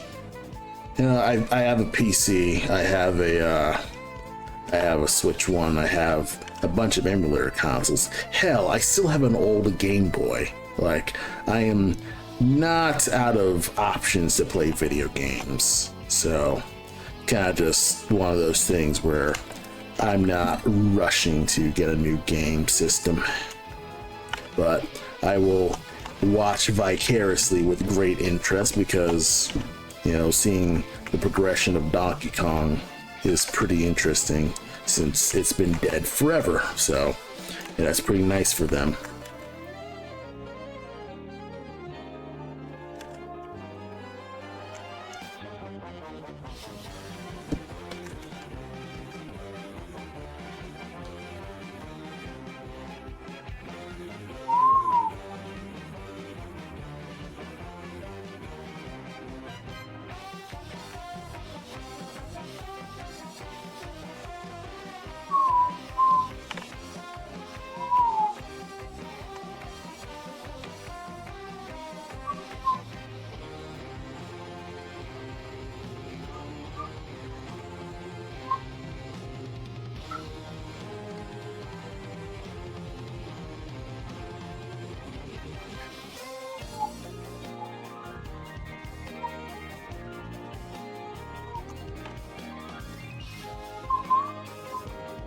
Yeah, what if I made it just a lighter red?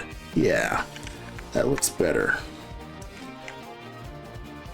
I do try to figure out a way to kind of like make a cool like color cohesion a little bit.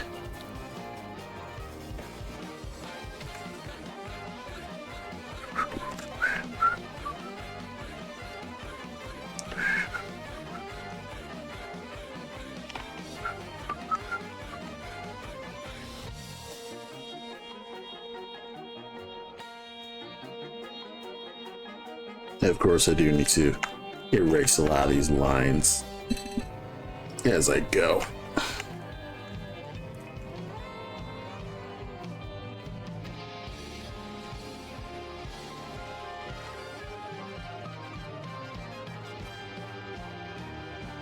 Okay, so far so good.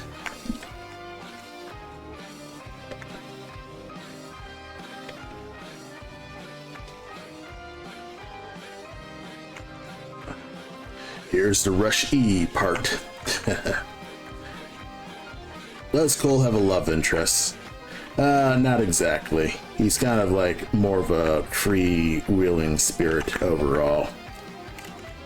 Like, he has multiple love interests overall, but it's a lot of this is he's always constantly gone with the wind, or they keep getting killed by his enemies, which is a worst case scenario for them. Or Cole is just so kind of repulsive. Well, Cole has a bit of a personality quirk where it's like, yeah, he is a bit too forward, and then that kind of turns people off. So that's kind of one of those like interesting things where it's like Cole is overall just not good with relationships. In terms of what's his orientation.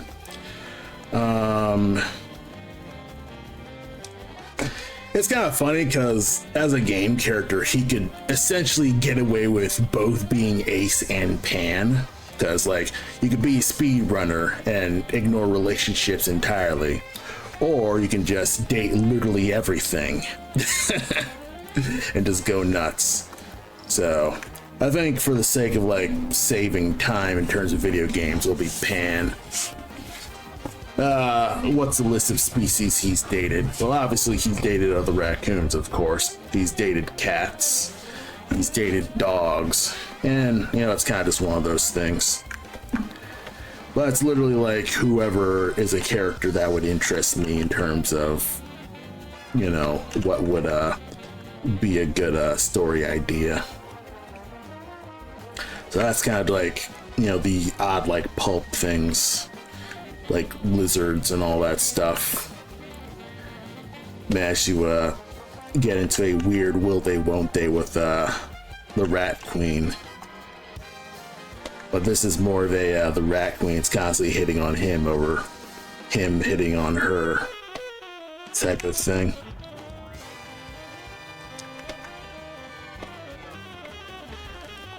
But yeah, a lot of this is me kind of just figuring out what the heck he's doing overall as a character.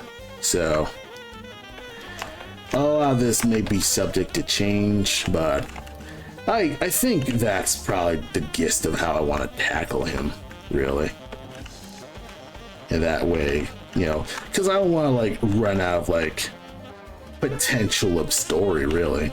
Like, so it's kind of funny where I do have this idea where Cole gets into a relationship with a shonen protagonist, and it's mostly because a lot of shonen writing is just, it ignores women so hard that if you made the protagonist gay, it would change nothing. So I figured I would like take a piss on stuff like that and be like, you know what? He's in a relationship with his rival, and it somehow just ends up going with that. I don't know particular if he'll be with Nad. I haven't thought about that. But also, another thing that I struggle to figure out with Cole is what kind of friends does he have? Like, just general, what's his friend group like? Because I do tote Cole as a guy who knows a guy who knows a guy type of character. And of course, obviously, it would mean needing to introduce a million different characters to reinforce that guy who knows a guy who knows a guy type thing. Hopefully, this will, hopefully this will be coherent as a narrative. It's just a matter of getting that to, getting that just to fruition and just exploring that.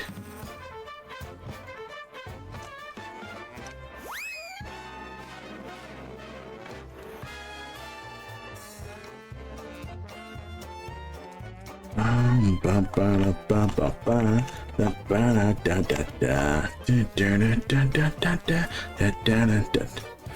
gonna lie, when you made that pirate jackal, I thought she was gonna be a love interest for Cole.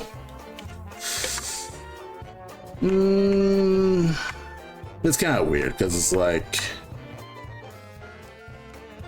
it probably would be something, but I feel like that's a bias because she's the first female that he's around, and there's kind of like this I suppose writing bias where it's like the first female who shows up in the narrative ends up being one of the love interests, and it's kind of like, I guess, I mean, that's kind of annoying to me personally, but it's like, you know, I can understand why. But also, it's also a matter of like, you know, how much character does she actually have that it could be.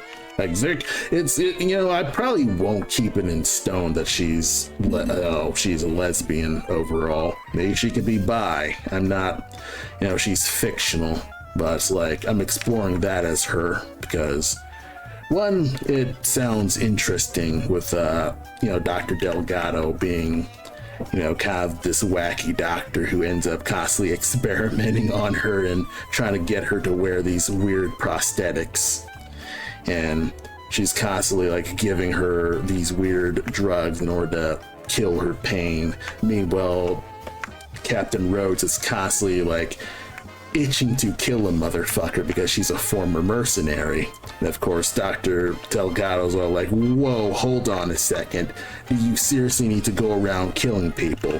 And of course, the whole ethics of doing that is always like kind of one of those things, which is kind of bizarre for like basically an animal world.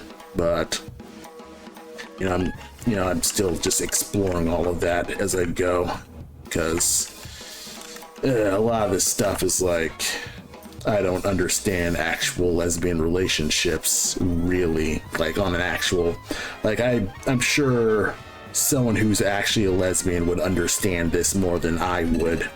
But at the start, I mean, Captain Rhodes is more a notable captain who helps Cole travel the world. Like, that is, through thick and thin, if anything, that is just what she is. She is a side character who helps Cole get places. And she was initially not even going to be a notable character, really. But then I basically had to force myself to think about her more as like a character. So I'm like, okay, what's her background? What's she do? What does she do besides sailing? And you know, I try to figure stuff out like that. What's her history? Maybe she's a former mercenary. Maybe she's a, you know, former pirate. I've been exploring that, so it's kind of just one of those things. Yes, I'm glad you like her. You know, that's it's real fun to kind of just figure out how she ticks. So kind of just figuring out how she tackles her life. And honestly, I feel like even in general, I feel like she'd still just be a solid friend character, because I'm also thinking about her in terms of like a game mechanic sense, where essentially she's Cole's what's his name? What's the Colonel's name in Metal Gear? Colonel Campbell. Like, she would essentially be Cole's Colonel Campbell, giving him game hints and shit like that, and explaining the weird mercenaries and soldiers and stuff. Because, like, you know, making a stealth game, so I might as well like make, you know, I guess a fantasy-ish codex system. So kind of just exploring that as a thing. But I'd say a lot of this stuff has been me kind of just forcing myself to think about this stuff more than nothing, because from the start, Cole was originally just going to be kind of more nameless than he now is. I was not going to elaborate on his origin as much because he was just going to be Adventure Man when I was thinking about him as a webcomic, where he would basically be a point of view character for the weirdo character designs that I make up, and then I make up a story with that. And then everything else is kind of just, you know, Cole either defeats the character or he runs away because this is a horror thing in some of the designs, where it's like, I think of a design where it's more like an evil spirit or a slasher villain. Like the most recent thing that I posted is a basically a serial killer who goes after people with tails, and he collects tails, and that's basically just a murder mystery where Cole must defeat this, basically a slasher villain. But yeah, I mean, obviously development is better than no development, so I mean, I'm not gonna be completely against developing Cole, but the one thing that I try to make sure is that the development's actually remotely interesting, because there can be a weird, there can be a thing where things can be over explained to a point where it kind of just loses the ability to kind of just have a sense of awe and mystery. Like with Mad Max, for instance. Mad Max, you know a whole lot of fuck all about. Like, the world is basically an enigma, and you're essentially just imagining what that world is in your head. And George Miller is totally fine with just letting that rock. Let you make your own theory. Let you make up your own, like, story about what this world's like. And I feel like sometimes it probably would need a mystery like that, where you're not getting every freaking answer because the answer is overall not crazy important to the whole coherent, you know. Oh, that's a cool idea. Okay. Uh-oh.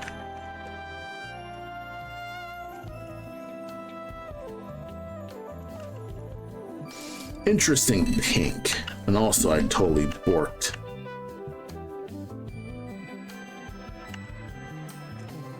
Yeah.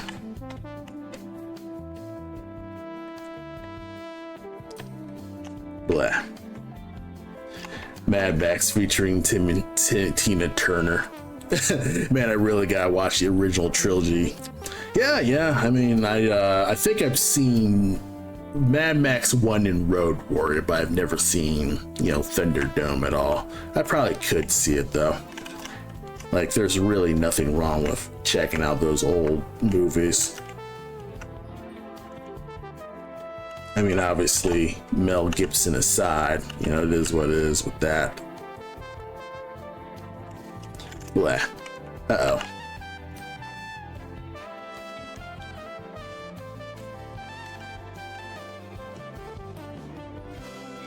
Yeah, merge down.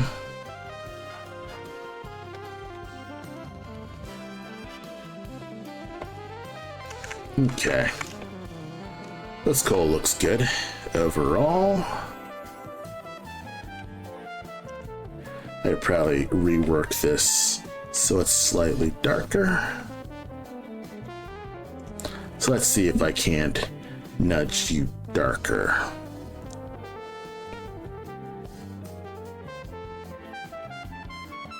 Because, like, I use the red of the line art to kind of just nudge this.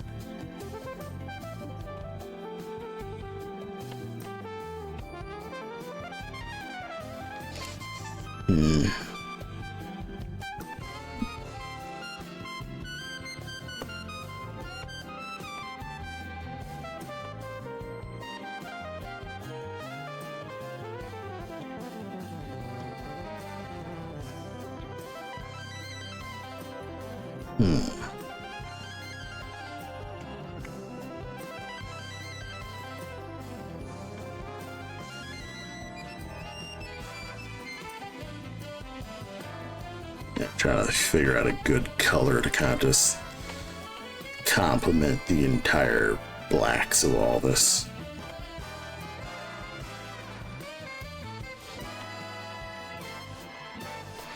I need like a purple probably.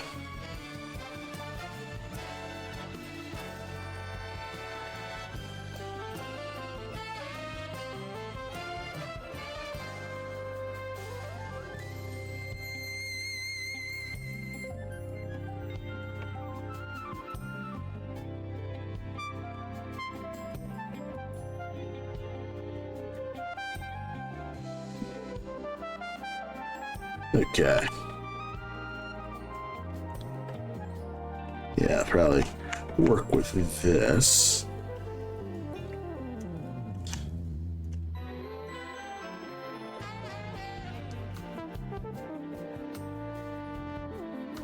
Move the red to something. Okay.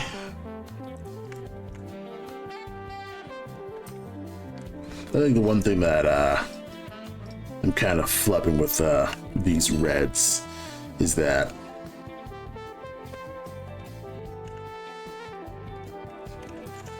all right, let's do something real fast. I kind of make this a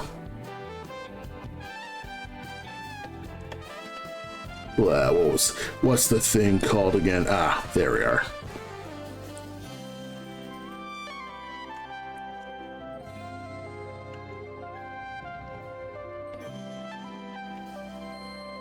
Let's see. The overlay. Why am I using pink overall?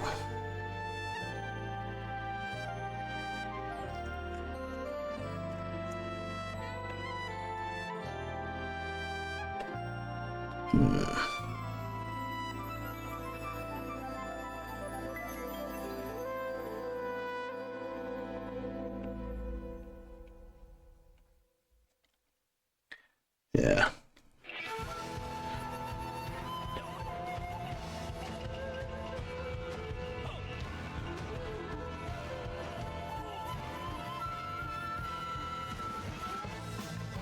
I think it's just the fact that Cole's colors are just way brighter.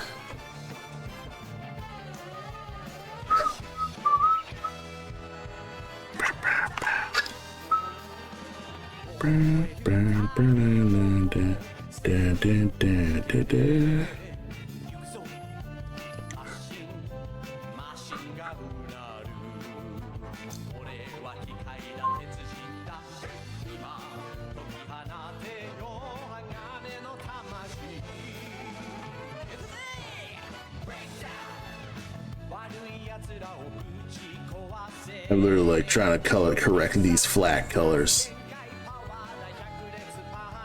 I think it's just the lines are just so overwhelming.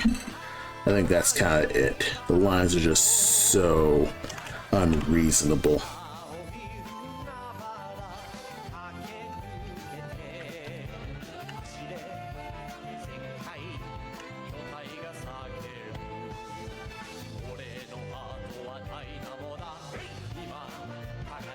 Then push you down.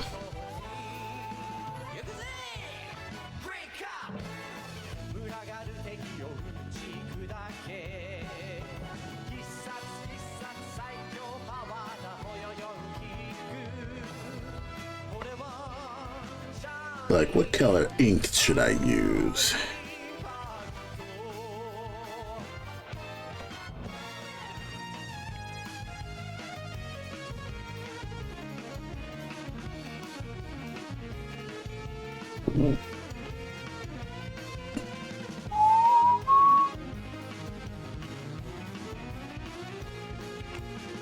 I'm kind of just eyeballing this so hard.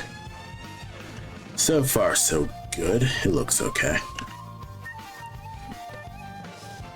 Okay.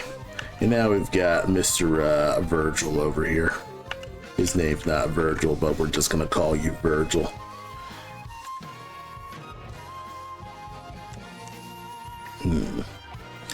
because he should be with these foxes, he probably should be yellow. Maybe like a... Yeah, maybe he should be yellow while she should be white. Like a really, really pale yellow.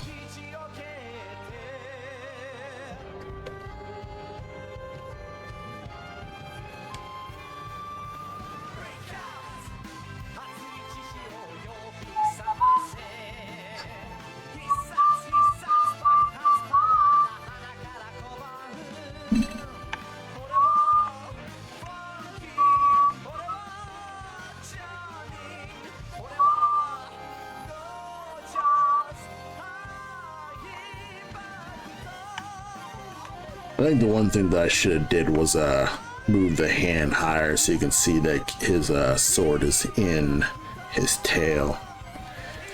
I gotta figure that stuff out. The tail knights are interesting because, you know, I want to establish this like weird like tail theme overall because I'm liking this unique take on tail characters. So that's kind of why I've kind of just been constantly in this tail thing overall.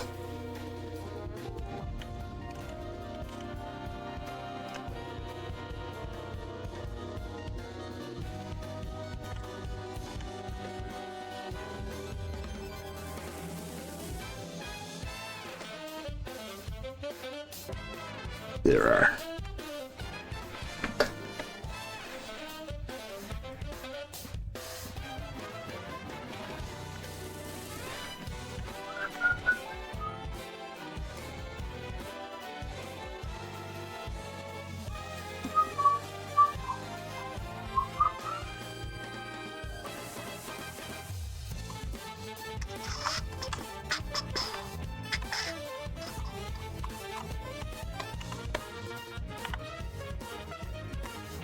Maybe like brown tips.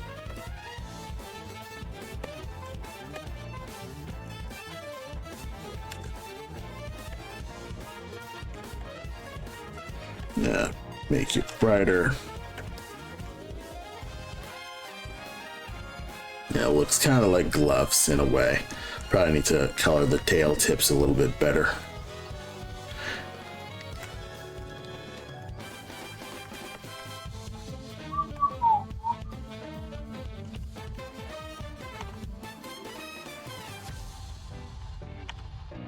Yeah. Kind of like figuring it out as I go.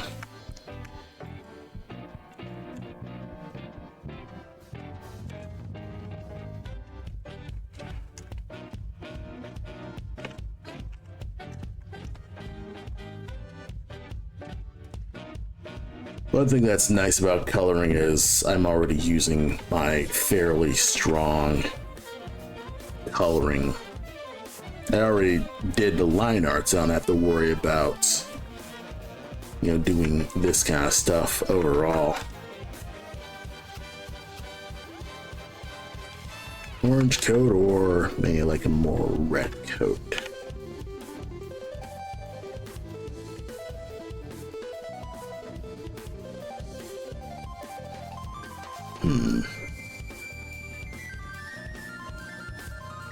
Maybe a fucking blue coat, fuck it. Yeah, we're just gonna go completely all in on the Virgilism. Nah. Now, how about...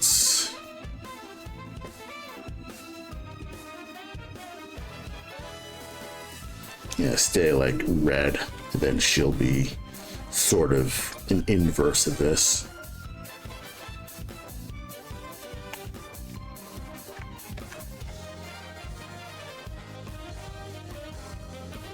Okay, that's looking more cohesive.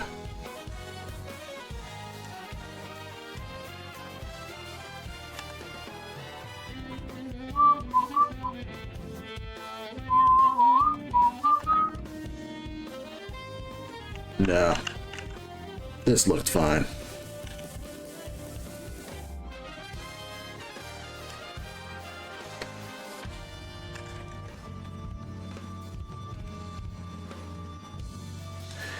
And of course, we're gonna have to speech check. And if Cole fails the speech check, he's getting judgment cutted. And there's little he can actually do because he failed the speech check.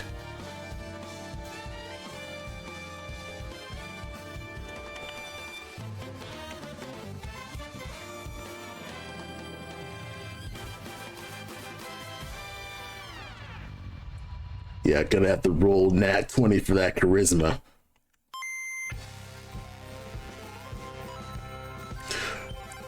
Yes, and if you fail the roll, you're gonna hear slay all.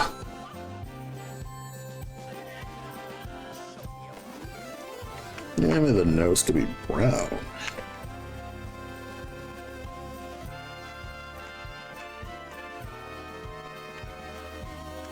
Or you'll just hear the Prowler theme.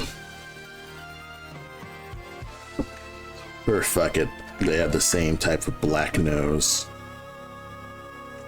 A lot of animals have similar black noses. Nah, we'll just stick with the brown. It matches his tail, his nose, and all that stuff. Okay. And now we're going to do the same thing to this guy.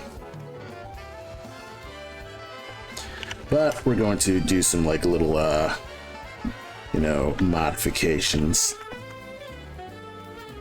Because essentially he's a similar looking fox. He could probably be more reddish or something. I don't expect them to be actual twins, but just similar looking guards. Kind of like going for more like a generic character than them actually being twins or anything like that. But just, hey, you were encountering two very similar looking guys and they do not like you, kind of nameless guards. They probably should wear like helmets or something.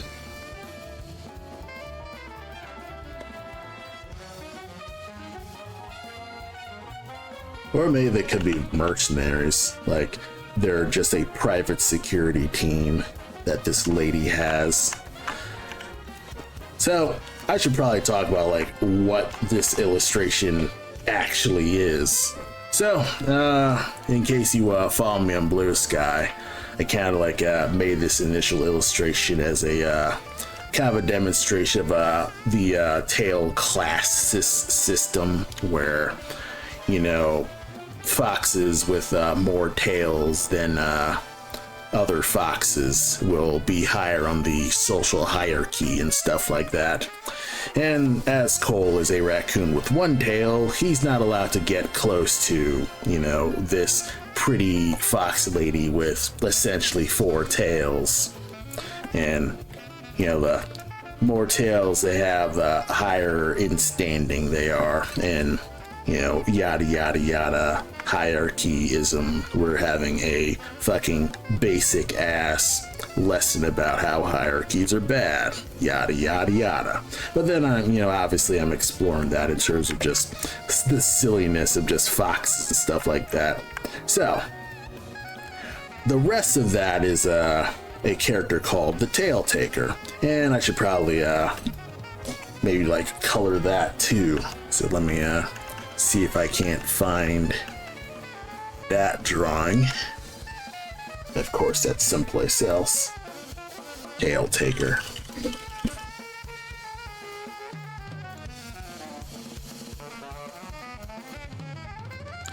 So, the Tail Taker is basically a serial killer that goes around and takes, cuts off the tails of other foxes, and he's in the pursuit of more tails. And of course, obviously, it's going after, the more tails a fox has, the more of a target of a back you've got. So it's kind of stuff like that. So exploring things with that is going to be fascinating for me personally. So yeah, it is one of those millions of things. Obviously, I want to record that time lapse.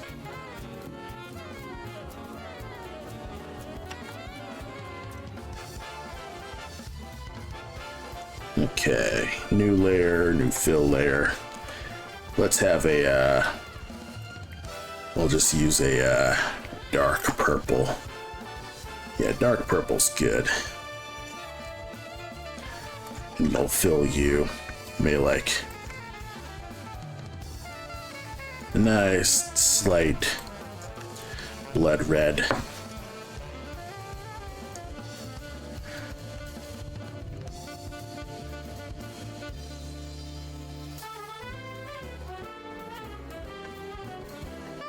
Nice and a nice simple flat coloring thing. And of course, the tail taker, this the fox lady is going to be one of its many attempted victims, and then Cole will save this lady, and they'll have this I suppose this weird, you know, journey about learning to accept those who were, you know, your perceived inferiors and yada yada yada, you know, the moraling and all that stuff. You know, it's you know, obviously it's going to be better told than that, but of course that's the basic theme of this tale taker. But of course I've had this story in drafts forever, and I never really get around to tackling it. I mean, it probably could be a side quest idea, so I'm not completely out of working characters like this in the side quests. But it's like, I don't really broach these. I'm always hesitant to broach all this stuff in public because people will expect this to be in the game, and I cannot guarantee that most of the stuff that I draw will be in the game that I want to make. It's a universe that I want to explore, but I don't even know if half the stuff that I want to do is feasible. Like, you know, it's one of those things where I want to be ambitious, but I don't want to be blowing our scope so far out that this game can never be created.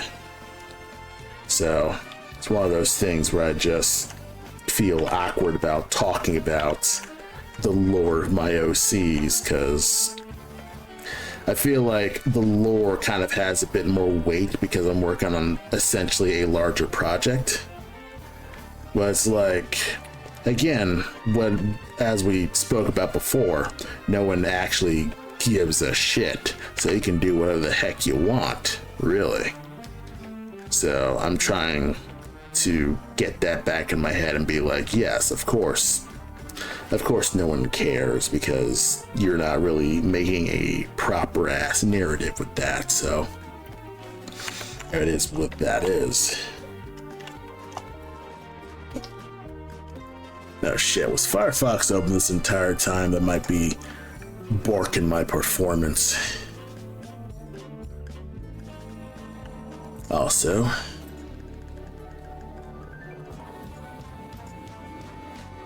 tail taker coloring.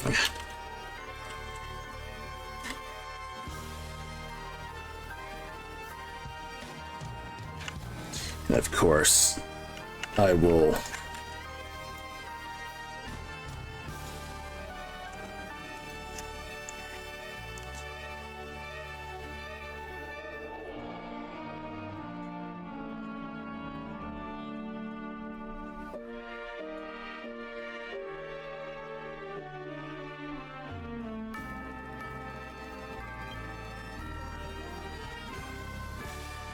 and then I would color this knife some kind of crimson, like extremely fucking saturated ass crimson, so there's no pretense this is blood, this guy is bad news, you cannot fuck with this person.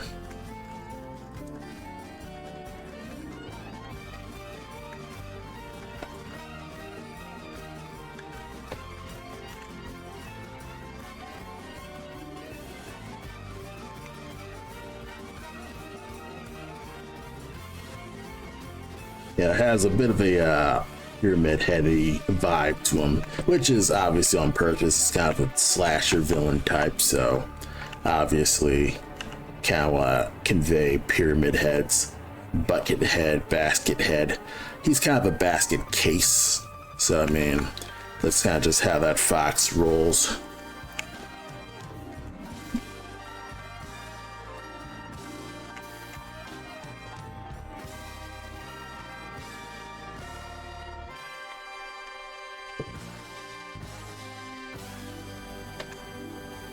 And of course, do like a little brown, a bright brown color, kind of just indicate it's right there. And of course, obviously we will highlight that these are tails, like actual, they were living tails. I probably need to do some things like add some blood splatter to this. Here we go. Oh, I believe the morning sun is always gonna shine again. I believe upon Man, I always wonder, like, did they get the singers from Burning Rangers to sing this?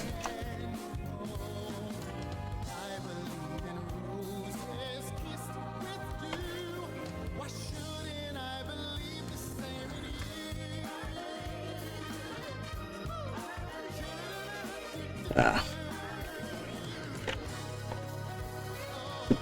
Okay. And of course, I would probably need to put like more blood and stuff with that. But basically, you know, the big mystery is who the heck is this fox, and is Cole gonna have to fight this motherfucker if he wants to save a town of foxes from getting murked?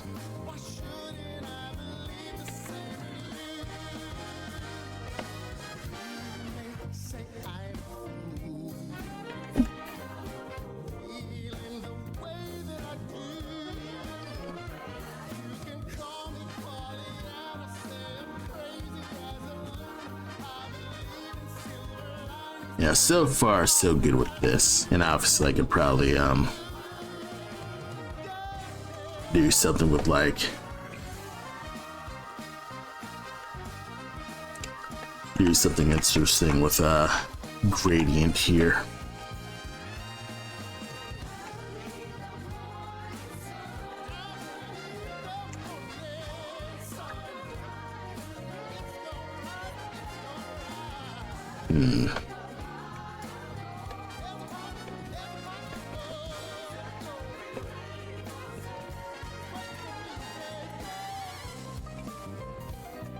A bit more.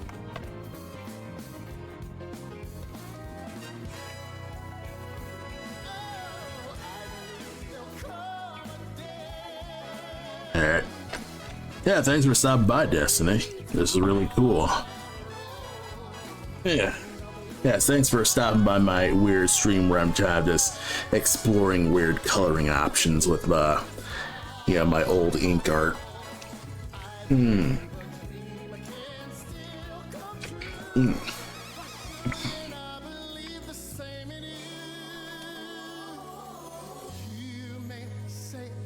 Okay. You know what? I'll pause you here, and if I want to explore it more, I can. Let's at least finish these guys.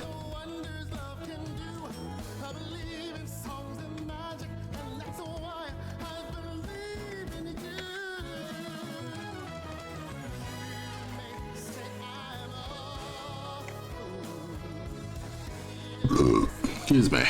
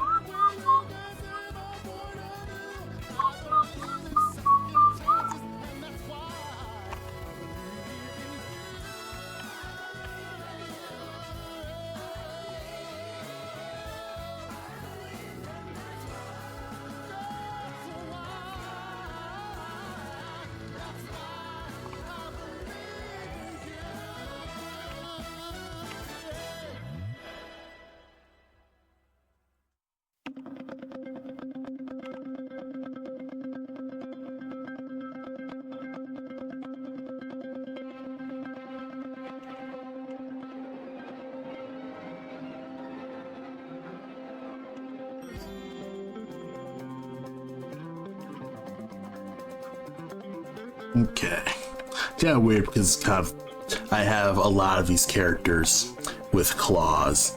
And of course, I never remember to draw these characters with claws because a lot of these details are just so fine. I never remember to draw this.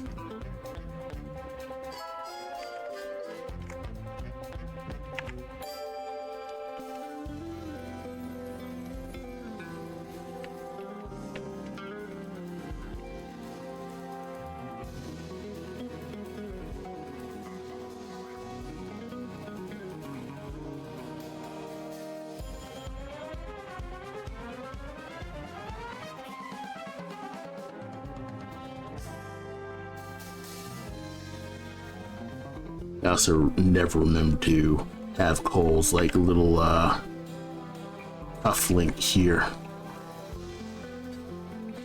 It's also tough to re-emulate the style of my pens because whenever I edit my pens, it always kind of like looks like I've cleaned up the lines too much.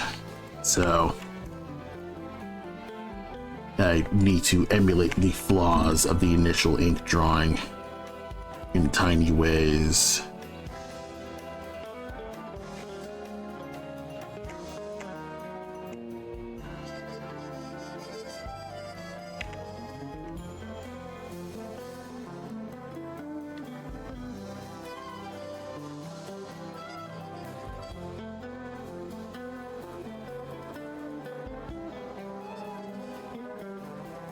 I also never remember to draw whiskers on my characters at all.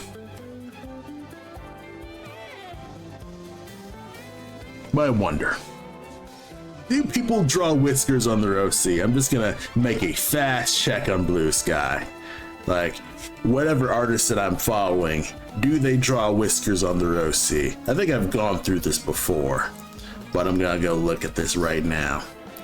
Any furry artists, do you draw whiskers on your OCs?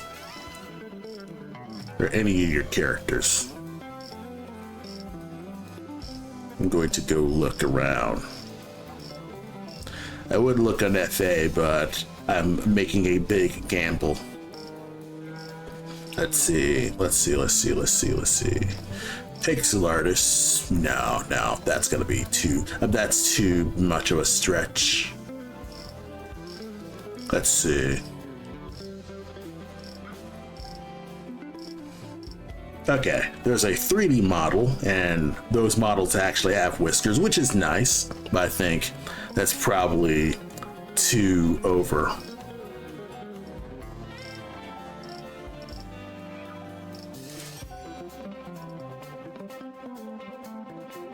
Aha!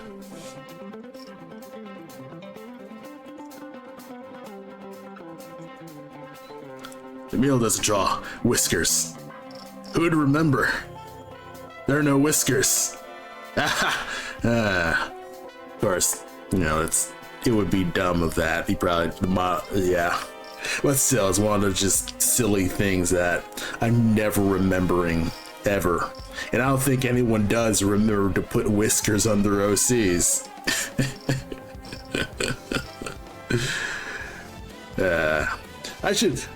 If Blue Sky had polls, that'd probably just be my first question. Do you put whiskers on your OCs?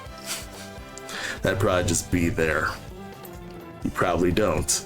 Chances are you don't put whiskers on your OC.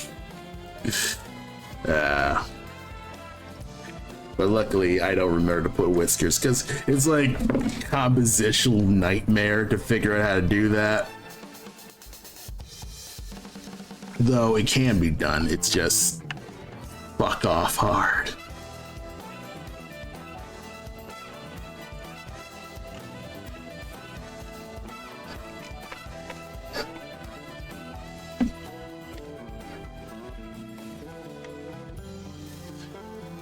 Yeah, just bananas with that kind of stuff with that. I never remember to draw whiskers on my OCs. Even though they do have them, it's just It's a common you forget to do it type thing. I feel like that's just the most common thing people will forget about drawing their OCs, unless they're an actual proper ass creature artist overall. Blah.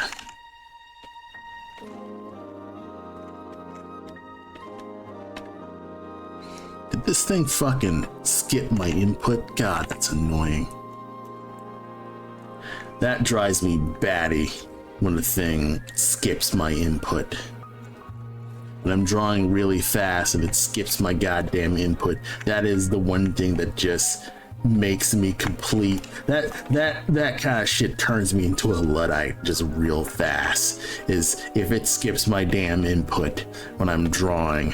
Because I'm supposed to be in the zone and this stupid thing kicks, is not one-to-one with my drawing, and then I have to essentially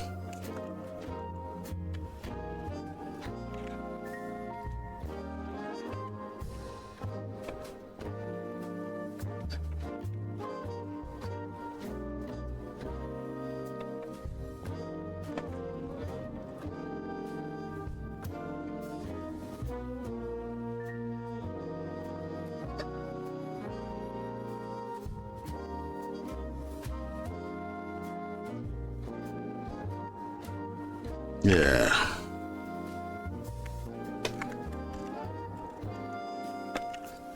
Kind of just flip-flopping with this coloring. This is a medium-sized illustration, really. Also, these sleeves could be, have a bit more sauce.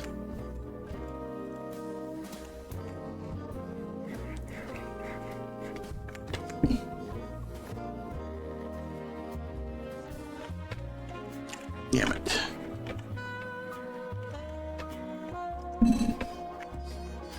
Yeah, I'm just fiddling about.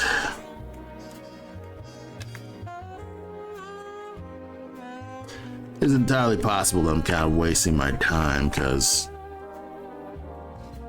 this is all kind of one of those things where I don't even know if this is going to be more of a thing.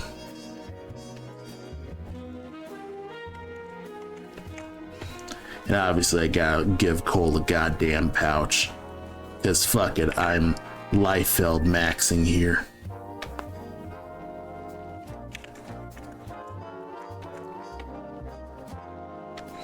This is a fantasy comic, so I'm making it's not a fantasy comic. This is a fantasy illustration. The characters gotta have pouches for storing all their inventory. Otherwise, how are they gonna carry their stuff? Well, Cole carries his stuff in his coat, which is magic, but it's like, no, you still want to at least pursue that angle.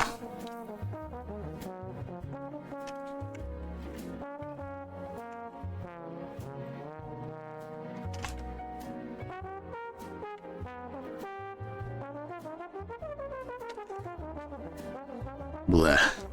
I'm still kind of like in this weird spot when it comes to what is the magic system? How does it work? How do I impress the Brando Sando fans? I'm just kind of like, I kind of just don't care, man. The magic's mostly there to stack the deck against Cole, honestly.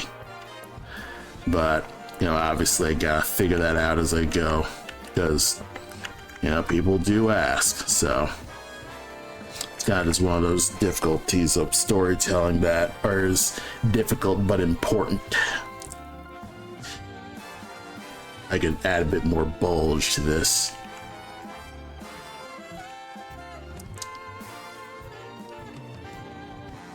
Gotta add more round. It's kind of funny. The reason Cole has a cod piece is literally because Guts has a cod piece. That's literally it. Like, when I initially designed, or at least tightened up the design of Cole, like that initial he's holding a lot of shit stuff, he literally just has a cod piece because Guts also has a cod piece. So it's kind of just one of those things where I kind of just did it because it was cool and not really thought about the full implications of what I'm doing. But honestly, it's probably not a huge deal.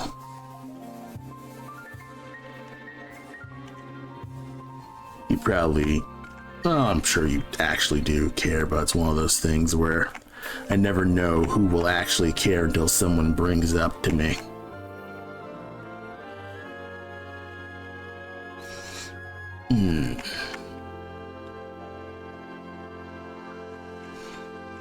All right, let's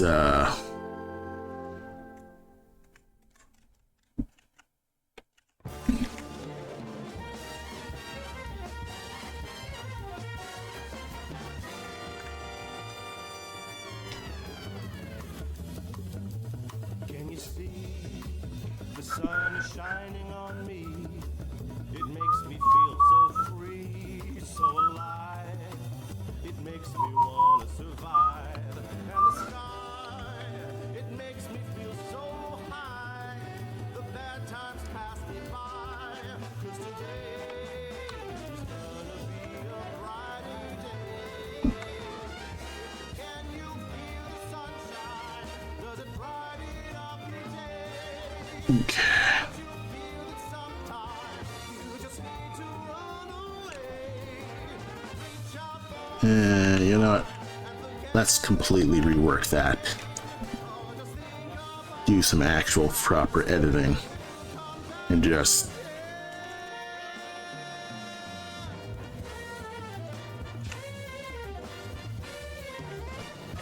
without you. There's nothing for me to do. Can you feel the sunshine too coming through? It makes me feel brand new when you're here. I wish you were always here, 'cause everything's so clear. And today is gonna be a brighter day. Can you feel the sunshine? it's kind of weird that I'm like being this fucking precise about what's essentially flatting.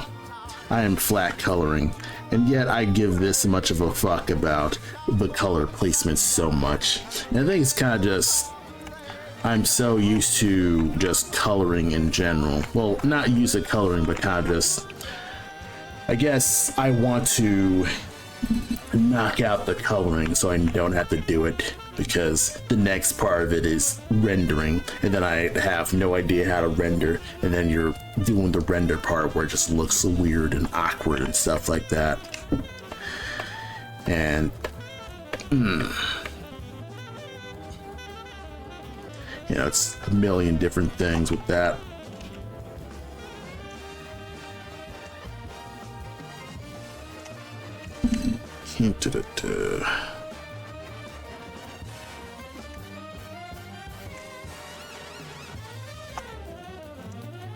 Okay.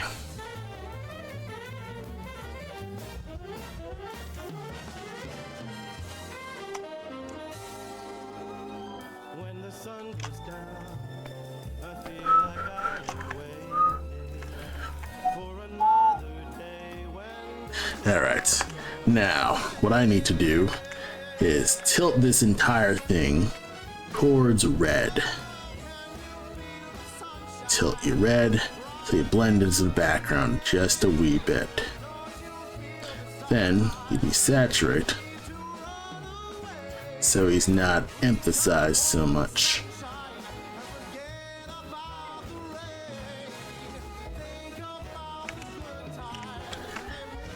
And now, there's a slight bit of depth to this, even if it's just flat color. And that's one big thing that I like doing with my flats. It's never the same color overall. It's always just, using the flats and stuff like that. And that's basically how I use the colors to compensate for my mid-ass inking. I mean, my inking's adequate, but compared to an actual comic artist who, has been doing this for actual professional artists, You know, my inking's pretty abysmal in that regard. Like, you have a lot of messy stuff. I let the brush dry out too much. And it's kind of just one of those things.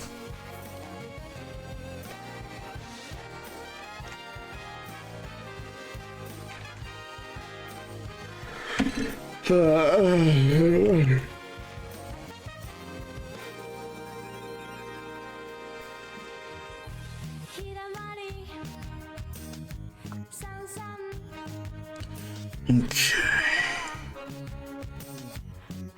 So far, so good.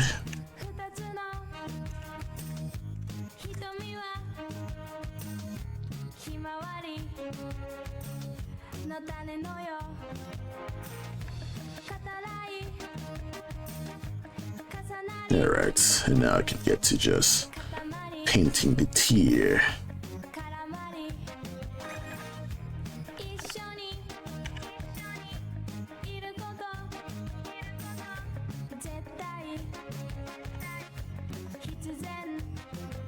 Okay.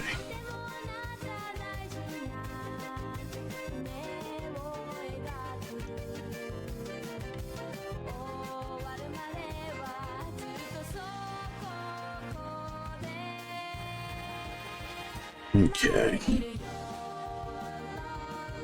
Yeah, just get over the T. That's plenty.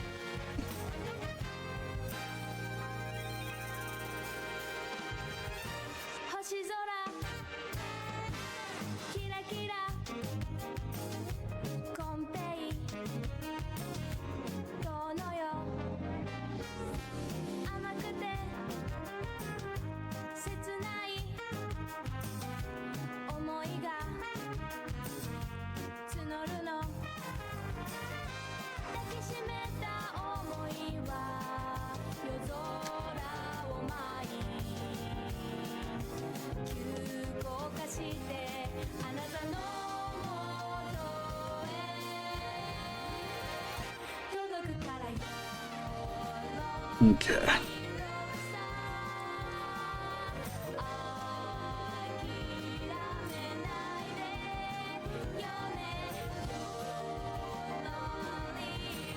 Because I want her to have a similar colored palette to them, to just indicate that she is leading them. And she is basically in charge of them.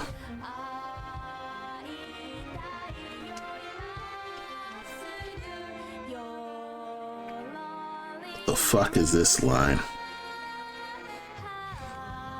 I think this was a part of I guess the part of the kimono and stuff like that. I'd have to double check. The one thing that I don't like about my spontaneous checks is that I will check for refs on my phone, but then I don't save the fucking refs, or I don't like mark down what the refs are. So I have to either dive into my references to figure out which Komodo pattern this is, or I end up just completely guessing what the fuck she actually has as a pattern. Yeah, it is what it is with that. Ugh.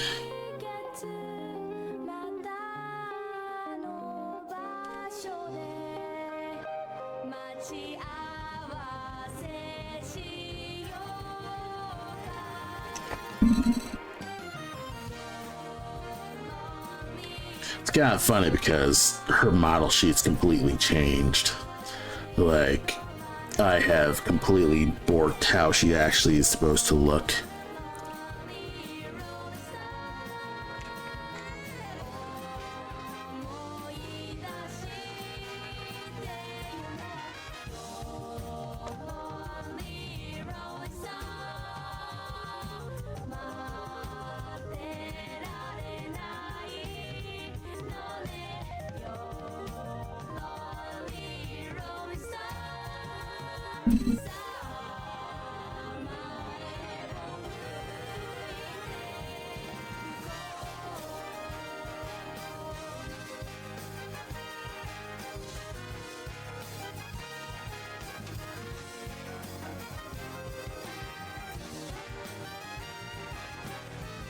Looks all right.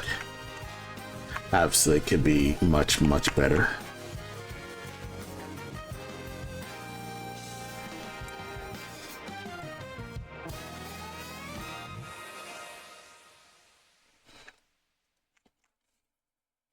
Right, so far so good.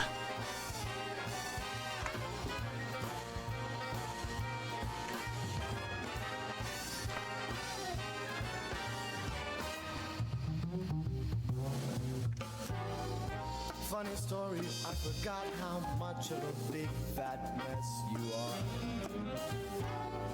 I've been busy doing science, it's been tons of fun so far. Everything clean, nothing on fire, all by myself. Finally, things change when they don't replace your core. It feels so strange not to hate you anymore. But you wouldn't know, would you?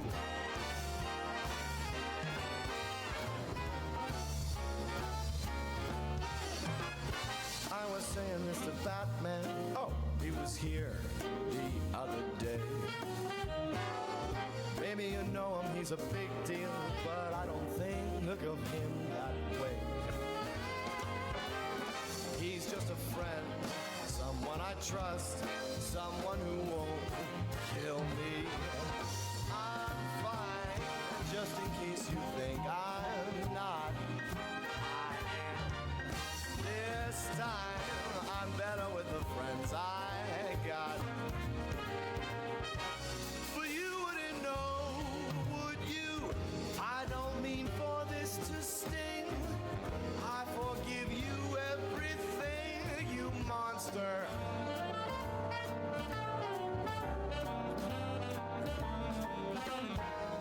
I can guess the reasons why you are never coming by for me. Okay.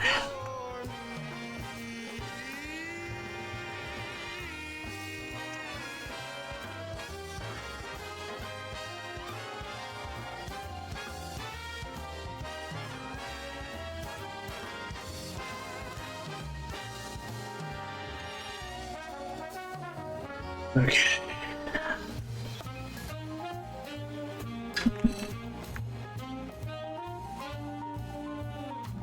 I should go, there's something happening that will make you wish you stayed. There's a party with a real cake. Yes, it's real, that cake I made. Talking and fun, testing and fun, all of this fun without you. Too bad that it gets so out. Nice.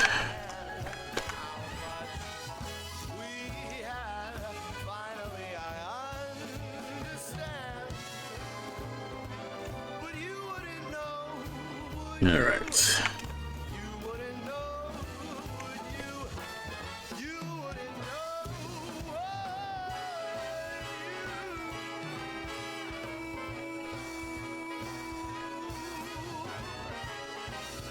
Yeah.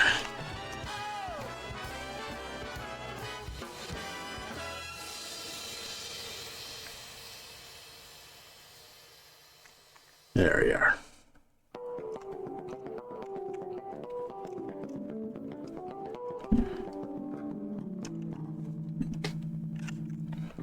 Yeah, let's do some shenanigans.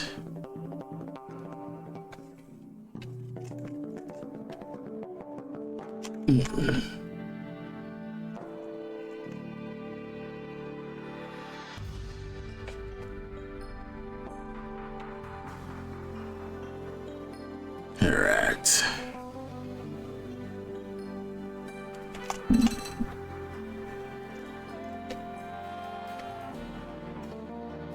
Bada bing, bada boom. You know, I still feel a bit of shame that it takes me this long to actually like complete a color job.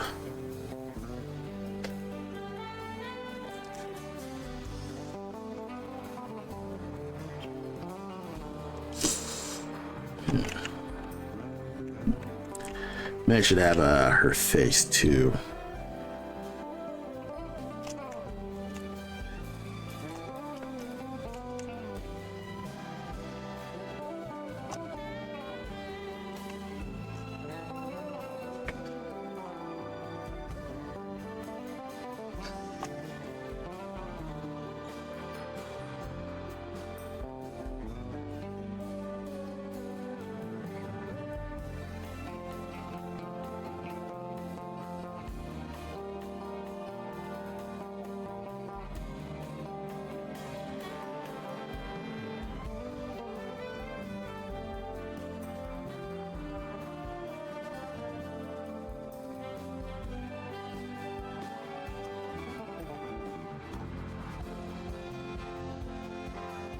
Oops. Oh, no. Let's actually do that.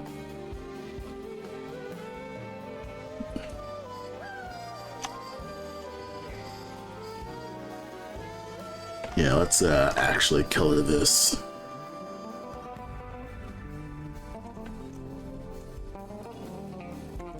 All right. Okay. Bada boom. Okay. Now we're actually knocking you down, desaturating you, and nudging this.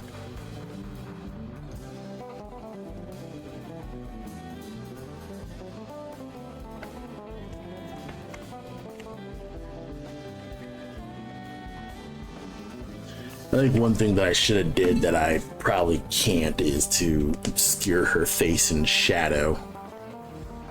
Probably could do that though.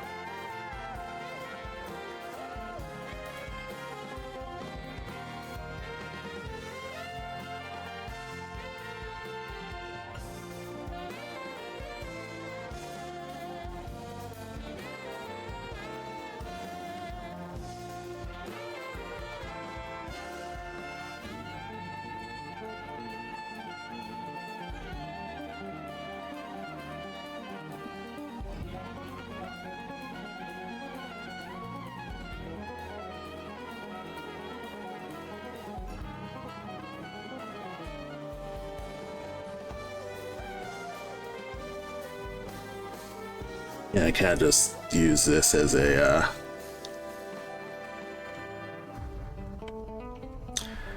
slight bit of atmosphere to that.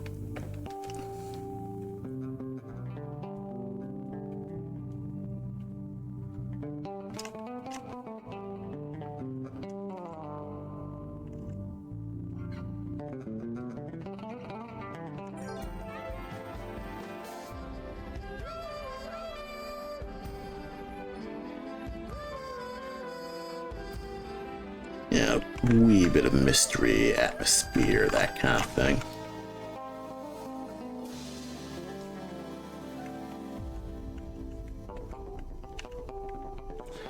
I wonder. Yeah, a bit more black.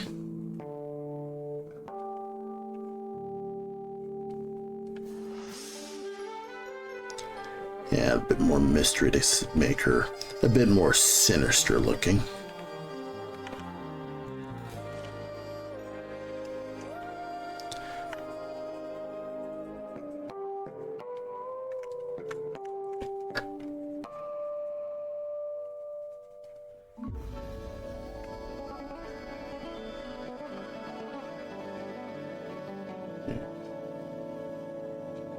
This actually looks pretty all right.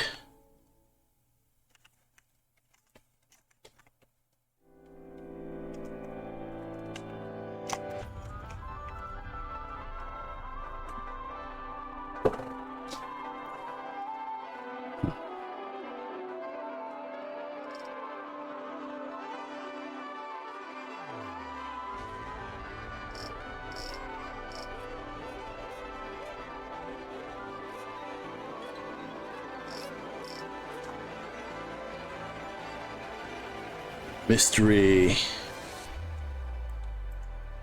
No mystery. Mystery. No mystery. Mystery. No mystery. Mystery. No mystery. Mystery. No mystery. Mystery. No mystery. Mystery. No mystery. I guess it's just a matter of kind of just a storytelling. This one kind of like makes it a bit more sinister. It's like, who is this person capable of ordering around these foxes?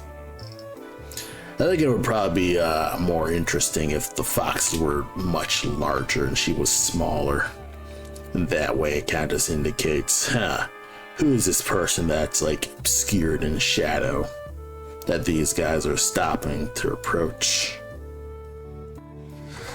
Now, it's kind of just one of those millions of things. Control S. Yeah, well, I mean, it's 9 p.m. Been streaming for another hour. Gonna do some more pixel art. I've been working on this for the past hour or so. I could stop here. I might as well stop here. I've had an okay drawing session. It's not as productive as I'd like, though I did get this tail taker illustration done. And I was interested in tightening the coloring of this because I was working on this over the morning. Yeah, it is what it is with this. I could come back to this much later. But, at least I made progression on this. I wonder if I could do like one fast texture import. So let's see. Add from image. And I usually just use all reliable like, tone paper.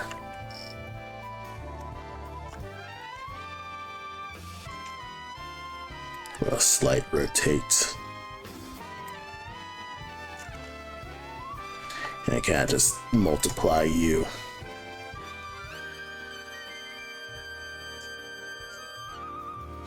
Just with a slight bit of grit.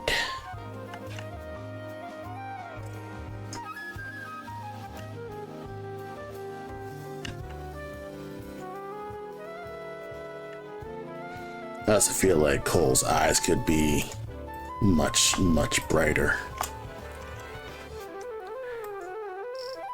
Push that up just a wee bit.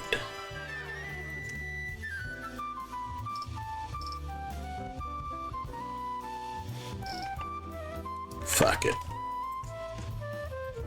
Make them white. Fuck it all.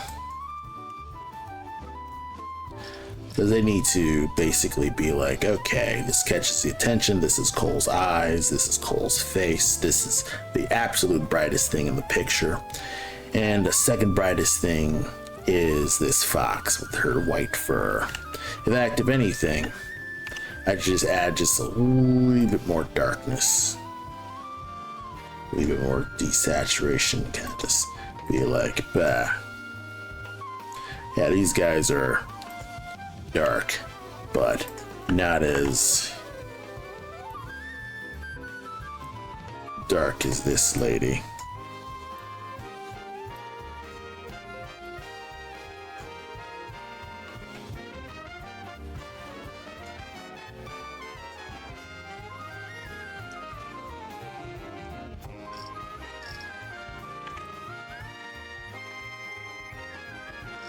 Yeah, crank the luminosity of the umbrella so it kind of like looks like it's adhering to light too.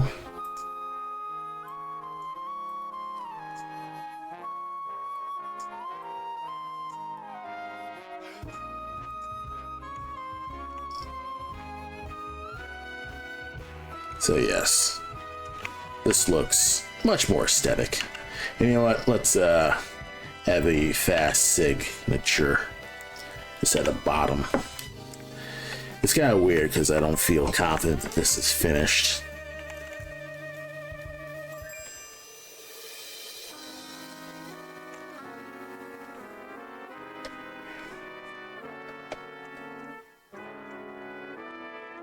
But it is what it is with that. I'll sleep on this illustration and also like do the other illustrations as a other series, because it's entirely possible that probably need to do some other stuff with this.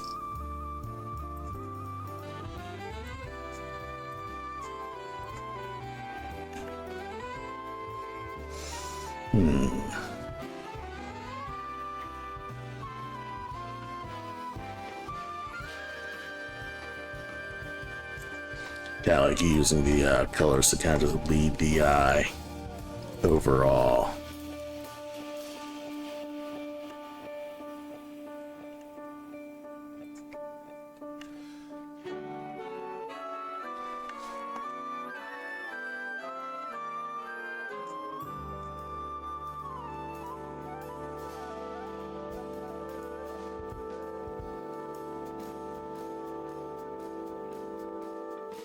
Just use these colors to kind of just lead the eye a bit. Yeah, I mean, it kind of works. It's working.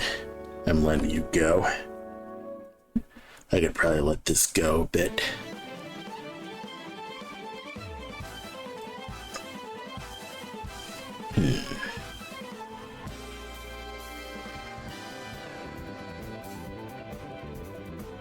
Still not a giant fan of Cole's lines here.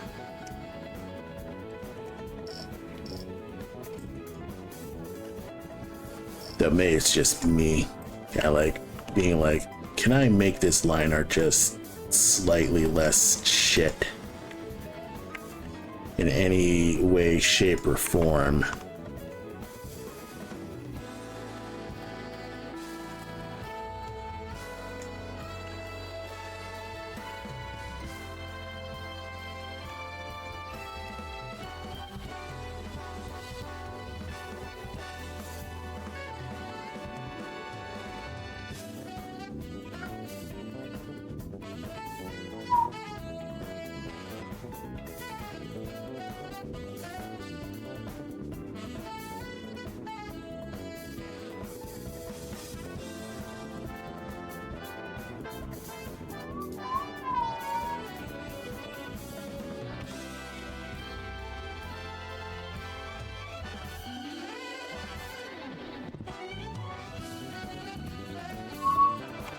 This works. We'll just let this go. I think this is as much as I can go. I'm kind of burnt out. It's nearly 10. So perhaps I'll just wrap the stream for now. This has been a better stream than last week, I'll say that much. So let's probably just let this go for now.